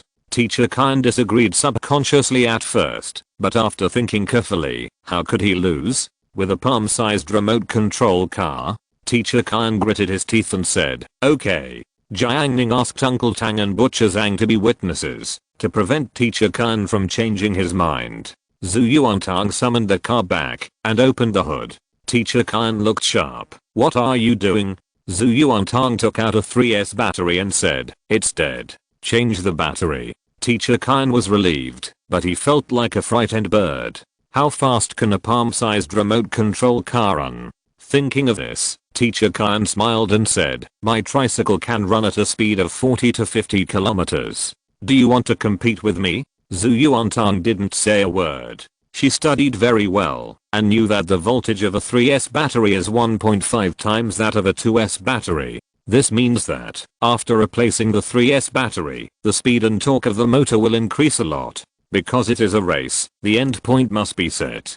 Zhu Chuchu used chalk to draw a finish line on the ground in front of Uncle Zhang's house. They still need to distance themselves first. Several people decided to use the farmhouse as the boundary. Teacher Kine personally got on the car to fight. He glanced at Jiang Ning, turned the electric switch, and the old man rushed to the starting point. Jiang Ning said, "Uncle Tang, please come with us and be a referee." Uncle Tang agreed. So Jiang Ning took Tang Tong, and Tang Tong took the car, and they walked slowly to the farmhouse in the east. When they arrived, Teacher Khan raised his eyelids and said, "Don't waste time. When is the competition?" Zhu Yuantang had just put the car away when Linzida and Zhuang Jian, who in the farmhouse, saw the situation and rushed out to watch. Zhuang Jian, who looked at Teacher Khan and his face was not right. Linzida said cheerfully, "What are you doing together?" Jiang Ning, "To have a competition." They wanted to talk more, but Teacher Khan interrupted, "Let's start." After that, he got on the tricycle. Zhu Yuantang handed the remote control to Jiang Ning, and she drew a starting line with chalk. The white powder was very obvious on the brown ground. Zhu Yuantang drove the remote control car to the starting line, and Teacher Khan's old man's tricycle also crossed the line. The atmosphere suddenly became tense. Even the winter wind seemed to have stopped. Teacher Khan held the handlebars. Everything was going as he expected. After this battle, he would not only win the remote control car, but also the glory. Zhang the butcher? He was just brave but not wise. Jiang the kid? He was just a mad boy. Who would decide the fate of this river dam? Only Master Khan.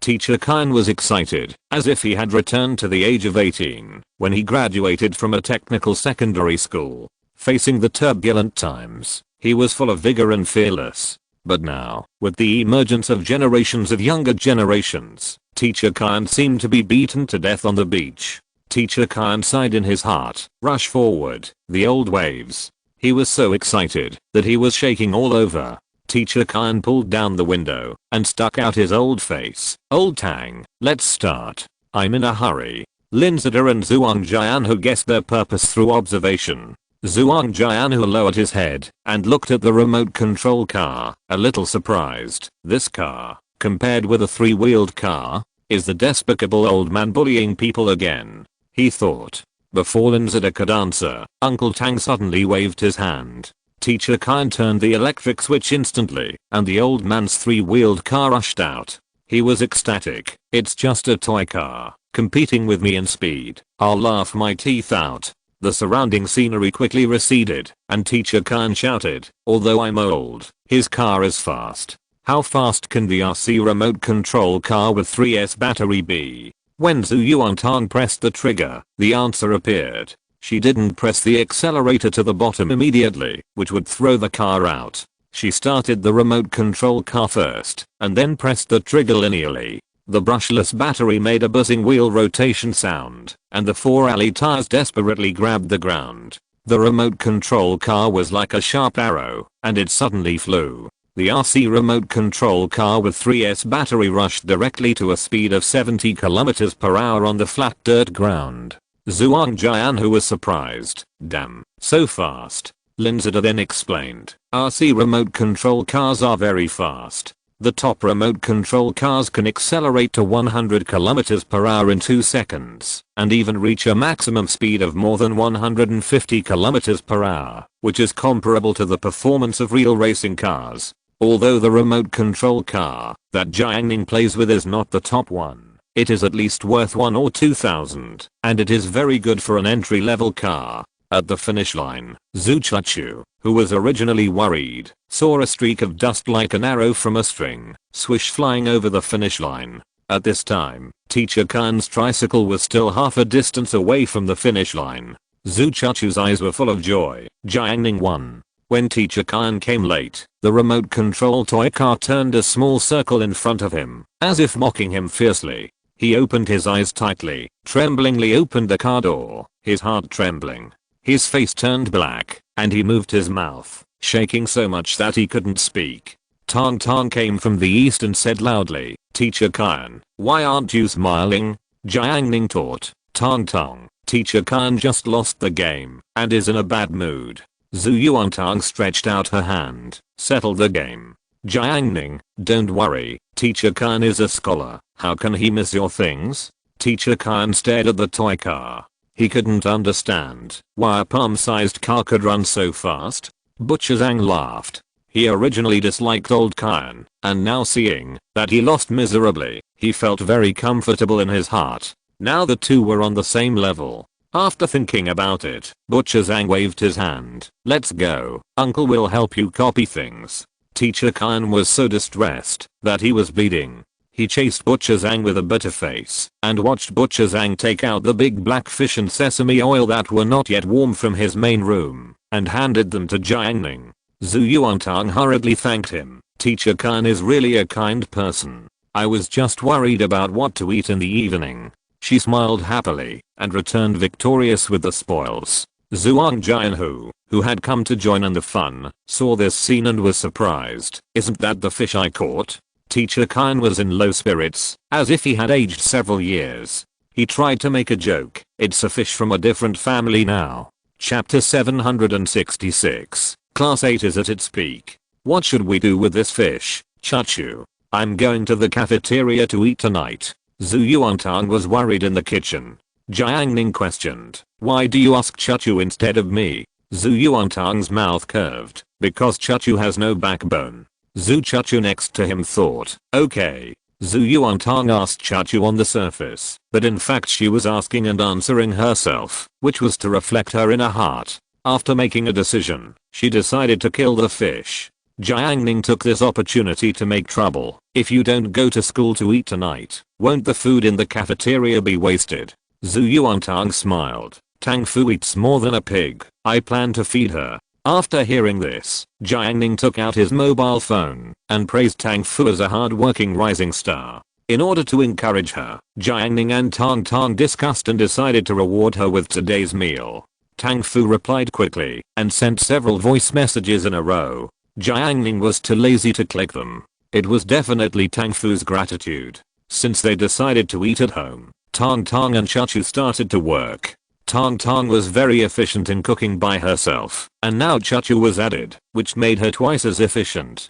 Jiang Ning did not stand by and watch. It was winter, and it was very cold outside. He sat in front of the stove and warmed himself by the fire. Zhu Yuantang cut the big black carp with his knife. The black carp was quite big, so Zhu Yuantang decided to cook it in two ways. One was fish head tofu soup, and the other was fried fish cubes. While cooking, Zhu Yuantang kept talking to Chachu, saying how fast she drove the remote control car just now. If she hit the big wolf dog next door, it would probably make it scream. Zhu Chachu asked her to be careful, because if she hit someone, the consequences would be serious. Zhu Yuantang said she would not. She also said that it was getting colder recently, and it might snow soon.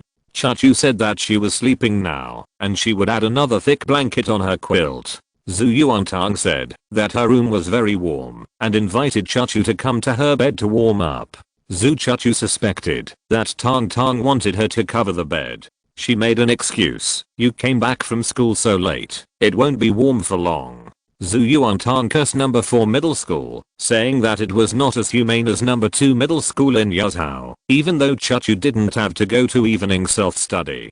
Zhu Chachu was more rational. She drained the washed fish pieces and put them in a plastic basket. No, for middle school has a different positioning. The school takes into account the students' self-control, so it has opened evening self-study, which is actually quite good.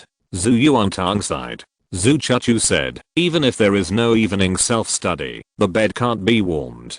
Don't you still go to Jiang Ning's room to play games? Zhu Yuantang, yes. Immediately, she suddenly had an idea. Time is like a sponge. If you squeeze it, there will always be some. Can we go to Jiang Ning's room to warm up? Zhu Chachu. She forced herself to control herself and not look at Jiang Ning. Zhu Yuantang was not as sensitive as Chachu. She talked about other topics again, imagining that she would use a remote control car to amaze everyone in the dam. If any naughty child wanted to touch her toy car, she would show what technology is. Chachu is not as naive as her, but occasionally when she talks about herself, she will also say that her spoken English is not good enough, and that the sunset the day before yesterday was beautiful, but it was a pity that she didn't take a photo. The two girls in their prime were busy preparing dinner and chatting about the little things in life. Jiang Ning was quietly burning a fire beside them and occasionally used a fire hook to hook a fragrant peanut from the burning firewood. It's great. He smiled. The family sits leisurely, and the lights are friendly. Dinner was eaten in the kitchen with the residual heat of the firewood. Stir-fried lotus pond moonlight, which is lotus root slices fried with snow peas, dried black fungus and carrots, is a very refreshing vegetarian dish. Next is the marinated and dry-fried herring cubes, and then stir-fried with green and red peppers. The colors are distinct and very appetizing. Finally, there is a fish head tofu soup. The surface of the thick white fish soup is garnished with a few wolfberries, a few pieces of coriander, and a drop of sesame oil, one from Teacher Kyan. To be honest, the quality of sesame oil is really good.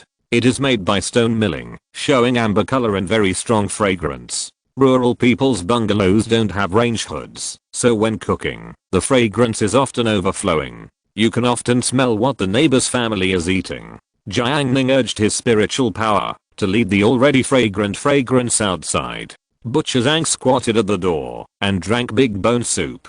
Teacher Kyan sat on a square stool at home, drinking porridge. He lost badly today and was in a very depressed mood. He couldn't even eat. His dinner was porridge with pickled garlic. At this moment, he was drinking porridge and suddenly smelled the fragrance from Zioga's house. It was the delicious fish fragrance, mixed with the familiar sesame oil. The combination was really tempting. Teacher Kyan could almost imagine the deliciousness of the fish soup. He was so angry that he wanted to turn around and go back to the house. But he was unwilling to give up, so Teacher Kyan sniffed hard and vowed to suck back his money. It was evening self-study, and most of the students were in the classroom. CUIU, can you please close the door when you leave? Please have some manners, Yuwen warned. CUIU winked. Haha, how do you know I have no manners? Silly dog. After Yuwen finished scolding, she turned around and complained to Jiang Yanan. Do you think I was too proactive before? I heard that girls who take the initiative will lose face.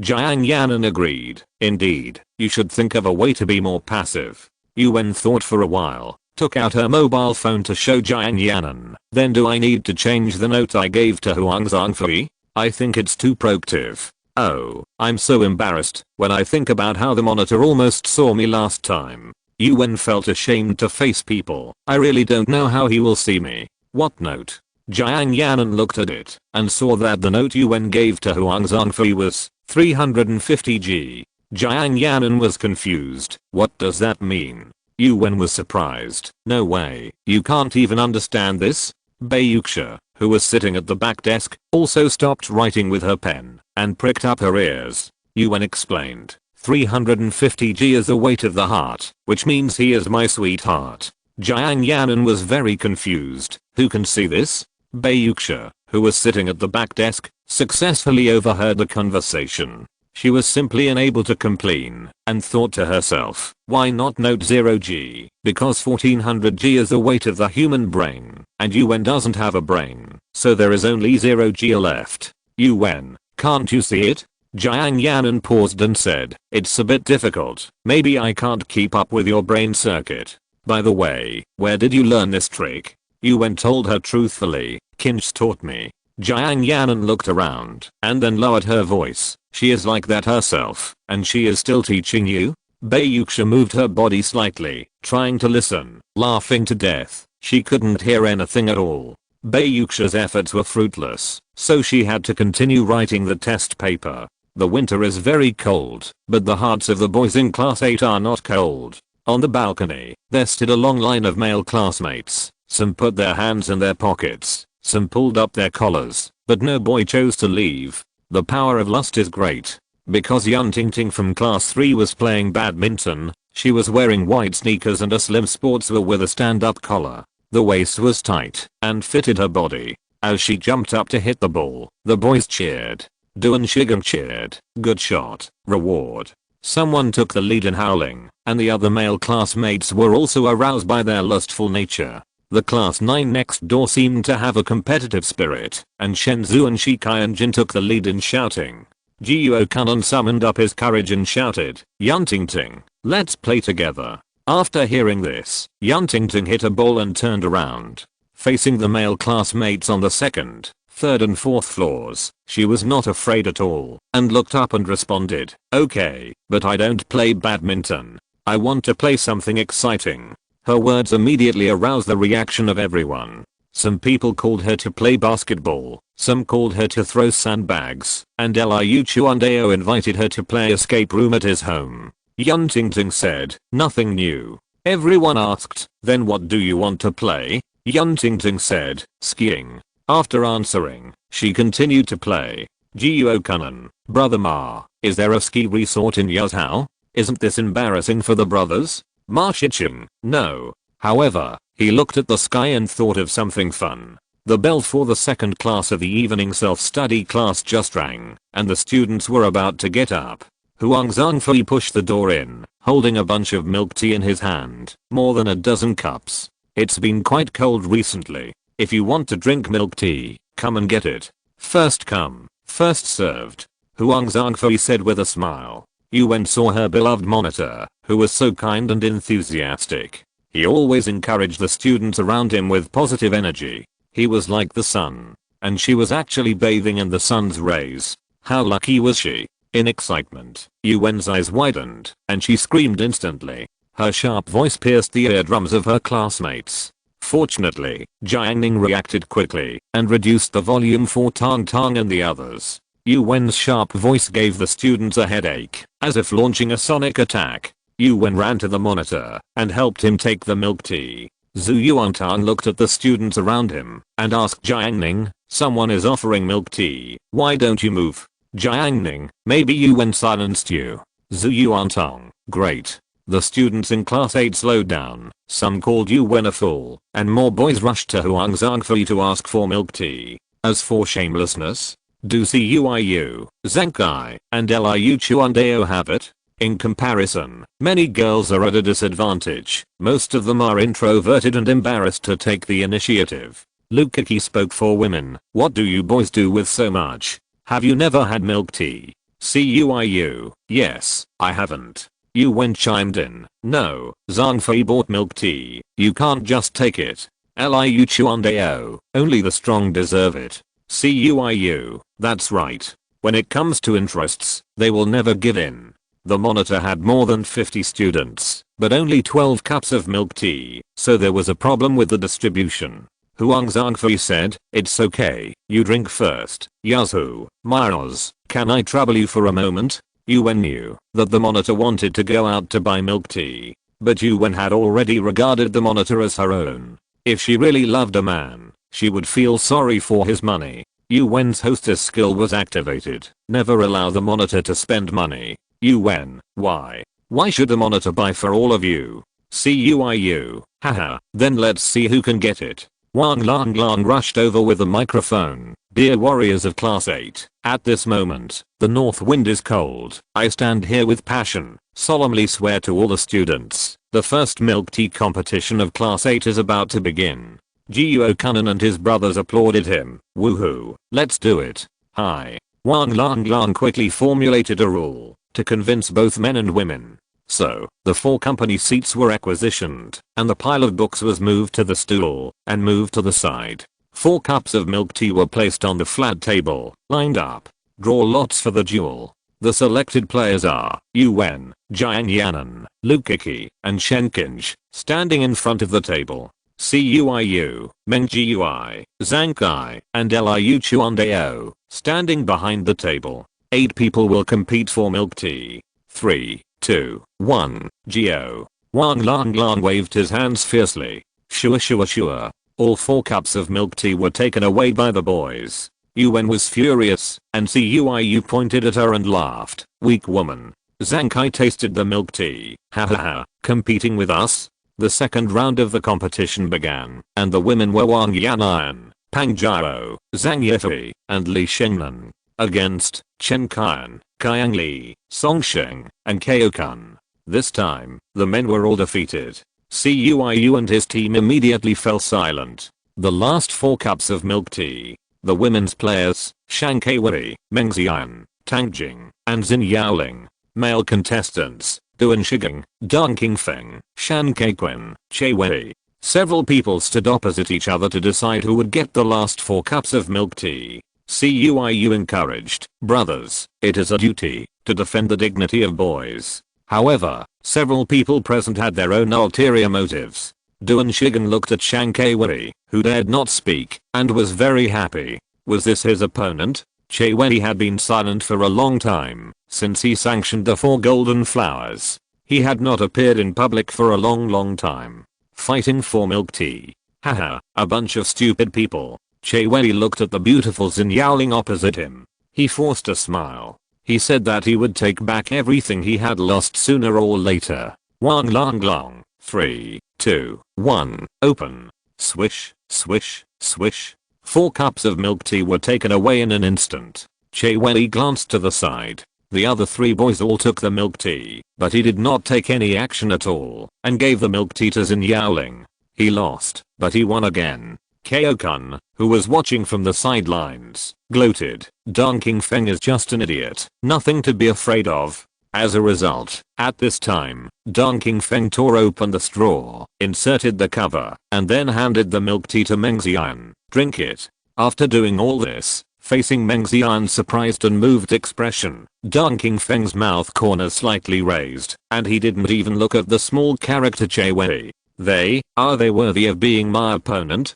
Dong Qingfeng pondered in his heart. Looking around, it was actually lonely at the top.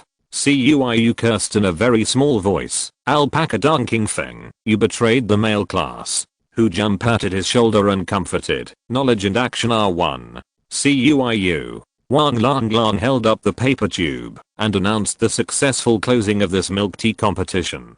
Dong Qingfeng and the beautiful woman Meng Xian walked through the back row together. His eyes inadvertently swept over Jiang Ning, and at this moment he didn't feel that he was looking up to the mountains.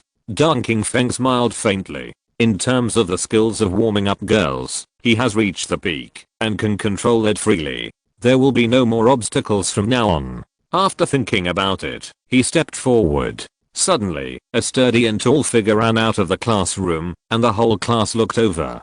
Tang Fu was standing at the door of the classroom, staring with a pair of eyes shining with wisdom, calling, Jiang Ning, sister is here to repay the favor. Chapter 767. Happy. Tang Fu stood at the door of the classroom, and instantly attracted the attention of the students in class 8. Her dressing style was not outstanding. She wore a loose top and tight bottom. She wore a medium-length white down jacket on the upper body and pure black tight cotton pants on the lower body. She wore sneakers on her feet, and white socks wrapped around her ankles with a Hook logo printed on the surface. She was very tall, and trained a lot every day. Her legs were thin and long. They were not skinny, but round, strong and healthy, which was very visually impactful. After seeing this, Tang wanted to whip her a few times and drive her out of the classroom. Other girls in the class, such as Shenkinj, stared at Tang Fu. She knew something about this tall girl, and knew some of her deeds, such as she used to be a sports committee member, had a strong athletic talent, and hung out with senior high school sports students all day. Shenkinj had never met this kind of girl before, and she was a little bit in awe of her. She couldn't help but be alarmed and tried not to pay attention to Jiang Ning's reaction. Why didn't she pay attention to Jiang Ning? Because at this moment, Shenkinj noticed Yuan and Jiang Yanan out of the corner of her eye. When they saw Tang Fu calling Jiang Ning, they immediately shifted their gaze to Shenkinj, trying to find out something. If Shenkinj made any unusual moves, they would definitely find out. Although the 4 of them were good sisters, because of the existence of Lu Keki and Ju Wen, they became unstable in the relationship between the 4. If she looked at Jiang Ning at this time, she would definitely become the subject of discussion in the small group of Lu Keki and the other 2 in the evening.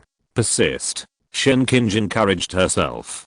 Tang Fu carried a few cups of milk tea, took a long step casually, and walked to Jiang Ning. She said sincerely, thank you for letting me have dinner tonight. Look, it's for you. Tang Fu put a few cups of milk tea on the table. Yuan secretly looked, and found that it was the most popular milk tea outside the school. A cup cost more than 10 yuan. Is she that rich? Yuan exclaimed. Immediately, she thought to herself, no matter how rich I am, how can I compare to the class monitor? The monitor bought so many cups at once. Zhu Yuantang was originally jealous of Tang Fu's long legs, but when she heard what Tang Fu said, she felt proud again. What's the point of being so tall? Isn't it just for the IQ? At this moment, the height of her inner thoughts far surpassed Tang Fu. Zhu Yuantang thanked, Fu, I was right about you.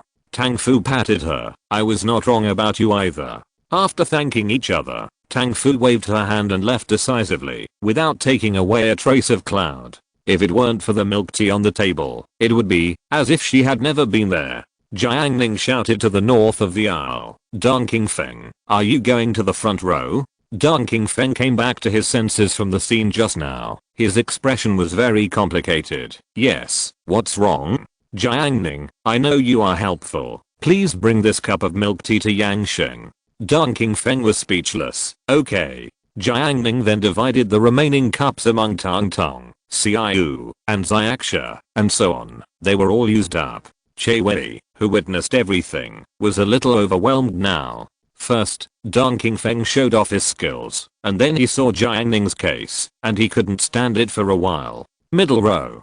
Pang Jiao was drinking milk tea like a storm. She was drinking milk tea, and yelling at the milk tea, hey, Yang Iron, I feel so fat. I'm so fat now. I dare not eat carbohydrates anymore. Song Shen couldn't hold it back and said, you are indeed a little fat. You shouldn't drink this cup of milk tea. Pang Jiao immediately yelled at him, you don't have eyes? I'm 1.65 meters tall and weigh 210 kilograms. I'm at most slightly fat, okay? Song Shen was puzzled. Didn't you say you were fat? Wang Yanan rolled her eyes at him with her flat fish eyes. Oh, you stinky loser. Can't you listen to girls the other way around? She continued to comfort Pang Jiao. Jiao, you are not fat at all. You are just edema. After hearing this, Pang Jiao was overjoyed. Yes, edema. I'm just edema. It will disappear in 2 days. Wang Yanan echoed a few words, and the relationship between the good sisters was even better.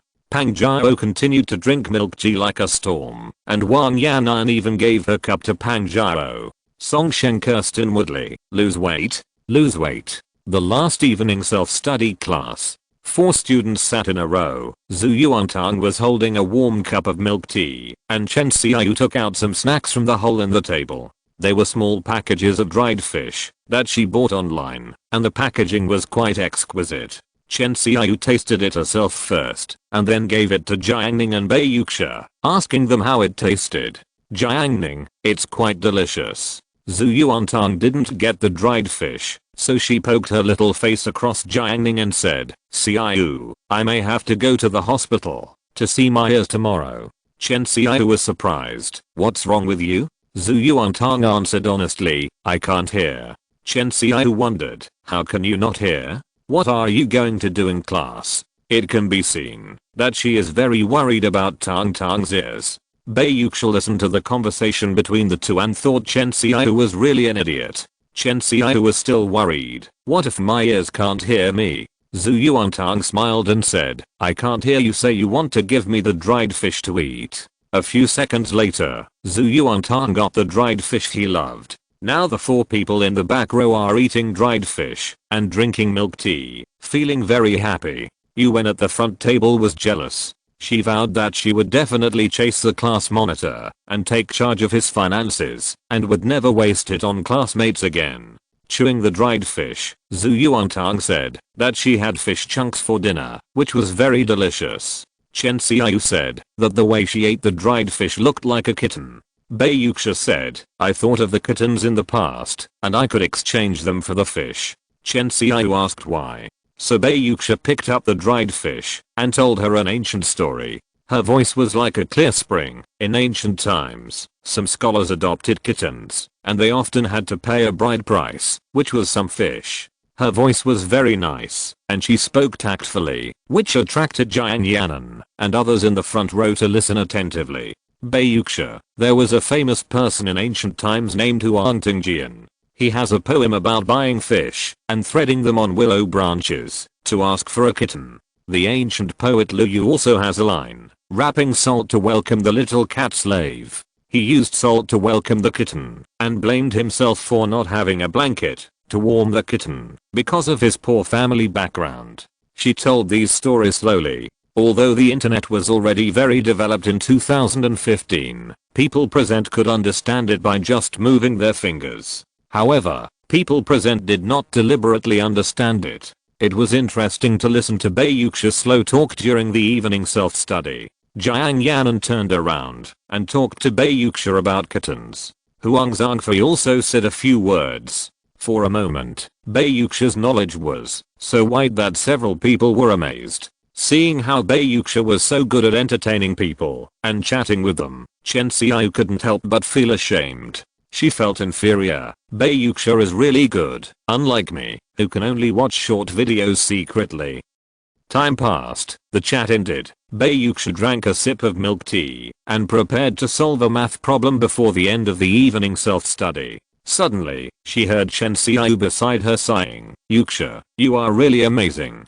Bayuksha glanced sideways, her eyes as quiet as lake water, staring quietly, revealing a bit of doubt. "Chen Xiao, I don't know as much as you do. When I chat with others, I can't say anything at all." She felt inferior. "Hey, you and Jiang Ning also chatted like this last time. I'm so envious. When I'm with Jiang Ning, I can only say HMMRR. Bayuksha," she suggested, "read more books. Although reading can't improve your IQ, it can increase your knowledge." Chen Xiao spread her hands. "I can't compare with you. I forget it very quickly after reading it. When I want to say it during a chat, I need to look it up in the book temporarily. And even if I say it, others don't believe it at all. Isn't it because you look stupid?"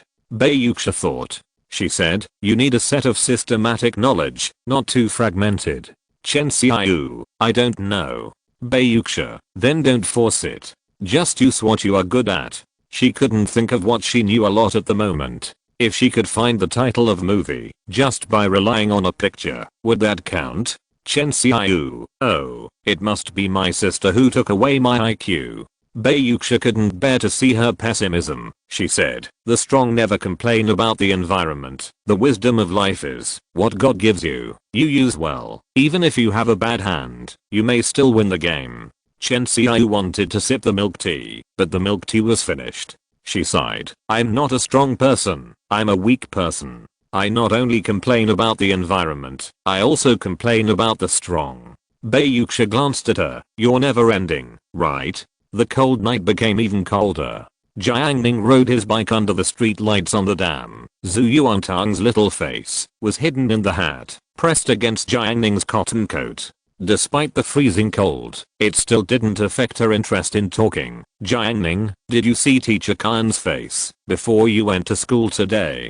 "Hehe. Jiang Ning, I saw it. He was so angry." Zhu Yuantang smiled slyly. He is usually very stingy and likes to take advantage. Today, he finally vented his anger. Jiang Ning did not look back. His consciousness outlined Tang Tang's appearance. He smiled and said, "A punching bag. All the neighbors in Hebei are weird. It is normal for her, a little girl, to be unable to beat others." Unexpectedly, Zhuang Jian, who was still cheated by Teacher Khan. "Humph." Zhu Yuantang pouted. "Who said that? I used to be super powerful." She tried her best to swear that she was powerful. Even without Jiang Ning, she would still be able to dominate the world. Jiang Ning did not believe it at all. Zhu Yuantang decided to tell her record. She described Teacher Khan's evil deeds. "When I was in the second grade of junior high school, one day his family had relatives visiting. He wanted to buy cigarettes for the relatives, and I was studying next to them." Jiang Ning was stunned. "You, studying? Why did he feel so unreal?" Zhu Yuantang said seriously, "Yes, I also have to read books. How can I get full marks if I don't read books? It just happened to be reading and studying that day. Don't worry too much about these insignificant things." Zhu Yuantang said, "In a cold night, because we are entertaining relatives, Teacher Khan can't leave, and the place that sells cigarettes is far away." Zhu Yuantang pointed to the city behind with flashing neon lights. "So he asked me to run errands to buy cigarettes, gave me 20 yuan, asked me to buy Yunnan cigarettes, and said that the remaining money would be used to buy snacks for me." Jiang Ning, "Don't Yunnan cigarettes sell for 20 yuan? Zhu Yuantang was angry. "Yes, Yunnan cigarettes sell for 20 yuan. How could I not know that when I have banquets every day? In the rural areas of Yazhou, when having a banquet, the host often throws 2 packs of cigarettes on the table. If there are no adult men smoking at the table, these 2 packs of cigarettes are often snatched by children and sold in small shops afterwards. Therefore, rural children are often very familiar with the prices of various types of cigarettes. Yunnan cigarettes belong to the better grade among them. Many families often use Huangshan cigarettes at 10 yuan a pack when doing things. Legend has it that there is a host who uses Zhanghua cigarettes, which cost 70 yuan a pack. Zhu Yuantang has always heard of this, but unfortunately he has never met one at a banquet. Jiang Ning, he wants you to run away for nothing. Zhu Yuantang was proud, so I saw through it on the spot and rejected him. Teacher Khan also said that I had money to earn, so I ran to find Dong Dong and told him that Teacher Khan's family had a big job. Jiang Ning, what happened next? Zhu Yuantang, Dong Dong cheated 20 yuan and bought a bunch of snacks. Teacher Khan was so angry that he jumped up and down and had a quarrel with Dong Dong's grandmother. Jiang Ning praised, not bad, you can drive a tiger to swallow a wolf. Zhu Yuantang was very proud, don't look down on me next time, I'm very powerful. Jiang Ning's spiritual sense detected her little appearance with her head held high, and Jiang Ning asked again, what happened next? Zhu Yuantang was surprised, there was nothing later. Didn't I frame Teacher Khan? Jiang Ning sorted out the overall situation and pointed out a key point, but you didn't get to eat Dong Dong's snacks. If it were me, I would beat Dong Dong up and then snatch his snacks. Zhu Yuantang was silent when he heard this. When did Jiang Ning become so vicious? She said embarrassedly, not so good. Jiang Ning seemed to know what she was thinking. I grabbed Dong Dong's snacks. Do you want to eat them? Zhu Yuantang nodded his head. Yes. Late at night, at 11:50, the cold wind was howling in the campus of No. 4 middle school. In the huge campus, only a few classrooms were brightly lit. In class 8, Chen Kan put down his pen. He raised his head, and his vision was blurry. This was the sequelae of myopia from reading for too long. After a little relief, Chen Kan got up, turned off the lights, locked the door, and walked down the teaching building step by step. His figure was lonely and majestic. The night was even quieter. Half an hour later, a figure fell from the wall of the playground. This person was dressed in black, probably to keep warm, and tied leggings. He walked leisurely towards the teaching building, as if he was browsing his own backyard. In another direction, in the boys' dormitory, several figures swooshed over the wall. Brother Quan, pick me up. Wang Lang Lang stood at the wall of the teaching college and shivered. Shan Kaikun shouted, fuck you, jump. A minute later, the brothers gathered together, namely Shan Kaikun, Jiuo Kunan, Hu Jun, Ma Shicheng, Wang Lang Lang, Cuiu, a total of 6 people. They each carried a bucket. Only Wang Lang Lang was empty-handed. Come on, get to work. Ma Shicheng urged. Lang Lang, you are responsible for investigation. 6 figures crossed the wide avenue in front of the cafeteria and then went to the faucet to get water. After a while, a bucket of water was filled. Wang Lang Lang tested the water temperature and shivered and took his hand back. The water is so cold. Jiuo Kunan was extremely excited. The water is so cool. I feel so good. He clamped the bulges on both sides of the bucket with both hands and rushed to the No. 3 teaching building, running faster than Shan Kaikun, who often exercises. Everyone staggered to the No. 3 teaching building. Ma Shicheng, be careful, don't spill water on the stairs. Several people carefully climbed to the 2nd floor and came to the balcony in front of class 8's classroom. From the cafeteria to building 3, it is nearly 200 meters away. Carrying buckets full of water, in the middle of winter, everyone is exhausted and panting, with sweat dripping down their foreheads. Cuiu howled, start pouring. Jiuo Kunan, brother Ma, you have an idea? In this weather, it will definitely freeze tomorrow morning. Let's go ice skating on the balcony. In the dark sky and the cold world, a group of teenagers carried buckets, nervously and wantonly splashing water. The cold water flowed everywhere and soon covered the concrete floor. Here. Cuiu pointed to the territory of class 9. Jiuo Kunan worried, will it not be occupied by class 9? Cuiu, don't be afraid of a bear, do it. Ma Shicheng, do it, but the water may not be enough. Shan Kaikun said, "Get a few more buckets." Ha ha ha. It was really tiring, but there was a fiery light in the eyes of several people. No one backed down. The air was filled with the passion of the teenagers. Chapter 768 Night Chase. Shan Kaikun and his team ran again, filled 5 buckets with water, and poured them all in front of the corridor of Class 8 and Class 9. Some water even flooded to the boundary of Class 10. "It's almost done." Ma Shichen tiptoed, bent his waist, and waded through the water carefully. In case his shoes got soaked, it would be difficult to dry them in this weather. While several people were busy, Wang Lang was guarding the balcony east of Class 8, responsible for detecting unusual movements to prevent being discovered by the school security. However, it was 1 o'clock in the morning and all the lights in the teaching building were off. The night was cold and silent, with only a faint light between heaven and earth, as if it was the crystal light reflected by frost. Wang Lang shrank his neck. If it were usual, he would definitely stay in bed now. Today his parents have something to do and will not be back at night, so he can stay in school. Meng Jiui invited me and Brother Ma to sleep at his house tonight. Do you want to go? Wang Lang's thoughts were wandering. Suddenly, he caught a glimpse of a black shadow walking out of the north exit of teaching building number 2. Wang Lang was stunned. Is there anyone still studying so late? He was impressed by the other party's efforts to achieve this level. He is probably better than Shin Kyan. This freshman is really terrifying.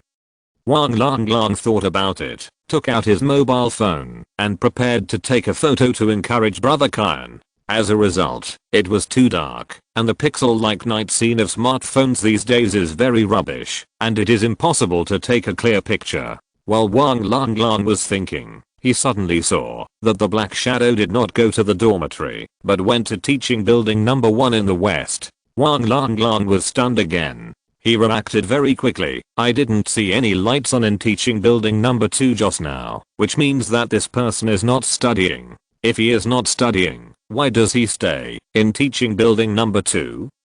What's more, he is now going to teaching building number 3. Connecting the clues, Wang Lang immediately figured out the other party's intentions. He quickly slid to the south aisle and whispered, "Brothers, stop, there's movement." Ma Shichen and his men all approached, and Wang Lang quickly told them what he had just seen and his guesses. Everyone was shocked. Thief. The thief who has been rumored in number 4 middle school. Shan Kaikun gritted his teeth. My Bluetooth headset. Jiuo Kanan was extremely angry. My power bank. Too many people in class 8 were taken care of by this thief, especially Jiuo Kanan, whose eyes were full of anger. His Romus power bank, which he bought for dozens of dollars, was barely used a few times. Get him. Jiuo Kanan whispered. Shan Kaikun, we must do it. Cuiu rubbed his hands together, full of motivation. He said, if we can really catch the thief, we will have made a great contribution. Ma Shichen made the decision. Go. He began to deploy. I'm in charge of the downstairs. Brother Cuiu, you two go from the west. Brother Quan and Brother Nan, you two go from the west. Surround the number 1 teaching building. When that person goes up to the 2nd floor, we'll catch him in the urn. Ma Shichen, Lang, you continue to stay in class 8, be a secret sentry, and report your location with your mobile phone at all times. Okay. Several people dropped the buckets, rushed downstairs, and pounced on the number 1 teaching building. Cuiu and Hu Jun sneaked to the west staircase of building 1. They were obviously here to catch a thief, but the two of them looked more like thieves. Cuiu smacked his lips. I'm lucky today. If I can catch him, I will be famous in number 4 middle school. He suggested again, how about setting an example in the class group, and live broadcasting the thief capture? Hu Jun was more rational and stopped him. No, we just poured water. If we broadcast it live now, what if we get caught?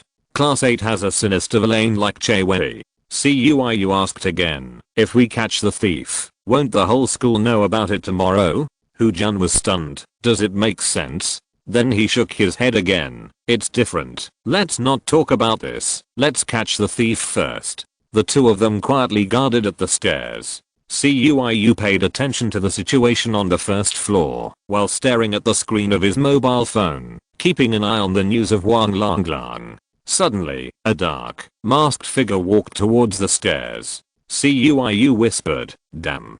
Hu-jun, didn't Brother Ma say to lead him upstairs?" Cuiu asserted, "I have a hunch that I can catch him alone." The two held their breath for 1 second, 2 seconds, 3 seconds, until the figure approached within 3 meters. Cuiu growled, "Die." After saying that, he jumped out like a nimble weasel. Unexpectedly, the black shadow reacted faster, flashed suddenly, then withdrew at a very fast speed, and then turned around and ran away. Hu-jun put away his phone and hurriedly started chasing. On the main campus road to the east of teaching building number 1, Jiuo Kunan squatted behind a trash can and witnessed this scene. "Damn, didn't we agree to lead you into a trap?" Shan Kei-kun said, "It's a buffet now. Start catching." He stepped on the ground, and the benefits of long-term exercise were immediately apparent, and he started at a very fast speed.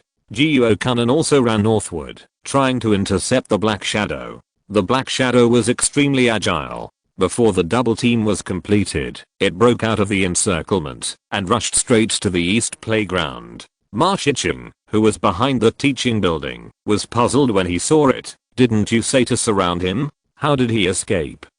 He had no choice but to chase after him. Under the cold and silent sky, a black shadow moved quickly, and several figures behind it were chasing it relentlessly, especially the fastest white shadow, which was less than 10 meters away from the black shadow. Shan Kei-kun threw out a phantom with his legs.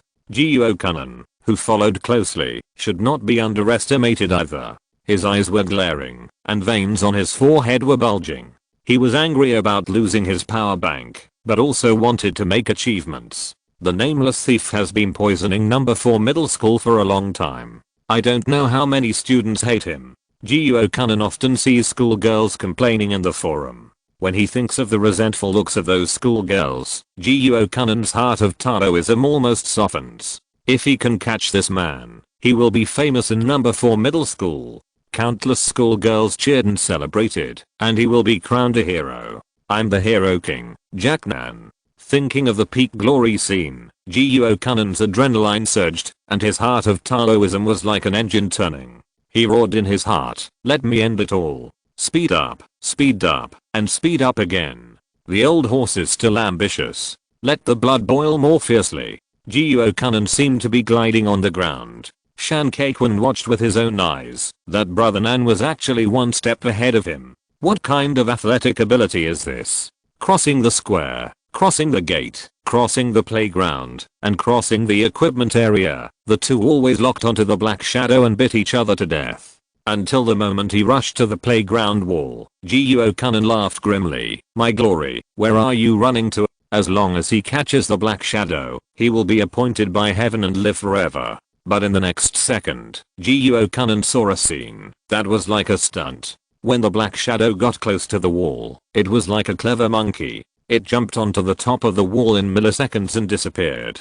Jiuo Kunan was stunned. Shan Kei-kun stepped on the wall, climbed up the wall, and stuck his head out. He saw the black shadow disappear quickly from his sight. Shan Kei-kun ran so far in one breath, and saw the black shadow disappear. He lost his breath and let go of his hands. More than 10 seconds later, Cuiu, Hu-jun and Ma Shicheng arrived late. "Cuiu, where is the person?" Shan Kei-kun said helplessly. "He ran too fast and climbed over the wall too fast. I didn't catch up. If the black shadow just now participated in the sports meeting, he would definitely shine." Cuiu was frustrated. "Damn it, how can he run so fast?" Jiuo Kunan looked at Hen. His Tao heart stopped again. God had given him a chance, but he didn't seize it. Ma Shicheng sighed. "Okay, let's retreat." A negative atmosphere lingered among the small group.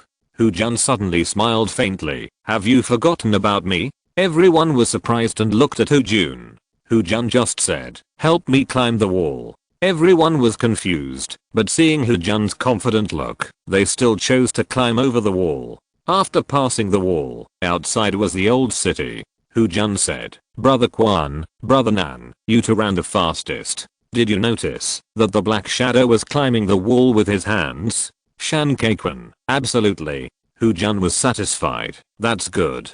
He seemed to have turned on a radar. After searching around, he found a broken doghouse.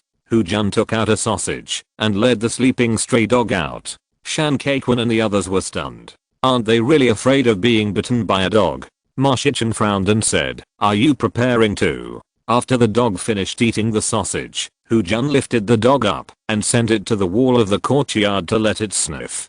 Jun said confidently, you mentioned that the thief climbed over the wall very quickly. According to my judgment, the other party must have climbed over the wall frequently, and he climbed over with his hands, so his smell must be left on the wall. Cuiu was surprised and said, no, wild dogs can also smell. Isn't this the job of a police dog? Jun said, in front of me, all dogs are equal. The stray dog sniffed the scent, and Jun commanded, go. So in full view of everyone, the dog actually ran forward with its head shaking. Jun followed the stray dog and started the second round of pursuit. Jiuo Kanan was excited and hurriedly trotted to catch up. The search team set off again. Several figures walked through the night, approaching the target little by little. Jiuo Kanan was excited. Isn't this unstable? Wan Wan. The stray dog suddenly barked twice and suddenly ran quickly to a dark alley. Jun, hurry. As a result, when they entered the alley, they saw a small flame burning. Jiuo Kanan stepped on the flame with his feet and found that it was 2 burnt gloves. Jiuo Kanan cursed, damn it, you wear gloves when stealing things? Monday, early in the morning, it was cold and freezing. When the students of class 8 climbed up to the second floor, they suddenly found that there was a frozen corridor in front of them, which stretched far from the east and was nearly 30 meters long. What's going on? Some students could hardly believe their eyes. As more and more students gathered, they were all in disbelief. After a brief surprise, there was joyful laughter. Many students slid forward along the ice track and had a lot of fun. When Jiang Ning and Zhu Yuantang walked to the classroom, they saw this scene. Many students were skating happily with smiles on their faces. Even Wu Zhaoqi was practicing fancy basketball. Chen Xiao and her sister were wearing pink cotton jackets and skating hand in hand. When she saw Zhu Yuantang, she hurriedly shouted, Tong Tong, come and play. Zhu Yuantang immediately abandoned Jiang Ning and threw himself into skating. Jiang Ning stepped into the classroom and saw Bei Yuxia still sitting in her seat. He asked, why don't you go out and play? Bei Yuxia said calmly, there are too many people. Jiang Ning, it's okay. Not long after, the instigator Shan Kaikwon and his friends came to the class. As expected, they saw many students skating. What's more, Shenzhou, Shikayanjin and Tan Miling from class 9 were also skating. Wang Lang showed a mysterious smile and recited a poem aloud. I wish I had thousands of mansions to shelter the poor people in the world. When the class monitors in Yaoling saw it, he was surprised. Who did this? Jiuo Kanan also smiled mysteriously. He has benefited countless people with his own efforts, and he is still hiding in the dark. This joy makes him unable to hide his smile. He said, you don't need to ask, just live a peaceful life. Embarrassed Xin Yaoling didn't say a word.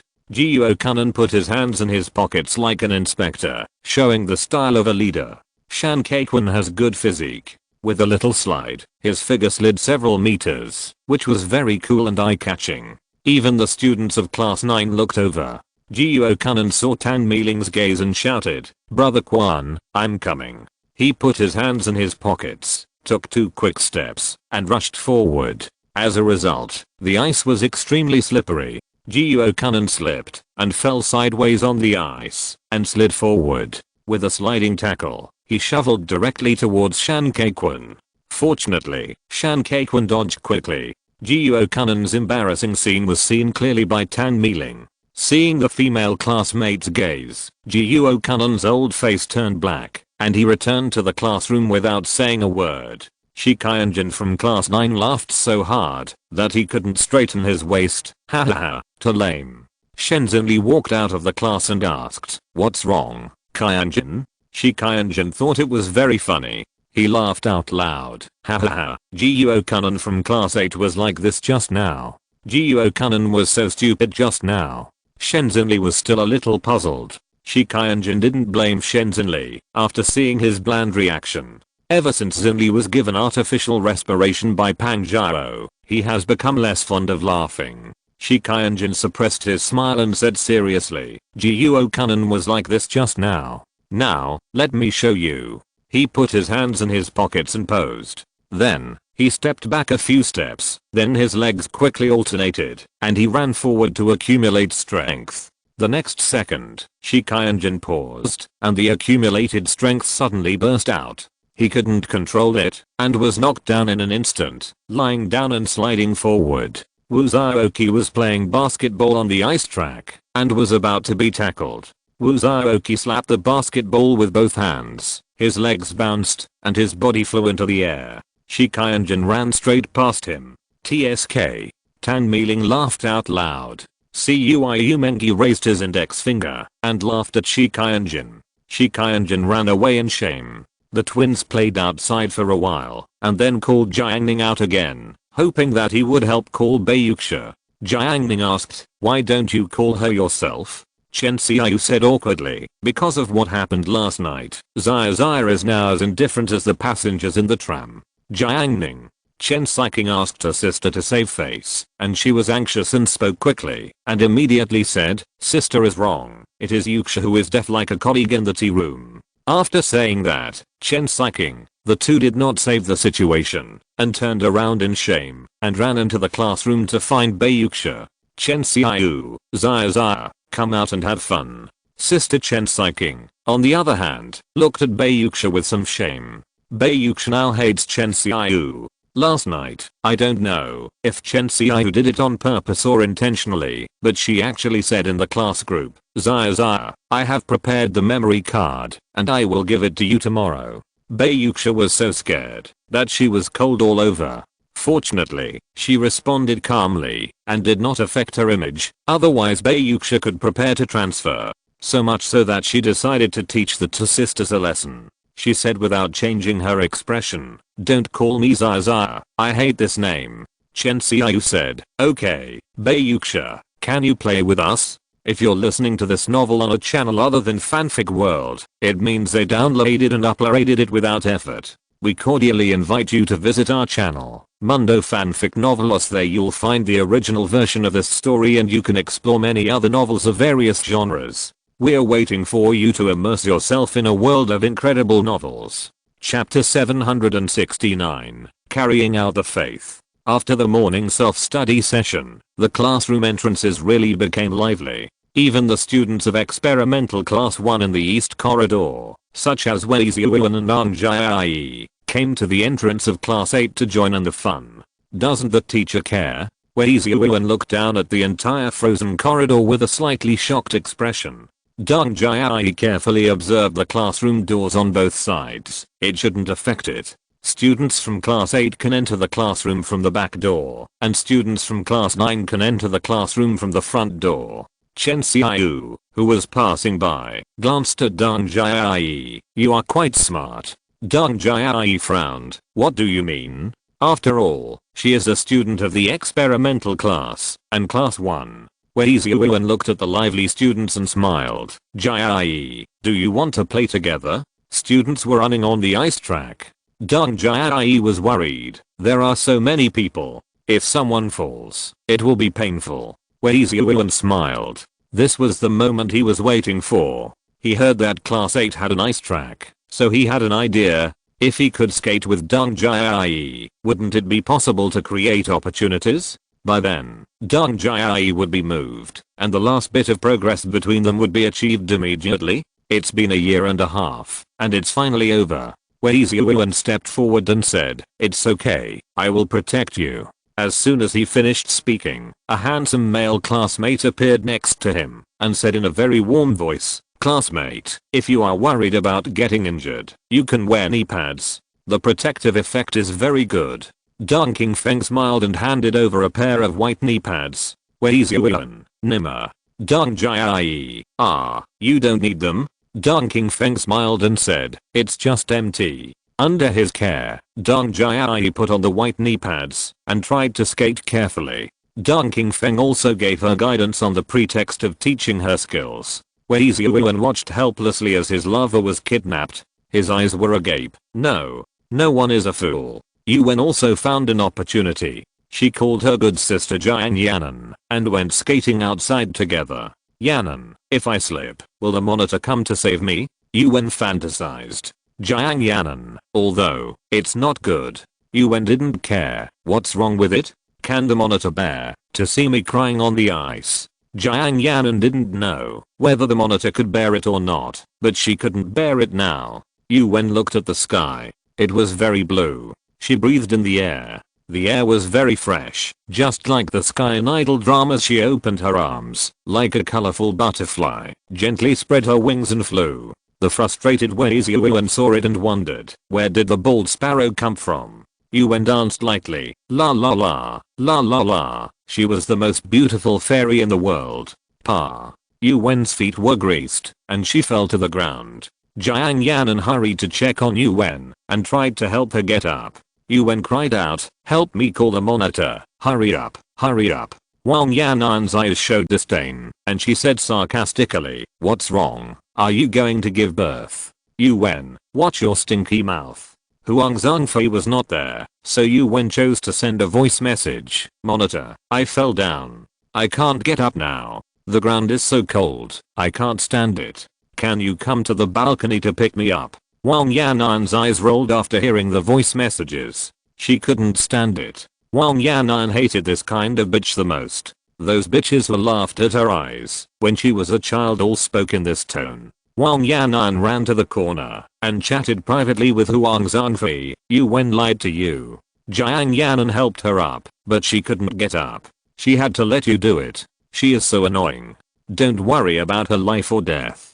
After stirring up the relationship, Wang Yanan watched the show with a sinister look. Bitch, I will expose the truth. Let's see what you can do. She was so proud, but 3 minutes later, she actually saw Huang Zhangfei helping Yuan. Wang Yanan was stunned. What the hell? Jiuo Kunan was waiting anxiously in the classroom. He was wandering around in the back row, wandering around like a guest waiting for the result of a bet. Suddenly, Mao Zhe walked into the classroom.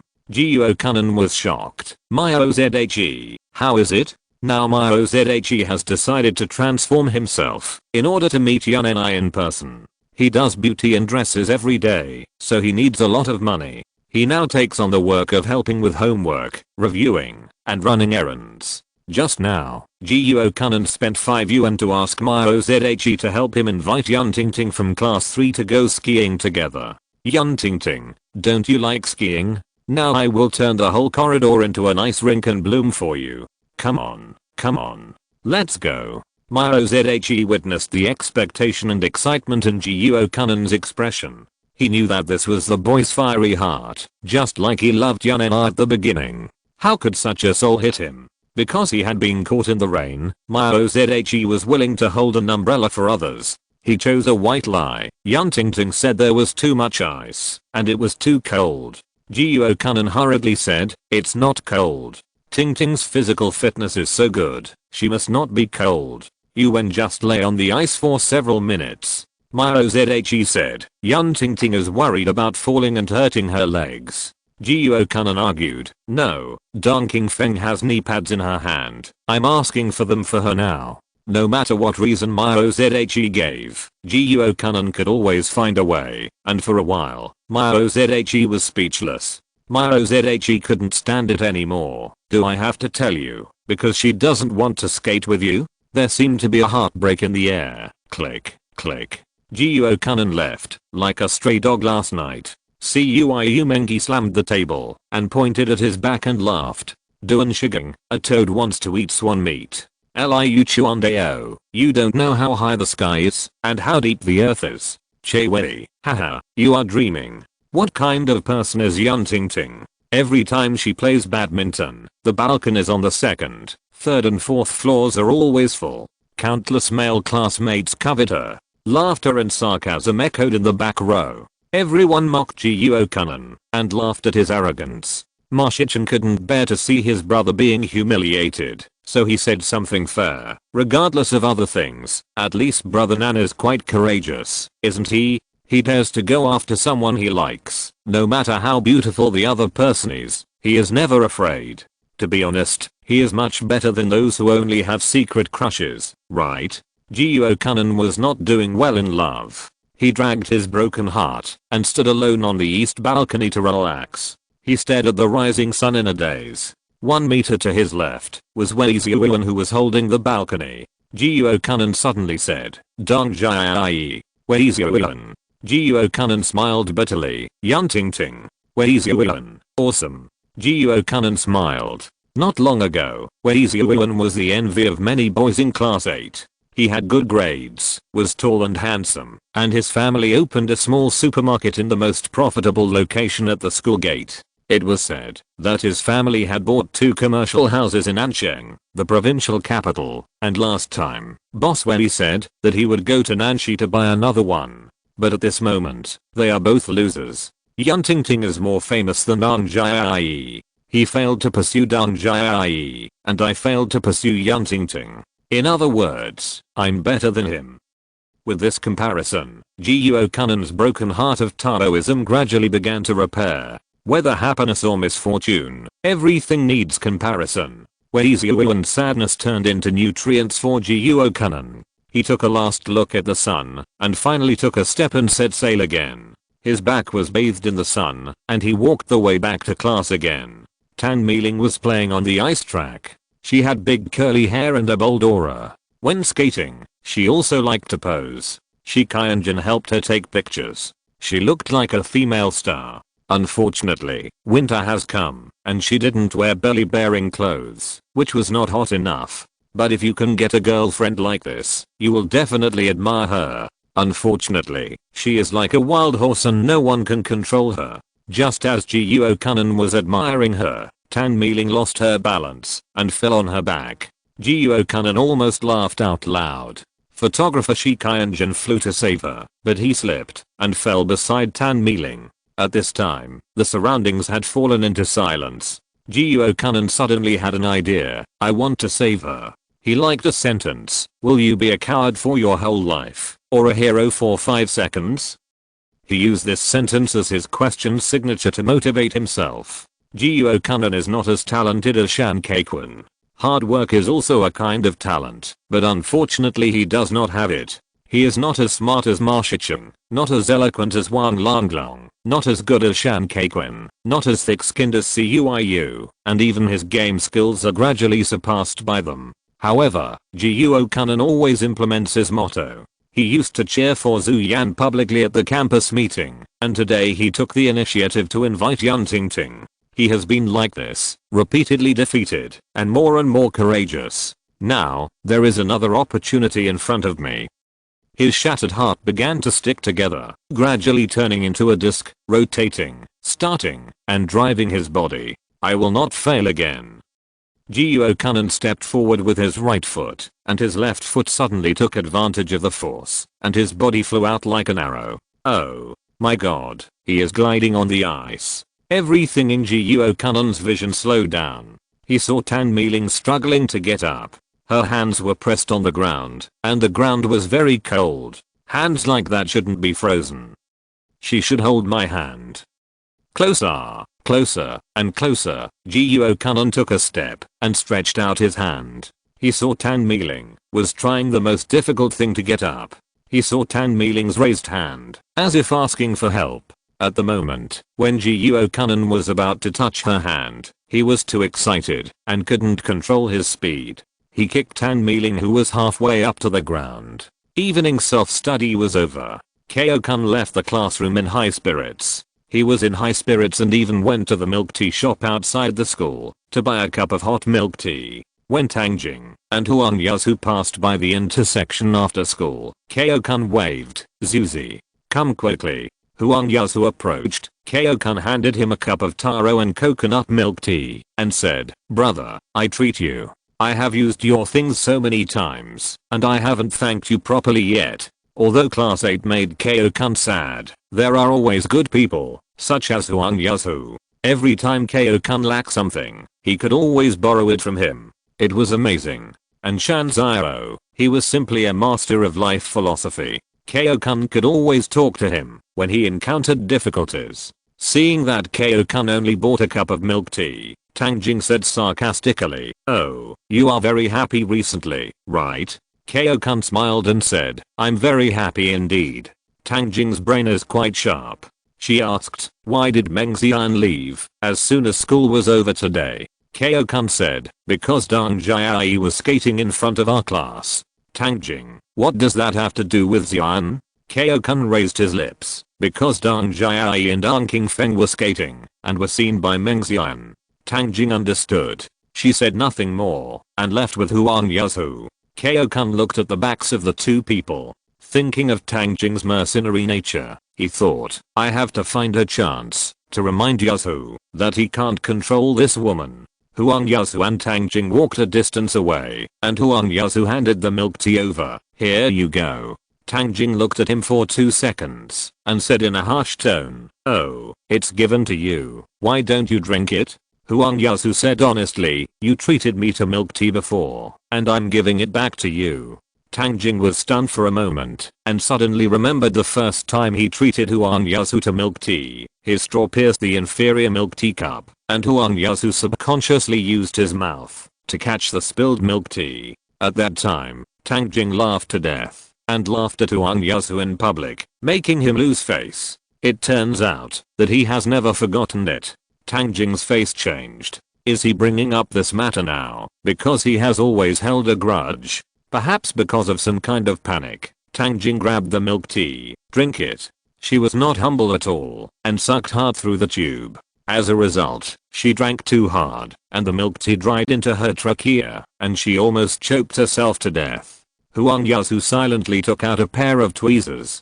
Tang Jing choked to death but finally recovered and did not let Huang Yasu torture her. Tang Jing's face turned yellow. She had just lost face, and because of inexplicable guilt, unwillingness, and impatience, she asked back, I took your milk tea, why didn't you resist? Huang Yasu was still honest, I took the initiative to give it to you. You gave me milk tea. Tang Jing went crazy for no reason. She ran to the milk tea shop and bought 2 cups of milk tea. Give it back to you. Huang Yasu took the milk tea. The two continued to walk forward, gradually moving away from the school. Tang Jing, why don't you drink it? Huang Yasu smiled innocently. Take it home for my younger brothers and sisters. At night, Zhu Yuantang was warming up the computer. She opened Assassin's Creed and played happily. Zhu Chuchu's wrong question book was spread on the armrest of the sofa. She quietly studied the questions and immersed herself in them. Chuchu used to only play games in Jiang Ning's room, but now she can study. Because Jiang Ning's room is not only comfortable, Jiang Ning recently ordered a spiritual ingredient that helps concentrate, which can significantly improve learning efficiency. As a result, Zhu Chuchu can even ignore the music that Tang Tang plays games. Chuchu, do you want to drink yogurt? Zhu Yuantang's voice floated over. Zhu Chuchu was puzzled. Is there any more at home? Didn't you drink it all? Zhu Yuantang, it doesn't matter. Jiang Ning can do magic. Zhu Chuchu didn't want to talk, always feeling that Tang Tang had a mysterious trust in Jiang Ning. Didn't Auntie tell you not to drink it? Zhu Yuantang vowed. Are you afraid of her? Do you want to? Tang Tang asked again. Chuchu, it's alright. Zhu Yuantang, okay, then I'll start summoning Jiang Ning. She began to activate the mantra. Come out, my summon, Jiang Ning. Follow the ancient ritual. The next second, a familiar face appeared in the window outside. Zhu Yuantang's little face froze. Mom? Chapter 770. Attacking each other. January 26th. During evening self-study, the weather was cold, but people were excited. Song Sheng and Pang Jiao were arguing. The reason was that Pang Jiao ate potato chips too loudly, disturbing Song Sheng's study. Pang Jiao said sarcastically, what's the point of studying well? Isn't it still sitting with them? Song Sheng retorted, I study hard, just to get away from you. Pang Jiao's fat flesh trembled with laughter. Song Sheng scolded, you useless thing, you can't even lose weight. You are so fat, no wonder the students of class 9 were knocked away by you. When skating yesterday, the arrogant students of class 9 tried to occupy the skating rink of class 8. CUIU invited Pang Jiao and others to form a chariot, carrying the power of 3 elephants, and knocked the students of class 9 away, thus establishing his hegemony. As a result, Song Sheng now actually uses this to mock Pang Jiao. Zhang Yifei rebuked. Is this how you treat the hero of our class? Besides, Zhao Jiao is not fat at all. You are fat. Wang Yan'an accused Song Sheng. Song Sheng, bullshit. I have fat wrapped around my muscles. Wang Yan'an covered her mouth. Fat is fat. I don't even have abdominal muscles. I'm not as good as CUIU. Jiao Jiao has a nice figure. Only a stinky man like you, who can't get my Jiao Jiao, would choose to slander her. When Song Sheng thought of the scene of him getting Pang Jiao, his brain was polluted, and he said with an extremely disgusted expression, "Pa." Pang Jiao growled, and said to Song Sheng with a bloody mouth, "Pa again." Xin Yaoling, who was sitting high on the podium, was very worried. He wanted to stop it, but was afraid of causing greater chaos. However, as the class monitor, it was his duty to maintain class peace. She was entangled, and difficult to make a decision. She couldn't help but look at Jiang Ning, who was getting water at the water dispenser. During the time she came to class 8, she gradually realized the charm of this man. As before, she was willing to sacrifice herself to let Jiang Ning participate in the New Year's Eve party and amazed everyone. Jiang Ning noticed that she was observing him, and he smiled. Don't worry, they are classmates. It's normal for them to fight. After saying that, Jiang Ning picked up the cup and left the front row. Song Sheng, who was warned by Pang Jiao, finally didn't dare to spit anymore. He had witnessed Pang Jiao's chemical attacks countless times. If he took it with his face, he would be sick for months. He injured it and cursed again. Trash. Useless trash. Pang Jiao said disdainfully. Waste. Song Sheng, what do you call a pig? Pang Jiao, blast you. Wang Yan'an saw through Song Sheng's cowardice. She covered her mouth and mocked. He only dares to yell. After these words came out, Song Sheng felt panicked, as if he was seen through. Who is he? He is the bully Sheng of class 8. He shouted, come on, let's have a duel. Pang Jiao narrowed her eyes. Duel? Song Sheng said viciously, what are you doing? 10 seconds later, Xin Yaoling saw the scene of Song Sheng and Pang Jiao playing rock paper scissors. She pouted, that's it? Then, the corners of her mouth rose. Very good. This is the harmonious class she dreamed of. Beat her to death. Beat her to death. Yuan stared at the video of catching an adulterer on Kuaishao app. She was very emotional. She wanted to rush into the screen and beat the bitch who destroyed other people's families. Jiang Yanan was puzzled. The mistress is so ugly and dark. Why did the man cheat on this person? Shen Qinsh commented, the original wife looks and has a good temperament. I don't understand. Chen Xiao at the back table answered, home flowers are not as fragrant as wildflowers. Her answer was heard by the girls in front, and no one spoke. Yuan was puzzled again. I found something very strange. Every time a man cheats, the original wife always beats the mistress. Why doesn't she beat the man? Is it all the fault of the mistress? Jiang Yanan, indeed, it doesn't necessarily have to be the mistress who seduced. They didn't understand this. Jiang Yanan said, if Lu Kiki were here, she would definitely say that the damn patriarchal society is all oppression against women. I admit that she is too extreme, but there may be reasons in this regard, right? Yuan began to ponder. Yes, women are often more malicious towards women. Shen Qinsh did not speak. After experiencing various threesome incidents, she found that it was not so beautiful. Just as several people were thinking, Chen Xiao at the back table spoke again. She taught, you are so stupid. Men can escape from the monks, but not the temples. You can keep them and deal with them slowly, but if you don't beat the mistress this time, I don't know where she will run away next time.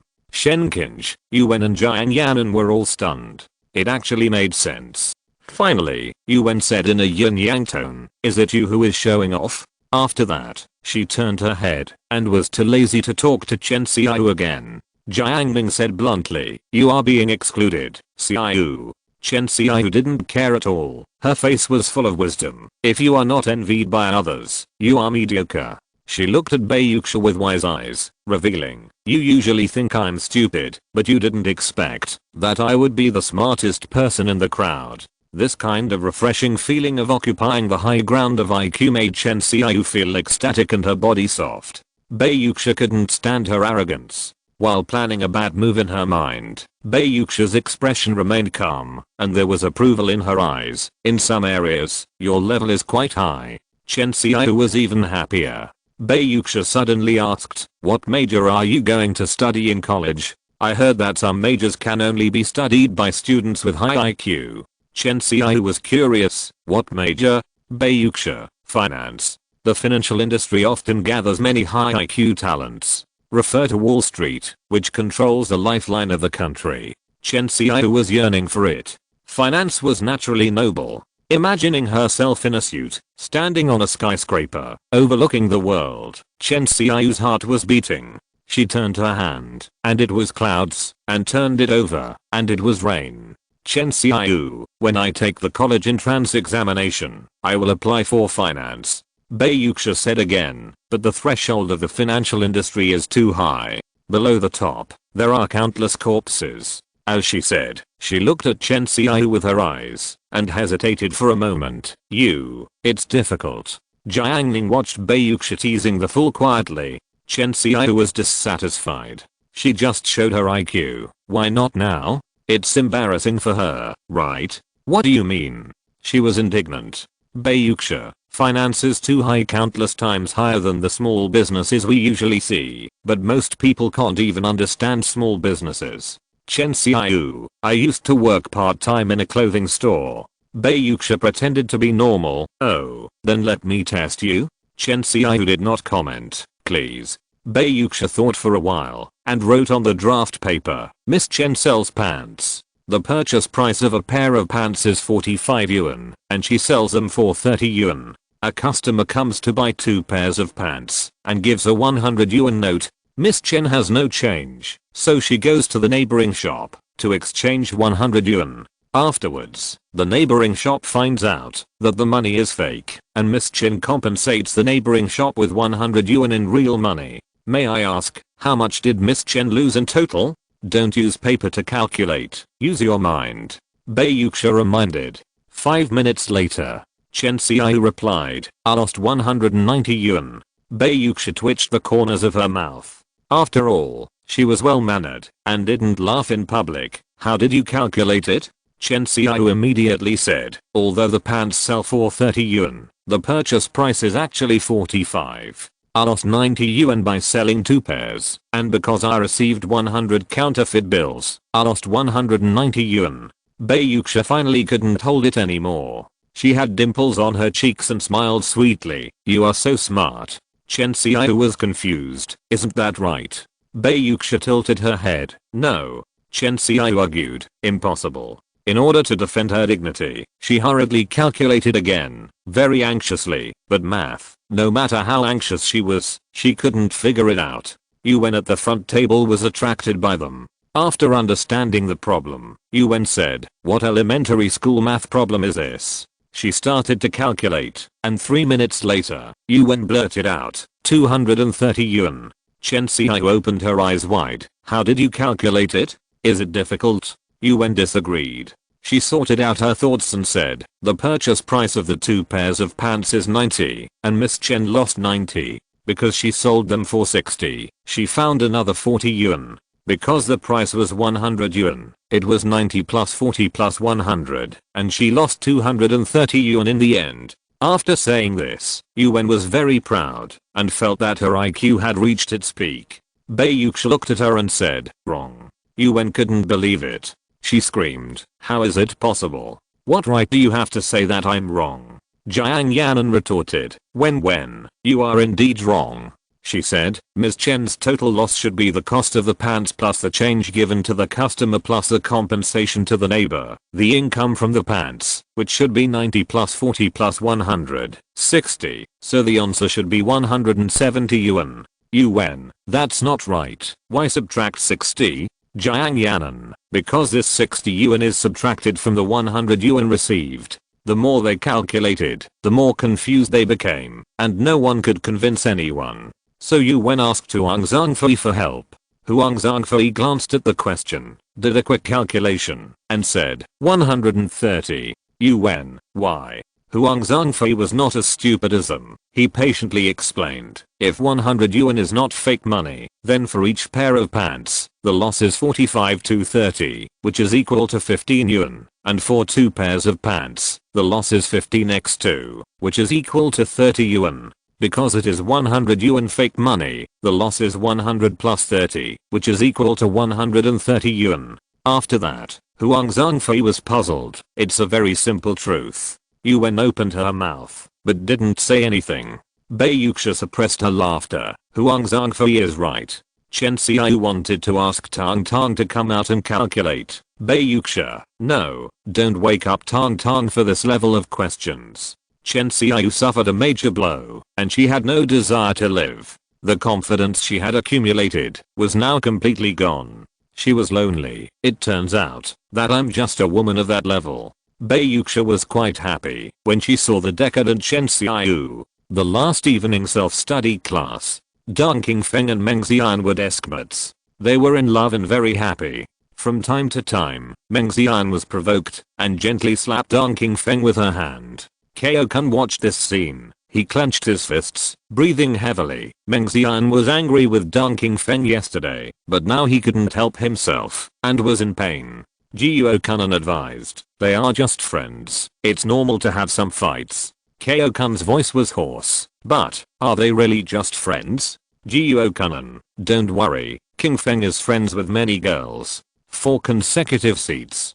Tang Tang was sleeping soundly, and Jiang Ning had nothing to do, so he pinched a few pieces of mountain tea leaves from Huqi Mountain, which was a magical tea he planted himself. The tea leaves were emerald green, and when the boiling water fell into the cup lid, the tea turned emerald green, as if it was the color of spring. At the same time, a faint tea fragrance filled the air, with a touch of sweetness in the soft freshness, which was particularly pleasant. Even the melancholy Xiaoyu, who had suffered a major blow not long ago, moved her nose and smelled the tea. The mysterious fragrance filled the front, and Meng Xian suddenly paused. She had been talking to Dong Qingfeng, and when she smelled the tea fragrance at this moment, she couldn't help but salivate.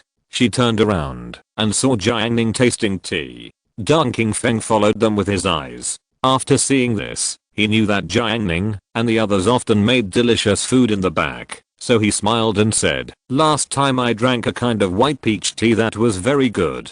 I will bring some tea bags for you to make later. Meng Xian readily agreed. Dong Qingfeng was very satisfied. He secretly said, Jiang Ning's ability can't radiate here after all, and in my home court, no one can compete with me. Although Dong Qingfeng's promise was good, it was just that distant water could not quench immediate thirst. Meng Xian wanted to drink water now. So, she picked up the thermos cup and wanted to unscrew the lid. Maybe because of the hot water in the cup, the lid was sucked, and it was difficult to unscrew it. After seeing this, the gentle Dong Qingfeng took the initiative to take the lid to help the weak lady. Dong Qingfeng held the lid of the cup and exerted force with his arms. In the back row, Jiang Ning tapped his spiritual power, condensate. Dong Qingfeng exerted force to open the lid. Exert force. Open. He was so exhausted that his face was filled with blood. He tried very hard, but still couldn't unscrew the lid. Dong Qingfeng stood there in disbelief. Meng Xian asked tentatively, can you do it? Jiang Ning, I told you to pretend. Chen Xiaoyu cheered up again. She had just sent the question Bei Yuxia asked her to a game group she had joined before. As the favorite of the group, Chen Xiaoyu immediately attracted many male group members. Many group members slandered women in the group every day, but when the beautiful twins showed up, they ran faster than pugs to help her calculate the questions. As a result, many people still got it wrong, and Chen Xiaoyu felt much more balanced. Damn it, it must be the woman surnamed Bei who hurt me. Chen Xiaoyu was determined to take revenge. Let me make a fool of myself in front of so many people. Chen Xiaoyu was angry. She stole a glance at Bei Yuxia and saw that she was doing the questions seriously. So Chen Xiaoyu started to act. She glanced at her phone and laughed cuckoo. Then, she laughed so hard that she couldn't stop. She put her phone on the table and whispered to Bei Yuxia's ear, this video is so funny. Watch it. Bei Yuxia really looked at her. Chen Xiaoyu put her phone on the desk and said, watch it first. I'll get a glass of water. After that, Chen Xiao hurried away. Bayuxia turned her face slightly and stared at the screen. As a result, halfway through the video, a ragged and sexy woman suddenly jumped out and twisted her body. Bayuxia's calm expression suddenly panicked. She quickly reached out to turn off the screen, but unexpectedly, Jiang Ning on the left happened to look at her. Bayuxia's already fair face became even paler. Jiang Ning caught me watching a movie on the spot. A doomsday thought came over her, and Bayuxia felt that her life had become gloomy. With a good upbringing, she always thought that this matter was too corrupting.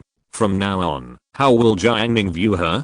Bayuxia, who used to be calm, was in a state of confusion and at a loss. She even lowered her face in shame. Jiang Ning looked at it for a while and commented, "Your video is too blurry. Do you want me to send you a high definition one? Recommend a book, The Famous Love King on Gideon, the new work of the pig kissing the corner, Return to the Island and the Leisurely Life Introduction, a leisurely novel describing the daily life of boys and girls on the island. The plot is relaxed and comfortable, the writing is online, there is no pretense and slapping, no intrigue. Young age, sea catching, daily life, countryside, reading chapter 771 cold. 2015, Yazhou, heavy snow. The school bell rang in the afternoon. The campus of Yazhou No. 2 Middle School suddenly became lively. As a provincial key middle school in Anhui Province, No. 2 Middle School's comprehensive teaching strength can be ranked in the top 10 in Anhui Province. Even though Yazhou No. 4 Middle School has now risen strongly and developed rapidly under the blessing of Changqing liquid, Yazhou No. 2 Middle School has never looked at it seriously. Compared with the oppressive atmosphere of ordinary high schools, No. 2 Middle School has a free style, and even the evil evening self-study does not exist. The campus environment of No. 2 Middle School is excellent. No matter spring, summer, autumn or winter, there are flowers blooming and falling, which is beautiful. Zhu Chuchu pushed the black battery car and strolled gently on the campus. Large flakes of snow fell from the colorless sky, falling into the garden, lawn, and road, embellishing the campus. Some students chased and played, some students played badminton, and some dancers danced in the snow in costumes. But all of these had nothing to do with Zhu Chuchu. She just pushed the car silently. As a student in that Tsinghua Peking University class, her deskmate Muaying had a smile on her face. "Chuchu, it's snowing." She took out her mobile phone, recorded the snow scene, and prepared to post it on questions space. Well, with the words, "The first snow in Yazhou this year is good." Gradually, the two passed through the bustling crowd and crossed the school gate. Zhu Chuchu invited, "Get in the car, I'll take you." She took Muaying and drove into the snow. Muaying said, "Chuchu, you go home so early every day. Jin Yuanhang and others asked you to organize an event, but you never agreed." In her impression, Zhu Chuchu seemed to be very homesick. As soon as school was over, he would immediately leave. Zhu Chuchu's voice was like cold snow. "I want to go home early. My mother is waiting for me at home." Muaying, "Oh then," she said, "oh, it's a pity that my parents are always out of town and only know to send me money. By the way, you can stop at the Roman Banquet Center later. My brother is attending an event there. I want to have a meal." Muaying said, "Would you like to go together?" "No." Zhu Chuchu declined. It was getting dark, and the street lamps on the roadside were emitting dim lights. It was clearly snowing heavily, but there were more and more pedestrians on the street, walking in the snow. Zhu Chuchu drove very slowly to prevent accidents. Muaying, who was in the back seat, was enjoying the falling snow. She saw the people gathered in front and was surprised. There are quite a lot of people over there. Suddenly, a woman's sharp and shrill scream came from the front. Muaying heard the voice and was startled. It seemed something happened. There was an unavoidable section of road ahead. If you can't cross it, you can only push the car in the opposite direction. When Zhu Chuchu approached the crowd, she saw a familiar scene. A man of medium build was beating a woman. The man grabbed the woman's hair with his hand and dragged her along the concrete floor. The snow water stained the woman's clothes. The boy was furious and roared, "Go home or not, I will let you go home." He grabbed the woman's hair with his left hand, clenched his right fist, and hit her head again and again. The woman on the ground was torn like dry grass in the cold wind. She trembled and had no power to resist. She could only scream from her throat, "I won't go home. I won't go home." The man roared, "I told you to go home." As soon as he finished speaking, he let go of his hand and stomped on the woman's face. He hit her violently and stomped her over. The woman fell heavily to the ground and blood flowed from her nose. Muang's eyelids jumped. She was a flower raised in the city. When had she ever seen such a bloody scene? She trembled all over and her hands became weak. Pedestrians around tried to dissuade him. "Enough. You've had enough. You're such a bastard." Someone said, "You've even made her bleed." The violent man was irritated. He abandoned the woman and turned to the old man who had just spoken. "Fuck you. It's none of your business. Who do you think you are?" The old man glared at her. "Try to touch me." The violent man was furious and turned back to beat his wife. "If you don't come home with me, I'll freeze you to death." He actually tore the woman's clothes with his hands in front of everyone. The woman had no power to fight back. The blood on her face dripped and mixed with the snow water, turning into bloody snow water. A fist with all its strength hit her in the face. The woman cried and begged for help. "Help me, please help me." Chachu Muang fell into an extremely angry state. As a woman, she could feel this kind of personal fear even more. Zhu Chachu witnessed this scene. Her eyes were almost calm. She said, "Leave first." Muang was stunned. "Unbelievable. Leave." Zhu Chachu said softly, "Leave first, then call the police." Muang looked at the woman who was being beaten continuously and heard the screams. She looked reluctant. "If we delay any longer, she will be beaten to death." Zhu Chachu sympathized, but she still insisted. "What do you think is the chance of us being beaten if we step forward to stop it?" Without waiting for Muang to answer, she turned the battery car and drove in the opposite direction. At the next intersection, Zhu Chachu took out her mobile phone to call the police and explained the situation. Afterwards, she did not stop and chose to ride home directly. In front of the Roman banquet center, Zhu Chachu pressed the brakes. After Muang got off the car, she looked at Zhu Chachu. Her mouth moved, as if she wanted to say something, but in the end she said nothing. Zhu Chachu set off again. This time she was alone. The snow was heavier. The sky was covered with red clouds, and the flying snow was like white flowers all over the sky. Zhu Chachu's mind flashed with the image of the woman's bloody face and Muang's hesitant expression, and Zhu Chachu's mood became complicated. Did she do something wrong? Should she bravely step forward to stop it? The past experience reappeared. On the day she moved from the city to Heba, a similar incident happened in the residential building. Jiang Ning clearly stopped the domestic violence man, but the woman who was beaten actually wanted to tear Jiang Ning apart. "My mother told me, since I was a child, not to meddle in other people's business and not to rely on my appearance to cause trouble, because that would bring disaster, and our family could not withstand any storms. If I have an accident, it's my mother who will be sad." Zhu Chachu told herself, "There's Tong Tong, and there's him. Even if I succeed in stopping it, what can I get? Peace of conscience? No, the safety of my family and friends is my greatest peace."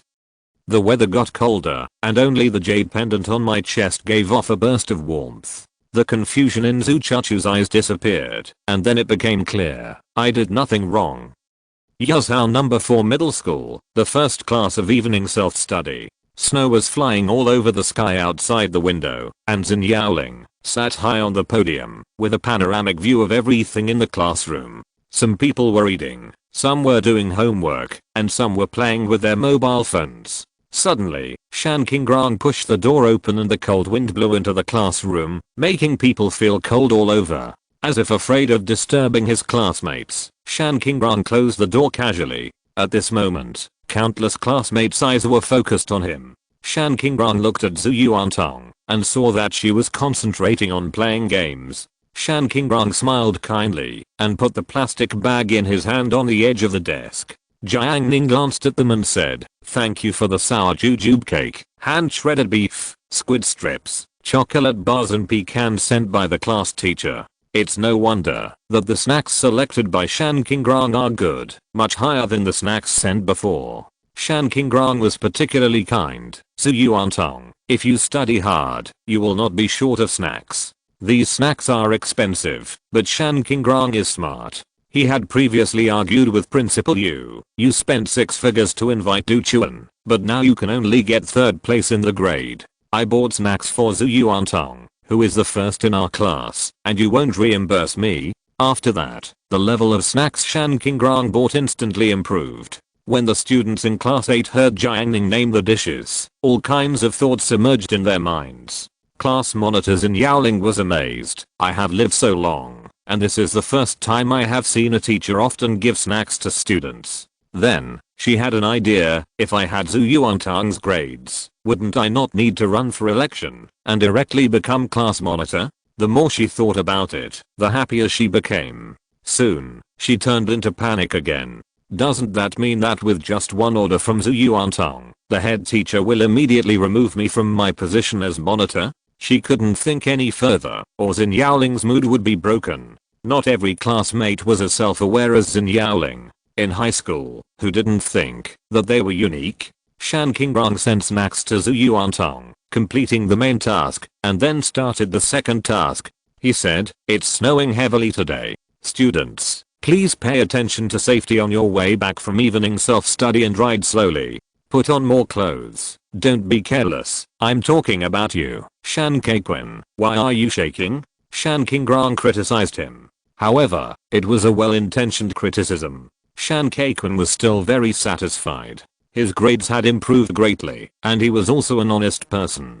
After explaining the safety issues, Shan Qingrong saw that many classmates were staring at Zhu Yuantong, who was eating snacks. He noticed that his classmates were jealous, so he paused. The final exam is coming soon. Whoever makes great progress in this exam will also be given snacks by me. There was an uproar in the classroom.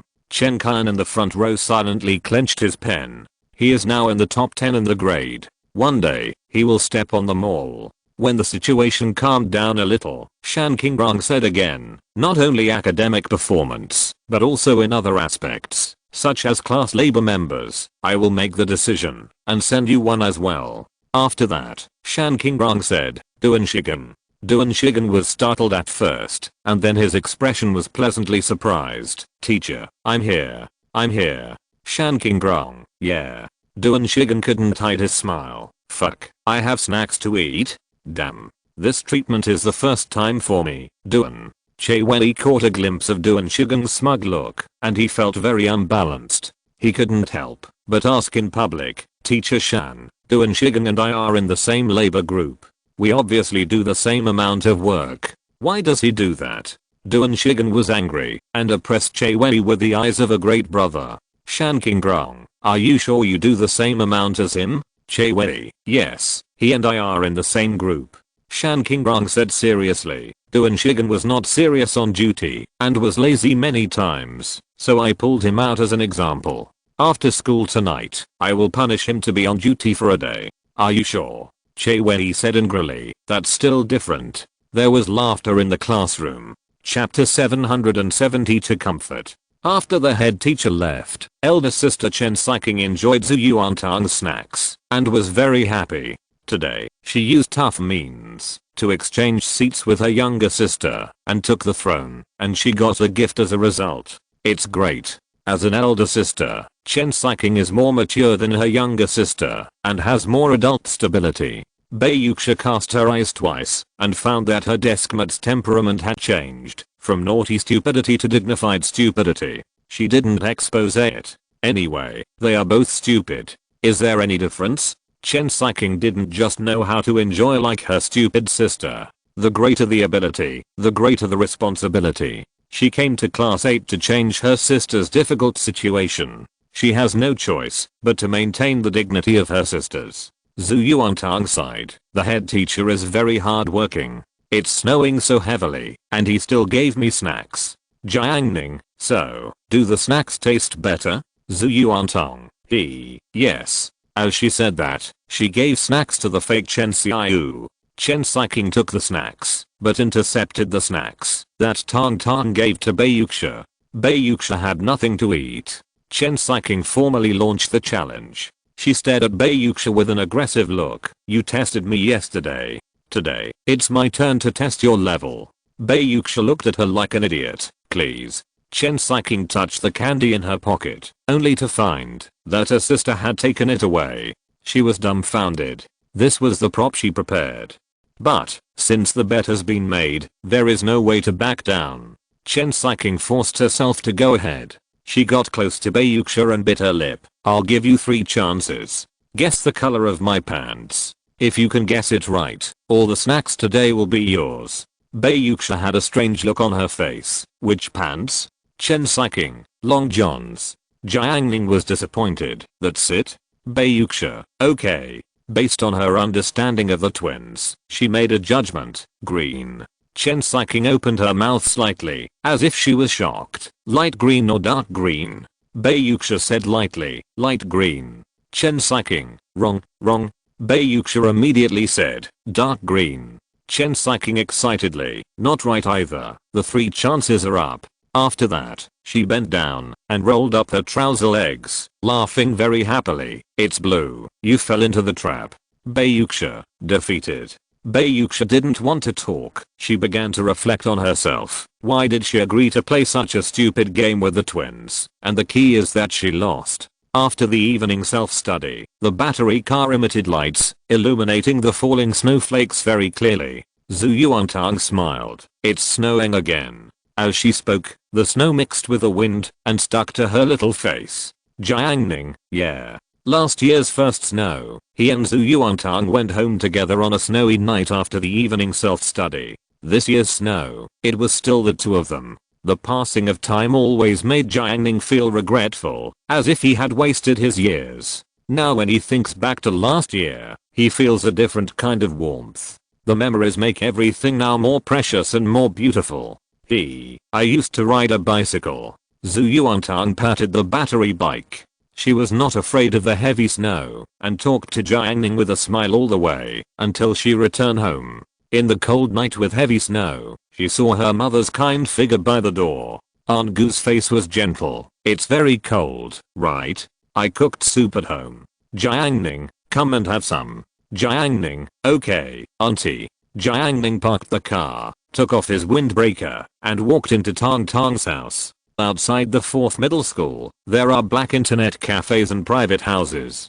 Jiuo Kun forked some instant noodles, drank the hot soup, and chatted with his good brothers. That darn King Feng guy actually talked about an esports junior girl. Shan Kaikun, his skills are not good. Yesterday he asked me for advice on Yasuo's technique, and I laughed. Is Yasuo playable by a noob? Jiuo Kun helplessly, his skills are not good, but he gave skins to other girls. Shan Kaikun sneered. What an idiot. His money spent on girls is definitely a waste. After saying that, he found that his brothers were all staring at him with strange eyes, as if saying, who is more of a sucker than you? Shan Kaikun's face darkened, and he cursed inwardly. Fuck. He was too embarrassed to speak anymore. Only Cuiu was busy. He logged into Lukaku's account and played games with Brother Xian. While playing the game, Cuiu said, damn it. Lukaku must give me more money. Not only did he play games with Qian Heng, but Qian Heng even brought other girls with him.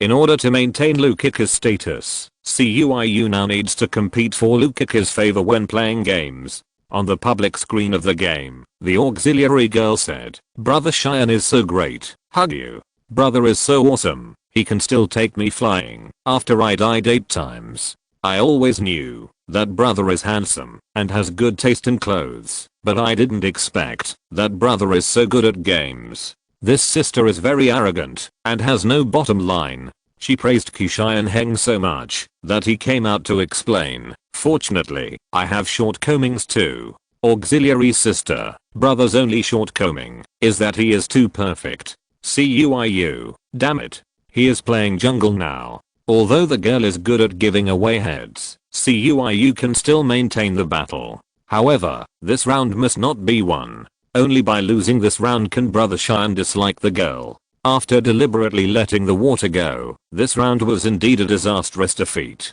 The auxiliary girl gave away 13 heads and silenced Brother Xian. Returning to the matching page, Cuiu took the initiative to type and started a palace fight. Sister, you are so cute when you play games stupidly. Will you leave by yourself next time, or should I kick you out? Without the interference of his sister, Cuiu relied on the superb skills of a female jungler to temporarily stabilize Heng. After he finished the game, he sent a message to Lukiki, "Sister, I'm too tired." Lukiki, "Love." The other party sent a red envelope. Cuiu clicked it. Wow, 50 yuan. After sending Cuiu away, Lukiki chatted with Heng and began to enter her own performance segment. "Brother Shan, my door lock seems to be broken." Heng had just been quite happy to be accompanied by Lukiki. In the game, Lukiki was highly skilled, gentle, considerate, and empathetic, and she could also defeat the opponent. He liked this contrast. Heng suddenly craved for the egg-filled pancakes at the school gate late at night, so he asked Zhao Xiaofeng to go out and buy them for him. He pinched a few peanuts, lay on a chair to rest, and replied to the message, "By the way, change the lock." As he said, Heng casually transferred 5,000 yuan to her, "Change the electronic lock." When Lukiki saw the transfer message, she was overjoyed. He was worthy of being Brother Shan. She had never met such a generous man in all her years. Lukiki smiled at the screen, "But I'm still afraid to change to an electronic lock." Heng, "Do you want me to give you a house?" While thinking, Heng received another message from Lukiki, "I'm afraid you will steal my things." Heng didn't understand. He frowned. "Do you know what my family does? What can I steal from you?" Lukiki, "Steal my heart." Heng was very confused. Night. After drinking the soup, Tang ran to find Chachu to play. She walked into Chachu's bedroom and saw a blanket covering Chachu's legs, so she said, "Chachu, your house is so cold, why don't you turn on the air conditioner?" Chachu, "I'm not cold." Yuantong, "Nonsense, let's go to my house and play." Chachu, "You go first, let me change my clothes." She knew that Jiang Ning's house was very warm, as if there was some kind of heating, but she didn't notice it, and she heard Tang say that it was a Feng Shui treasure land. Anyway, it was very warm. If she went to his house as a guest with her current clothes, she would have to take them off later. She didn't want to undress in front of Jiang Ning. After getting dressed, she and Tang walked quickly into Jiang Ning's house. A comfortable temperature blew towards them, and Chachu's body immediately relaxed, extremely comfortable, as if she had walked from winter into spring. Yuantang said to Jiang Ning, "It's so cold." Chachu is sitting at the table reading a book, covered with only a small blanket. Chachu said, "It's not good to turn on the air conditioner." Yuantang, "Why is it bad?" Chachu said, "My mother told me before that the air conditioner can't be turned on for too long, otherwise it's easy to get sick." Yuantang thought for a moment and said, "Did Auntua tell you that?" Chachu nodded slightly. Many of her experiences in life were passed down to her by her mother. For example, she didn't meddle in the incident this afternoon and chose to stay out of it. Humph. Yuantang said, "That must be wrong, because rural people like our parents' generation have never used air conditioning, so how can they have experience?" Chachu, she sat on the sofa, took off her shoes, covered her body with a blanket, and enjoyed the warmth. She didn't read the book. Maybe she didn't want to study, or maybe it was because of what happened this afternoon. Yuantang found a movie she hadn't seen before, Captain America 1, and clicked to play. Then, she shrank to Chachu's side, got into Chachu's blanket, and watched the movie with her. Snow was falling outside the window, and a movie was playing slowly in the house. This was probably the most pleasant thing in winter. Jiang Ning did not join them. He pulled his chair next to the sofa, away from the world, and watched the movie alone. As the film played, Tang talked while enjoying it. "My mom said that you and Zhang the butcher had a fight this evening, and Zhang the butcher chased and chopped her with a knife." Jiang Ning, "Is a knife okay?" "It's okay." Yuantang continued, "Bu's house was searched, and she has no money. She wants to retaliate against Zhang the butcher, but has no way, so she tries to win over Teacher Kyan." Jiang Ning, "Will she succeed?" Yuantang, "Bu gave Teacher Kyan a teacup. They had a pleasant chat at first. Later, Teacher Kyan said that he was old and useless, and a cup of tea was not enough." Jiang Ning commented, "It means that one teacup is not enough." "Yeah." Yuantang, "Bu praised Teacher Kyan. claiming that it is good to be old. It is better than dying. Later, the two had a fight. Teacher Khan scolded Bu for living off the fat of the land, not doing anything productive, and being a pure social waste. Then Bu snatched the cup away. Jiang Ning, not bad, very exciting.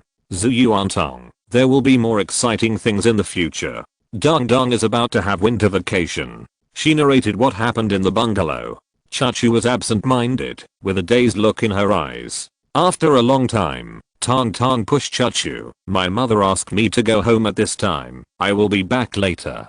Jiang Ning, she is clearly ordering you. Why don't you resist? Zhu Yuantong knew that he was trying to sow discord. She frowned. I will pretend to agree first to confuse my mother. After that, she poked Chachu again. Chachu was a little confused. Am I going to? Zhu Yuantong took the opportunity to wrap the blanket around herself. She grinned. You don't have to. Your blanket will go with me. After that, she wrapped herself in the blanket and ran out of the door quickly. Although the room was not cold and the blanket was not thick, it gave Chachu a sense of security, as if it could isolate some taboo things. Now that the blanket was gone, Chachu instantly felt that she had no defense. Coincidentally, she was wearing a white nightgown today. When she thought that she and Jiang Ning were the only ones in the room, she couldn't help feeling a little uncomfortable. She could not help but press her knees together, and the soft white nightgown tightened, wrapping her slender body. However, the nightgown could not cover her. Her small and delicate feet were exposed outside the white nightgown, resting on the sofa. Her cute toes were as delicate as snow, slightly curled, just like her soft mood at the moment. Jiang Ning's eyes moved over, and Chachu's delicate feet hid inside again out of shyness. The place where her toes stepped on originally left a subtle mark, like a delicate little flower blooming in the cold winter. The delicate little flower seemed to contain an imperceptible temperature. Jiang Ning saw Chachu's performance, and the corners of his mouth could not help but smile. Unlike Tong Tong's arrogance and boldness, Chachu was another kind of fun. It seems that she is afraid of me? Jiang Ning did not speak, and quietly appreciated Chachu's reaction. Chachu became more and more uneasy. Although Jiang Ning was not looking at her feet now, she always felt that there was a strong aggression in the air, which made her particularly unbearable. Is it an illusion? She asked herself. Jiang Ning can't be that kind of person. He is Tong Tong's best friend. How can he look at me like this? It seemed like 10 seconds. It seemed like 10 minutes. Chachu didn't want to go on like this. Just then, Jiang Ning spoke up. He said in a normal tone, why are you wearing a nightgown today? It looks pretty. Chachu was silent for a few seconds, and said, it's quite comfortable to wear. Tong Tong used to like to wear it. Jiang Ning, that's true, but she is always unruly. Well, it's good. Thinking of Tong Tong relying on her small size to toss around on the sofa, he couldn't help laughing. Chachu, yeah. The air became quieter, and in order to seek some comfort, Chachu suddenly raised her head and asked, Jiang Ning, if you have the opportunity, are you willing to do something righteous? As soon as she asked this question, she saw a banner on the opposite wall, embroidered with 8 big characters. Do something righteous, be upright. Chachu. She wanted to turn around and go home, and put her face in the bed. Jiang Ning observed Chachu's changes. He thought for a moment and replied, if someone else asked me, I would say to do what I can. Chachu. Well, I know. Chachu was still depressed. Thinking of the miserable appearance of the woman being beaten, she left indifferently. Seeing that she was still in a low mood, Jiang Ning could probably guess it. He smiled and said, but if you ask me, Chachu, well. Jiang Ning laughed. What does the life and death of the world have to do with me? He was a cultivator, and had long put life and death aside. After speaking, Chachu stared at him for several seconds. Jiang Ning was puzzled. Chachu recalled his carefreeness just now, and pursed her lips. You are so second year. Jiang Ning, he was kind enough to comfort her, but he ended up like this. Jiang Ning reached into the snack box next to him, and took out a piece of strawberry cake from the storage ring. He put the cake on the small wooden table and said, you are not allowed to eat it. Chachu was not angry at all. Instead, she smiled sweetly. He will be angry too? Jiang Ning saw that she finally smiled and suddenly asked, "Are you feeling better now, Zhu Chachu?" Zhu Chachu looked at him in astonishment. Chapter 773 Snow arrives. It snowed all night. On Wednesday morning, because of the early self-study class, Jiang Ning from next door activated his skills to wake up Tang Tang, who was curled up in the quilt. Zhu Yuantang opened her eyes in a daze, only to see that it was particularly bright outside the window. She woke up immediately and thought in panic, "It's over. I woke up too late and missed breakfast in the cafeteria. Damn it, why didn't the alarm clock work?" She hated it. Because of anger, Zhu Yuantang struggled to get up from the warm quilt, only to find that it was 6 o'clock in the morning and she didn't get up late. It turned out to be a false alarm, but the warmth in the quilt had dissipated a lot after her tossing and turning. She was much more awake and had no intention of sleeping again. Zhu Yuantang put on her clothes, pushed open the door and ran outside. She couldn't help but squint her eyes slightly. It was not the sunlight, but the white snow all over the ground. She stepped into the snow with her cotton shoes on. The shoes sank into the snow. She immediately yelled, "What a deep snow!" Aunt Goose scolding came from the bedroom next door. "You yell so early in the morning. You have to shovel snow for me today." Zhu Yuantang made a face towards the bedroom and ran to wash up proudly. Chachu's house. Chachu was cooking in the kitchen. She heard the sound of shoveling snow and felt a little happy. Jiang Ning was shoveling snow in her yard. Originally, she should have done these jobs alone, but Jiang Ning took the initiative to take over the tools, and she only had to cook. Although it was not a heavy job, it was a rare experience for Chachu to have more people to help. This kind of small surprise in life has made Chachu feel good. Last night was also. I was in a bad mood for a long time because of that incident. Who would have thought that he would treat me like that? At the end, he asked me if I was in a better mood. How did he know that I was in a bad mood?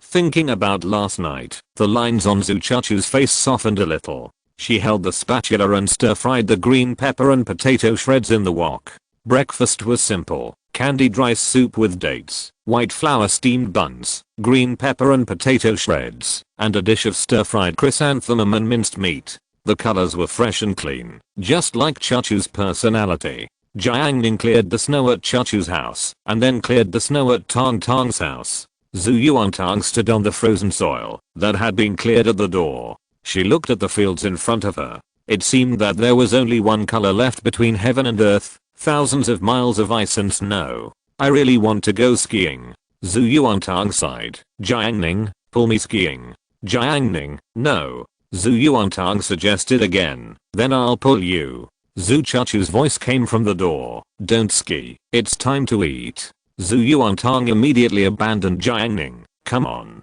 come on." Today, Yazhou City was affected by a heavy snowstorm, and the snow accumulation reached a depth of 15 centimeters. In order to cope with the low temperature, rain, snow and freezing weather, more than 5,000 sanitation workers in the city, including 3 counties, moved at the sound of snow and carried out snow removal operations on the road to ensure the safety of citizens' travel. Zhu Yuantang looked at his mobile phone and was surprised. "It's snowing so heavily. Jiang Ning, can I still go to school by car?" Jiang Ning drank a sip of rice soup. His spiritual sense found that there were actually 3 candied dates buried in his bowl of rice soup, while Tang Tang only had 2. He couldn't help but look up at Chachu. Zhu Chachu avoided his gaze and looked normal. "Haha, interesting." Jiang Ning laughed. Jiang Ning said, "Brother will take you to drift in the snow." Zhu Yuantang was very happy. She bit her steamed bun and said, okay, we will join forces and dominate the road." Jiang Ning, "Yes, it is a road killer." Zhu Yuantang bit her steamed bun fiercely. He. Zhu Chachu was speechless. She was more rational. "The snow is too thick, the road is icy, and there is snow. It is not safe. I will walk to the bus stop to take a bus." Zhu Yuantang, "It's okay. Jiang Ning drives a super stable snowmobile." Jiang Ning, "Yes, I can not only play snowmobile, but also violent motorcycle." He once took Bayuxia to play and demonstrated this trick. Zhu Chachu couldn't keep up with his brain circuit. Zhu Yuantang imagined the scene of snow racing. The more she thought about it, the more exciting it was. She finished her meal quickly and called Jiang Ning to go to school. She had never been so interested in school. Tang Tang only had to eat, but Chachu thought more. She first cleaned the stove, then washed the dishes and pots, and then took out a palm-sized hot water bag and poured some hot water from the tea hanging of the honeycomb coal stove. Zhu Chachu closed the door and saw Tang Tang chasing Jiang Ning in the snow. After Zhu Yuantang found out, he immediately said, "Jiang Ning, Chachu is here. Let's go to school quickly." Jiang Ning said, "No hurry, let's play for a while. Let Chachu walk 200 meters first." Zhu Chachu, she wore cotton boots and ran out fully armed. After Jiang Ning and Tang Tang played for a few minutes, Tang Tang rode Jiang Ning's handsome titanium grey electric car, put on the hat owned by her mother, and wrapped herself tightly. "Go." Zhu Yuantang waved. Jiang Ning turned the ignition switch, and the electric car drove into the snow and rushed into the distance. The wheels rolled out a clear snow mark in the snow, making a creaking sound. Jiang Ning had superb driving skills, and the electric car body was stable, rushing all the way to the river dam in the north. "I saw Chachu," Zhu Yuantang shouted. Jiang Ning, hold on tight, we'll drift later. "Okay." Zhu Yuantang immediately hugged Jiang Ning like an octopus. The snow on the dam was very thick. Because it was located in the suburbs, the sanitation workers had not had time to clean it up, and there were few cars passing by. Jiang Ning suddenly accelerated, and the battery car rushed forward with a buzz.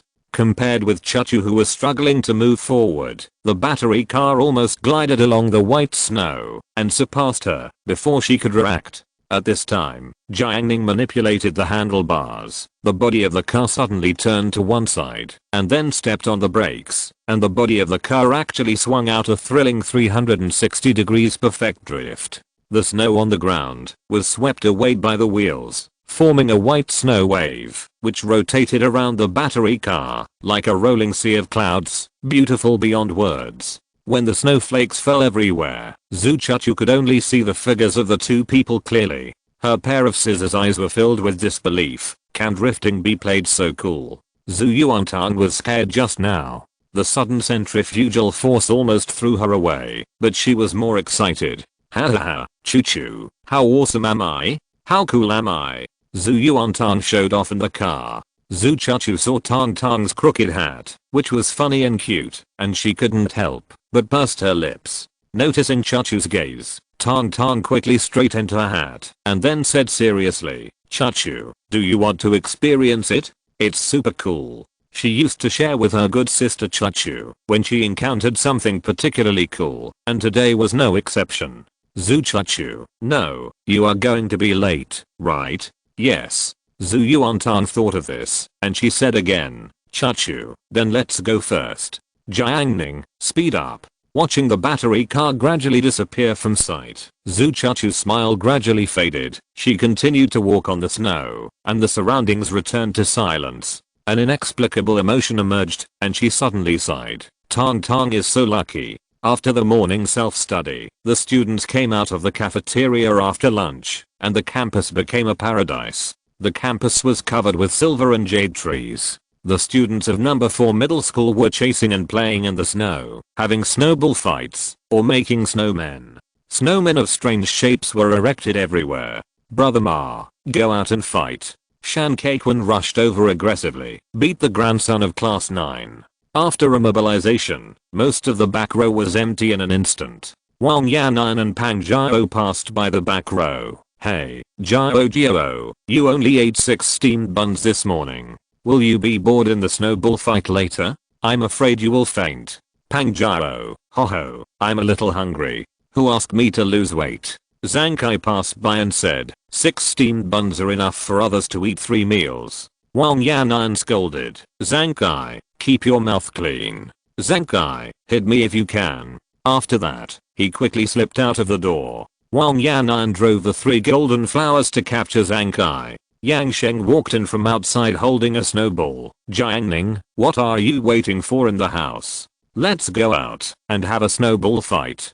Jiang Ning looked at the sleeping Tang Tang, and he got up. "Okay, it's a good time to exercise." He went downstairs with Yang Sheng, but just as they reached the intersection, a snowball flew towards them. Jiang Ning stretched out his hand and grabbed the snowball, then met Tang Fu's provocative and intelligent eyes. Jiang Ning waved and threw, hitting Tang Fu's head accurately. Tang Fu started playing snowball fights after morning self-study, and she was invincible in the whole school. As a result, as soon as she made a move, she was hit by Jiang Ning, breaking her first time. She said solemnly, "Jiang Ning, you will pay the price." She touched the snow, made a snowball, chased Jiang Ning and threw it. In the square downstairs, several sports students who were invincible in the snow saw Tang Fu, the long-legged girl in their team, chasing and playing with a man, and they were surprised. Who is that boy? Tang Fu's boyfriend? Students with more extensive connections recalled, the guy who played with fire at the New Year's Eve party before.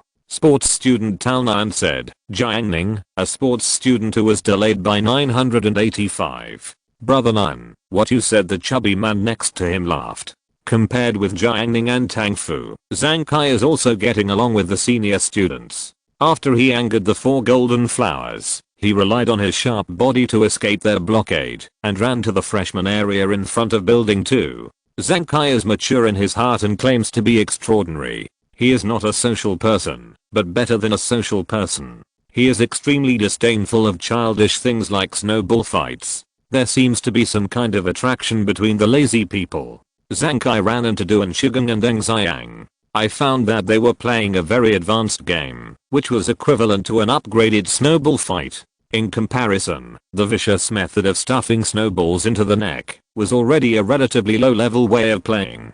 Deng Xiang and his friends used the cushioning effect of the snow to make it a pure natural arena. A group of people wrestled in the snow, dragged each other, and buried themselves in the snow. They were having a great time. Many girls didn't even make snowmen, but watched the exciting scene. Zhang Kai sneered, "Fighting and killing are nothing." He glanced at the snowman built next to him and took a closer look. Wow, these schoolgirls were really interesting. They actually used tangerines as the eyes of the snowman. He picked off the tangerine, peeled it and ate it. The little girl nearby who came with snow in her arms saw the cruel scene, but dared not speak out. Chapter 774 Strategy. After Zhang Kai tasted the sweetness, while others were watching the snow war, he looked around and found another snowman made of tangerine. He picked it off and ate it happily. Later, his luck seemed to run out. Zhang Kai could no longer find tangerines. He passed by another snowman, and he was disgusted, no matter how he looked at it. Damn it. Zhang Kai kicked the snowman that the 2 schoolgirls had worked so hard to build. It was really fun. Zhang Kai found a new way to be happy. He kicked every snowman he met, and each time he kicked a small snowman, he found another snowman with a big head and ran away. Several schoolgirls squatted in front of the snowball and posed. 2 high school boys took pictures of them, but in the middle of the picture, the snowman was broken by Zhang Kai's kick. The boy was furious. "You are crazy." Zhang Kai saw 2 boys with ordinary bodies and asked back, "You can build snowmen. Can't I kick a snowman?" "Fuck." The high school boy came up and wanted to hit Zhang Kai. Zhang Kai stood there and sneered, "If you are not afraid of being expelled, just give it a try." After saying this, the male students hesitated for a moment, with Wu Yunzi and his group as a precedent. Another boy was smarter and said, "Hit him with a snowball." After that, a snowball hit Zhang Kai's chest. Zhang Kai grinned, "You." At this time, several indignant male classmates next to him said in unison, "And we." In the blink of an eye, 7 or 8 snowballs came whistling. Zhang Kai was 1v5, and 2 fists were no match for 4 hands. Every time he bent down to grab snow, he was often hit by several snowballs. Those first year boys were full of hatred and took revenge for the girls. They squeezed the snowballs hard and hit people painfully. Zhang Kai couldn't stand it anymore. He was hit by snowballs and ran all over the ground, shouting, "Wait for me to call someone. Call someone, I'll let you call." Another snowball hit Zhang Kai. In anger, in order to quickly grab snow, Zhang Kai grabbed the head of the snowman next to him and used it as ammunition. "Damn, are you sick? Why did you touch my snowman?" Well, now Zhang Kai has changed from 1v5 to 1v10. 15 minutes later, the bell rang, and the male students of grade 1 dispersed. Zankai, with a swollen nose and face, walked towards building 3 in a depressed mood. He just kicked someone else's snowman and smashed it. What did he do wrong? There were few people in the square now. There was a lonely snowman on the side of the road. Zankai kicked it fiercely with hatred and kicked the snowman hard, followed by severe pain. Zankai took a look and saw that there was a fire hydrant inside the snowman. School was over at noon. Even if it snowed heavily and the roads were icy, Tang Tang still missed home. It seemed that only by going home could she and Jiang Ning's world belong. Our class had a snowball fight with grade 1. Zhu Yuantang described the scene that happened during the big break. Zankai was beaten with a swollen nose and face in the morning. He was very embarrassed. After returning to class 8, he was ashamed and didn't say anything. He just said that he slipped. Later, CUIU lied to him and found out that he was hit by a snowball from the first year of high school. Everyone laughed at him. Originally, the matter was over. After all, Zankai deserved it. Unexpectedly, he was later photographed by the first year students and posted on the forum. The first year students said that this class of second year students was not good because the first year students were too arrogant. The boys in class 8 united and had another snowball fight during the morning break. There were many masters in class 8, including Duan Shigang, Liu Chuandao, Songsheng, Kayang Li, Shan Keiquan, and finally Zankai got his revenge. When Zhu Yuantang was speaking, he saw that the bus stop, which was usually a little deserted, was crowded with passengers waiting for the bus. The cars on the road were also driving cautiously at a snail's pace. Even the taxis, that used to be fast, slowed down on their own initiative. The traffic police were in charge of directing the intersection. They whistled and made gestures. At this moment, Jiang Ning's electric car became the fastest means of transportation on Nanhang Road. A battery-powered vehicle with a passenger and a car fell down on the roadside. He looked at the battery-powered vehicle running at high speed with a look of shock in his eyes. Whoosh! The titanium grey battery-powered vehicle passed through the bus stop. The passengers who were waiting for the bus were also shocked. How dare he ride so fast in such heavy snow? Zhu Yuantang crossed her arms and was quite proud.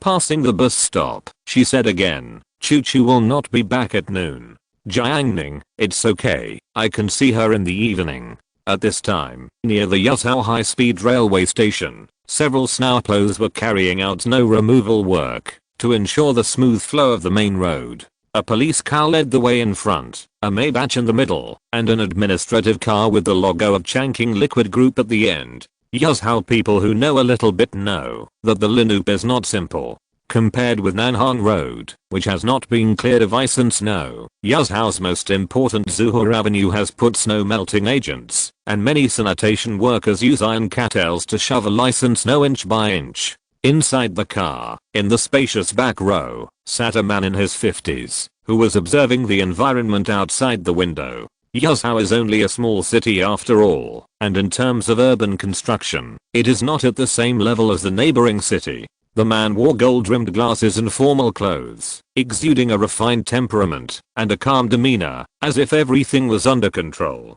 He is now a partner of the Alibaba Group and is currently mainly responsible for the group's strategic investment. He is known as the man behind Alibaba. The reason why I came to the small city of Yuzhou this time is all because of the existence of the Changqing Liquid Group. Changqing Liquid has been popular for 2 consecutive products, and its potential is known to the world. No one can judge whether Changqing Liquid will have a third product in the future and shock the world again. At present, Changqing Liquid only has one self-operated channel, the official website. If Teo Bao can introduce Changqing Liquid, it will definitely be a cause for celebration. This is one purpose. The second purpose is that the outside world has rumors that Changqing Liquid is very mysterious, so he naturally wants to come and visit and build a good relationship. The Maybach drove smoothly and stopped in front of a building 15 minutes later. Outside the car, a sturdy man in the security uniform of Changqing Liquid opened the door and asked him to get out. Then a short-haired woman with a capable temperament came to greet him. Hello, President G. Welcome to our company. I'm Zhao Shuang, the manager of the First Secretary Department of Changqing Liquid. President Xiao is in a key meeting. You are tired from the journey. I will take you to dinner first. She handed over a silver thermos cup. It's too cold. Drink some hot water. President Xi took the thermos cup and was surprised. He had been on business trips countless times and received a lot of bottled purified water, but this was the first time he saw someone giving him a thermos cup directly. It was indeed unique. However, it was very thoughtful. President Xi did not drink the water. He was observing the headquarters building of Changqing Liquid. The building was about 100 meters high and had less than 30 floors. It was not worthy of the current influence of Changqing Liquid Group. Zhao Shuang introduced at the right time. This building was purchased by Changqing Guy later. The real headquarters is being built in the south of the city. In the future, it will be built into. President Xi nodded to show that he heard it. He smiled and said, "It's really unfortunate that I came here this time. It just happened to snow heavily. I'm sorry to bother you." Zhao Shuang replied, "You are too kind." Although the wind and snow came unexpectedly, it also added a bit of winter charm. No matter what the weather is, we at Changqing Guy are happy to be your host. Hearing this, President Xi couldn't help but look at her twice more. Zhao Shuang still looked cold and capable. President Xi retracted his gaze and looked at the square of tens of thousands of square meters. The floor of the square was all made of stone. The ground was dry and there was no moisture, which formed a sharp contrast with the ice and snow outside. President Xi couldn't help but praise, "You did a good job in snow removal." Zhao Shuang denied it, and she patiently introduced, "Our company did not do snow removal work, but installed floor heating in the underground of the entire square." The snow fell and melted quickly. President Xi was obviously stunned for a second. No wonder he felt warm when he walked on the floor. Thinking of this, he couldn't help but feel a little thirsty. He unscrewed the thermos cup and drank a sip of water. The warm water was refreshing with the sweetness and the fragrance of plants. After drinking it, the cells in the body seemed to cheer for it, and the fatigue of the whole journey was instantly relieved. The spiritual charm echoed in the mind for a long time. President Xi was silent for a few seconds and asked, "Is this a new product of your Changqing Liquid?" Zhao Shuang saw his reaction and couldn't help but smile in the depths of her eyes. She said, "This is just the tea used by our company to welcome guests." Heba, bungalow. Dong Dong is playing in the snow at the door. His house was haunted before, so Dong Dong's grandmother decided to sell the house. A middle-aged couple came to see the house and were very satisfied. The deal was about to be concluded, but someone secretly did something bad and told them that the house was haunted, so the deal was ruined. Dong Dong's grandmother cursed at the door for a long time, but no one came out to stop her. That day, Teacher Kyan had 2 extra bowls of rice. Dong Dong is on winter vacation now. He got a tire from somewhere and tied it with a rope. He carried the rope on his back and ran in the snow, driving the tire to ski. Zhuang Jianhu and Lin Zida were chatting at the entrance of the farmhouse. The conflict between Zhuang Jianhu and his mother was getting bigger and bigger. He didn't even go home last night. Boss Yang cleaned up a house in the farmhouse for him to stay. It happened that lunch was solved at the farmhouse today. Zhuang Jianhu's right arm brace was removed. Lin Zida talked about what happened in school and talked about snowball fights. Zhuang Jianhu said, "It's quite interesting, a bit like the Northeast. I haven't seen such a battle in Ansheng. It's a pity that I can't go to school this year. The recovery period of a broken arm is too long." Lin Zida, after the steel plate is removed, he will still be a brave man. Haha, it must be. Zhuang Jianhu laughed. He looked at the kid pulling the tire in the distance and wondered, this kid just moved in this morning, right? He's really strong after eating so much. Dong Dong has grown stronger than last year. He is only 8 years old, but his height is over 1.4 meters, close to 1.5 meters, and his weight is at least 100 kilograms. If they really fight, an ordinary girl will probably not be able to beat him. Lin Zida, not only is he strong, but he has the energy of a little wild boar. Happy? Zhuang Jianhu laughed dryly. He has hardly moved since his fracture. Seeing Dong Dong having fun, he thought, why don't I ask him if he can give me the tire to play with? Little fatty, try to pull me and run. Although Lin Zida is mature, he is still a young man. He said, okay, I'll pull you 100 meters, and you pull me 50 meters. After reaching a consensus, Zhuang Jianhu got up, stepped into the snow, and found the kid who was pulling the tire. When he got closer, Zhuang Jianhu found that this kid was really strong. When he grows up, he will definitely be strong and powerful, and will not be inferior to the strong man who kills pigs in the bungalow. Zhuang Jianhu, little boy, can you lend me your tire to play with? Dong Dong was wearing a black cotton jacket and had a dark face. He opened his wild eyes and said bluntly, "No, who do you think you are? You still want to touch my things?" After that, Dong Dong dragged the tire away, leaving Zhuang Jianhu standing there. He was stunned for a moment, moved his mouth, and returned to the farmhouse. Linzida, rejected. Zhuang Jianhu's face was not good. Little thing deserves a beating. Linzida laughed. Little boy, it's normal to be naughty. He said, weren't you the same when you were a child? Zhuang Jianhu thought about it and said, indeed. In the past, in the compound, there were older children who snatched his toys, and he and Linzida fought with them. Linzida, so, you have to be skillful. He came from that era, and knew how to deal with children.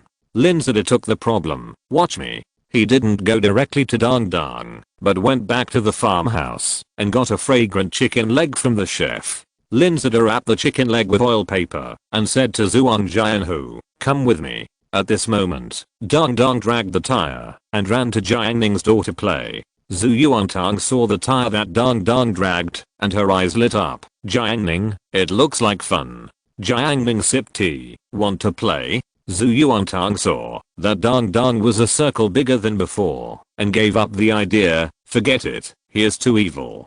Since Jiang Ning came to Heba and educated Dong Dong for her, Dong Dong actually did not bother her at noon today, and did not dare to provoke her. Zhu Yuantang was very satisfied. Unlike before, every year when Dong Dong arrived at Heba, he would always do something big.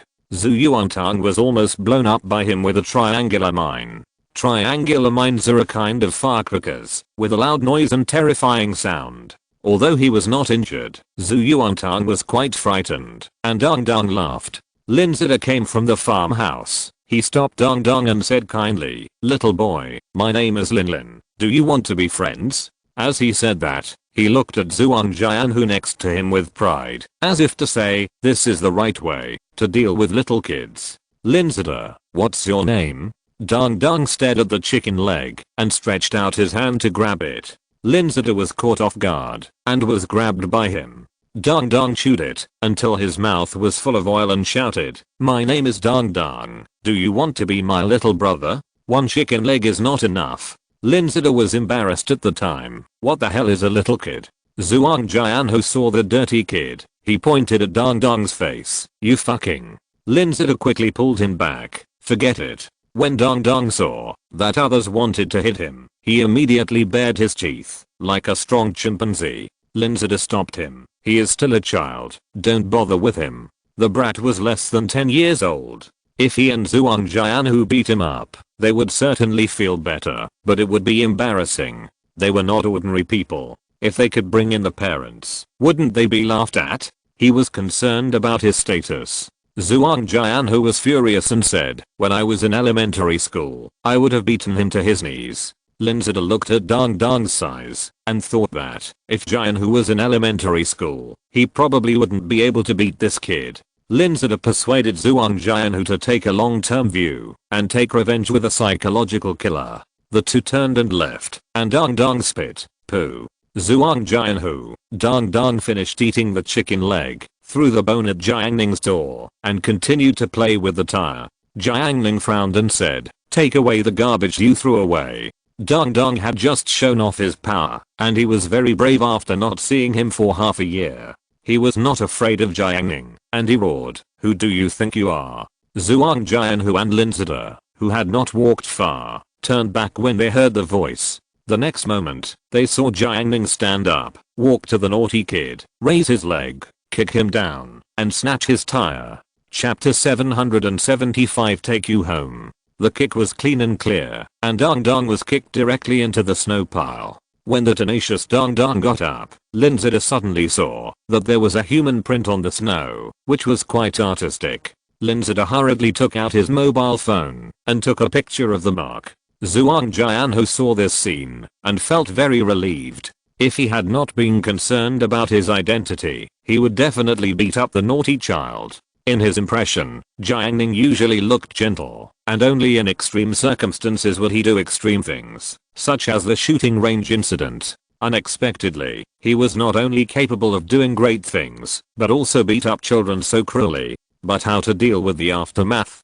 Dong Dong knew how powerful the devil was. The arrogant Dong Dong learned to reason at a young age. Give me back the tire. My grandma found it for me, and it's mine. Jiang Ning kicked him into the snow again and said, your grandpa's tire is not good enough. After that, Jiang Ning dragged the tire to the door of his house and turned it into his trophy. The strong Dong Dong got up again. Jiang Ning said, take your chicken bones and get out of here.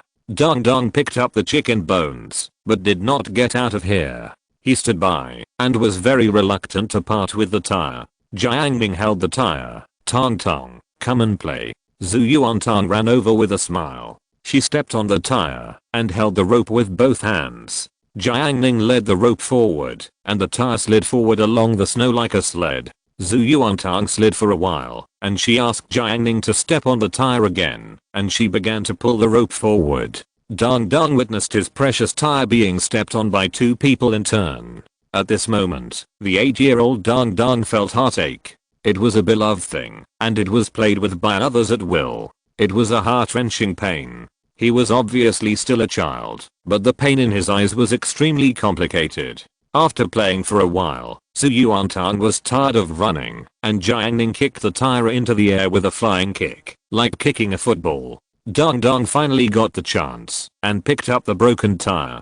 Zhu Yuantang was in a very good mood. It turned out that being a bully was like this. Before going to school in the afternoon, Aunt Gu reminded at the door, the road is too slippery. Be careful when riding a bike. If you don't want to go to the evening self-study, come home early. Zhu Yuantang tightly covered her ears with her fluffy hat. She said proudly, Mom, are you still unsure about my riding skills? Aunt Gu was too lazy to pay attention to her daughter. She said to Jiang Ning, I will steam buns for you at home. Jiang Ning, thank you, Auntie. Aunt Gu always felt that the title of Auntie was not smooth, but she couldn't ask Jiang Ning to change the title now, right? Aunt Gu felt a little regretful. Let's go, Jiang Ning, charge. Tong Tong pulled Jiang Ning's arm. Jiang Ning drove the electric car and set off. After the heavy snow, the weather did not clear up, but became gloomy again. Zhu Yuantang raised his white face and a string of white mist came out of his mouth. Is it going to rain? Jiang Ning, yeah. The road was more slippery than in the morning. The snow became hard after being crushed, and the friction was greatly reduced. The cars on the road drove carefully. Jiang Ning did not slow down at all. Every time he arrived at an intersection, he often pulled out a cool drift when turning, almost throwing Tong Tong in the backseat away. He drifted all the way to the gate of number 4 middle school, and Jiang Ning still did not slow down, and drove directly into the campus. Bicycles are prohibited on campus, but Zhu Yuantang has been certified, and the guard is an old acquaintance, so he did not stop him. At this time, other students who pushed electric bikes had ideas. Lan Zichen was one of the people who rode electric bikes to school. In the current weather, with her driving skills, she could only ride slowly and cautiously. When she arrived at the school gate, she also pushed the bike naturally. Unexpectedly, a car shadow flew by in an instant. Lan Zichen vaguely recognized that it was the electric bike ridden by Jiang Ning, a sophomore. She had a deep impression of Jiang Ning, the basketball court, the New Year's Day stage, and some time ago, she made a bet with Shang Wanqing, but Jiang Ning intervened, causing her to call Shang Wanqing dad. Thinking of this, Lan Zichen's impression of Jiang Ning was rather strange. Seeing the speed at which he sped, she couldn't help but think, riding so fast, aren't you afraid of falling? Her heart couldn't help but move, and she was in a trance for a moment. The right hand that pushed the bike twisted the electric bike, and the body of the bike rushed forward suddenly, like an uncontrollable beast. Lan Zichen was not very strong, and in a panic, she actually forgot to release the ignition. She was carried forward by the electric bike, and finally lost her balance, and fell down with a click. As the saying goes, no one cares about mediocrity for 10 years, but once you make a fool of yourself, everyone knows it. Shi Qianjin from class 9 likes to watch the fun. When he saw a female classmate fall, he laughed out loud, holding his stomach and laughing. The laughter was particularly harsh. Lan Zichen was so embarrassed that he almost fainted. Cuiyu hurriedly caught up with him from the back. Qianjin, what are you laughing at? Shi Qianjin opened his mouth and pointed at Lan Zichen. Ha ha ha, you can't even push a cart. Cuiyu looked at Qianjin's crazy laughter and came up with an idea. How did she fall? Why don't you show me how to do it? Shi Qianjin's laughter stopped instantly. He frowned. What do you mean? You want to see me make a fool of myself? As soon as he entered the classroom, Yu Wen was dancing like crazy, and everyone was watching her go crazy. In the fourth row, Chen Xiao was talking to Beiyuxia. Seeing someone sitting next to her, she turned around and whispered, "The monitor just gave Yu Wen a gift." There was shock in her words. The Joker girl actually received a gift from Huang Zhongfei. Zhu Yuantang was not surprised. It's normal, Yu Wen often gives him things. He should repay her. Jiang Ning, indeed, not only gifts, but also many wonderful performances. Beiyuxia thought, it's really ironic. After Jiang Ning finished speaking, he picked up the water cup and went to the water dispenser in front to get hot water. Chen Xiao said quietly to Beiyuxia, Tang Tang just mentioned repaying. Let me think about it carefully. Jiang Ning has given us many gifts. She touched the jade pendant on her wrist. Beiyuxia thought of the white jade tiger pendant, the green jade ring, and the brooch. These were all gifts from Jiang Ning, and she didn't seem to have given Jiang Ning any gifts. It's time to return the gift. She thought that Chen Xiao finally made a useful suggestion. But what should I give him? Beiyuxia couldn't make up her mind. Chen Xiao said, Jiang Ning's fingers are so beautiful. Let's give him a ring. Okay. Beiyuxia, do you know the size of his fingers? Do you want to ask? Chen Xiao pondered for a few seconds and said, Jiang Ning is so smart. If we measure his size, wouldn't he be able to guess our purpose? Indeed. After all, even you thought of this. Beiyuxia agreed. Beiyuxia said again, think of a way to measure the circumference of his finger without being discovered by Jiang Ning. Chen Xiao suddenly had an idea. This is simple. When he is not paying attention, we can take his finger and measure it. Beiyuxia thought about it carefully and shuddered. Are you stupid? How can I take my finger if it is on his hand? She was convinced. Chen Xiao sighed. Then there is no other way. I can only feel it with my heart. Beiyuxia was confused. How to feel it? Chen Xiao put her legs together, tucked in her waist, closed her eyes, and there was a radiant aura between her eyebrows. Beiyuxia's mind flashed the movie she had watched before. She turned pale and patted her deskmate. Are you sick? In the first class in the afternoon, it started to rain outside. The classmates watched the rain outside the window, which was quite strange. It should have snowed in this weather. Chen Qian explained. It's not ordinary rain, it's freezing rain. Freezing rain is a meteorological disaster, much more difficult than snow. When it falls to the ground, it quickly freezes into ice, which has a great impact on road traffic, and can also damage crops. In this kind of weather, you often need to reduce going out. The classroom became even colder.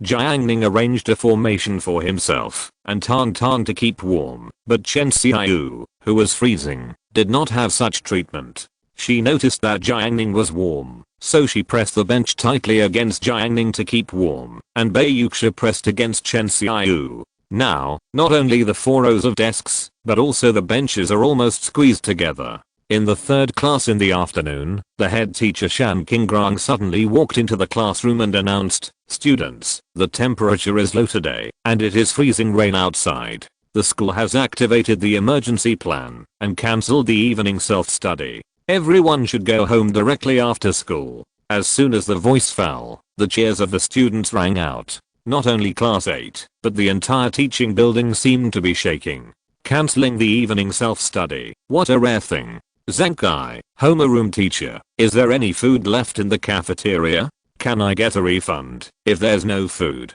Shan Qingrong, there is food.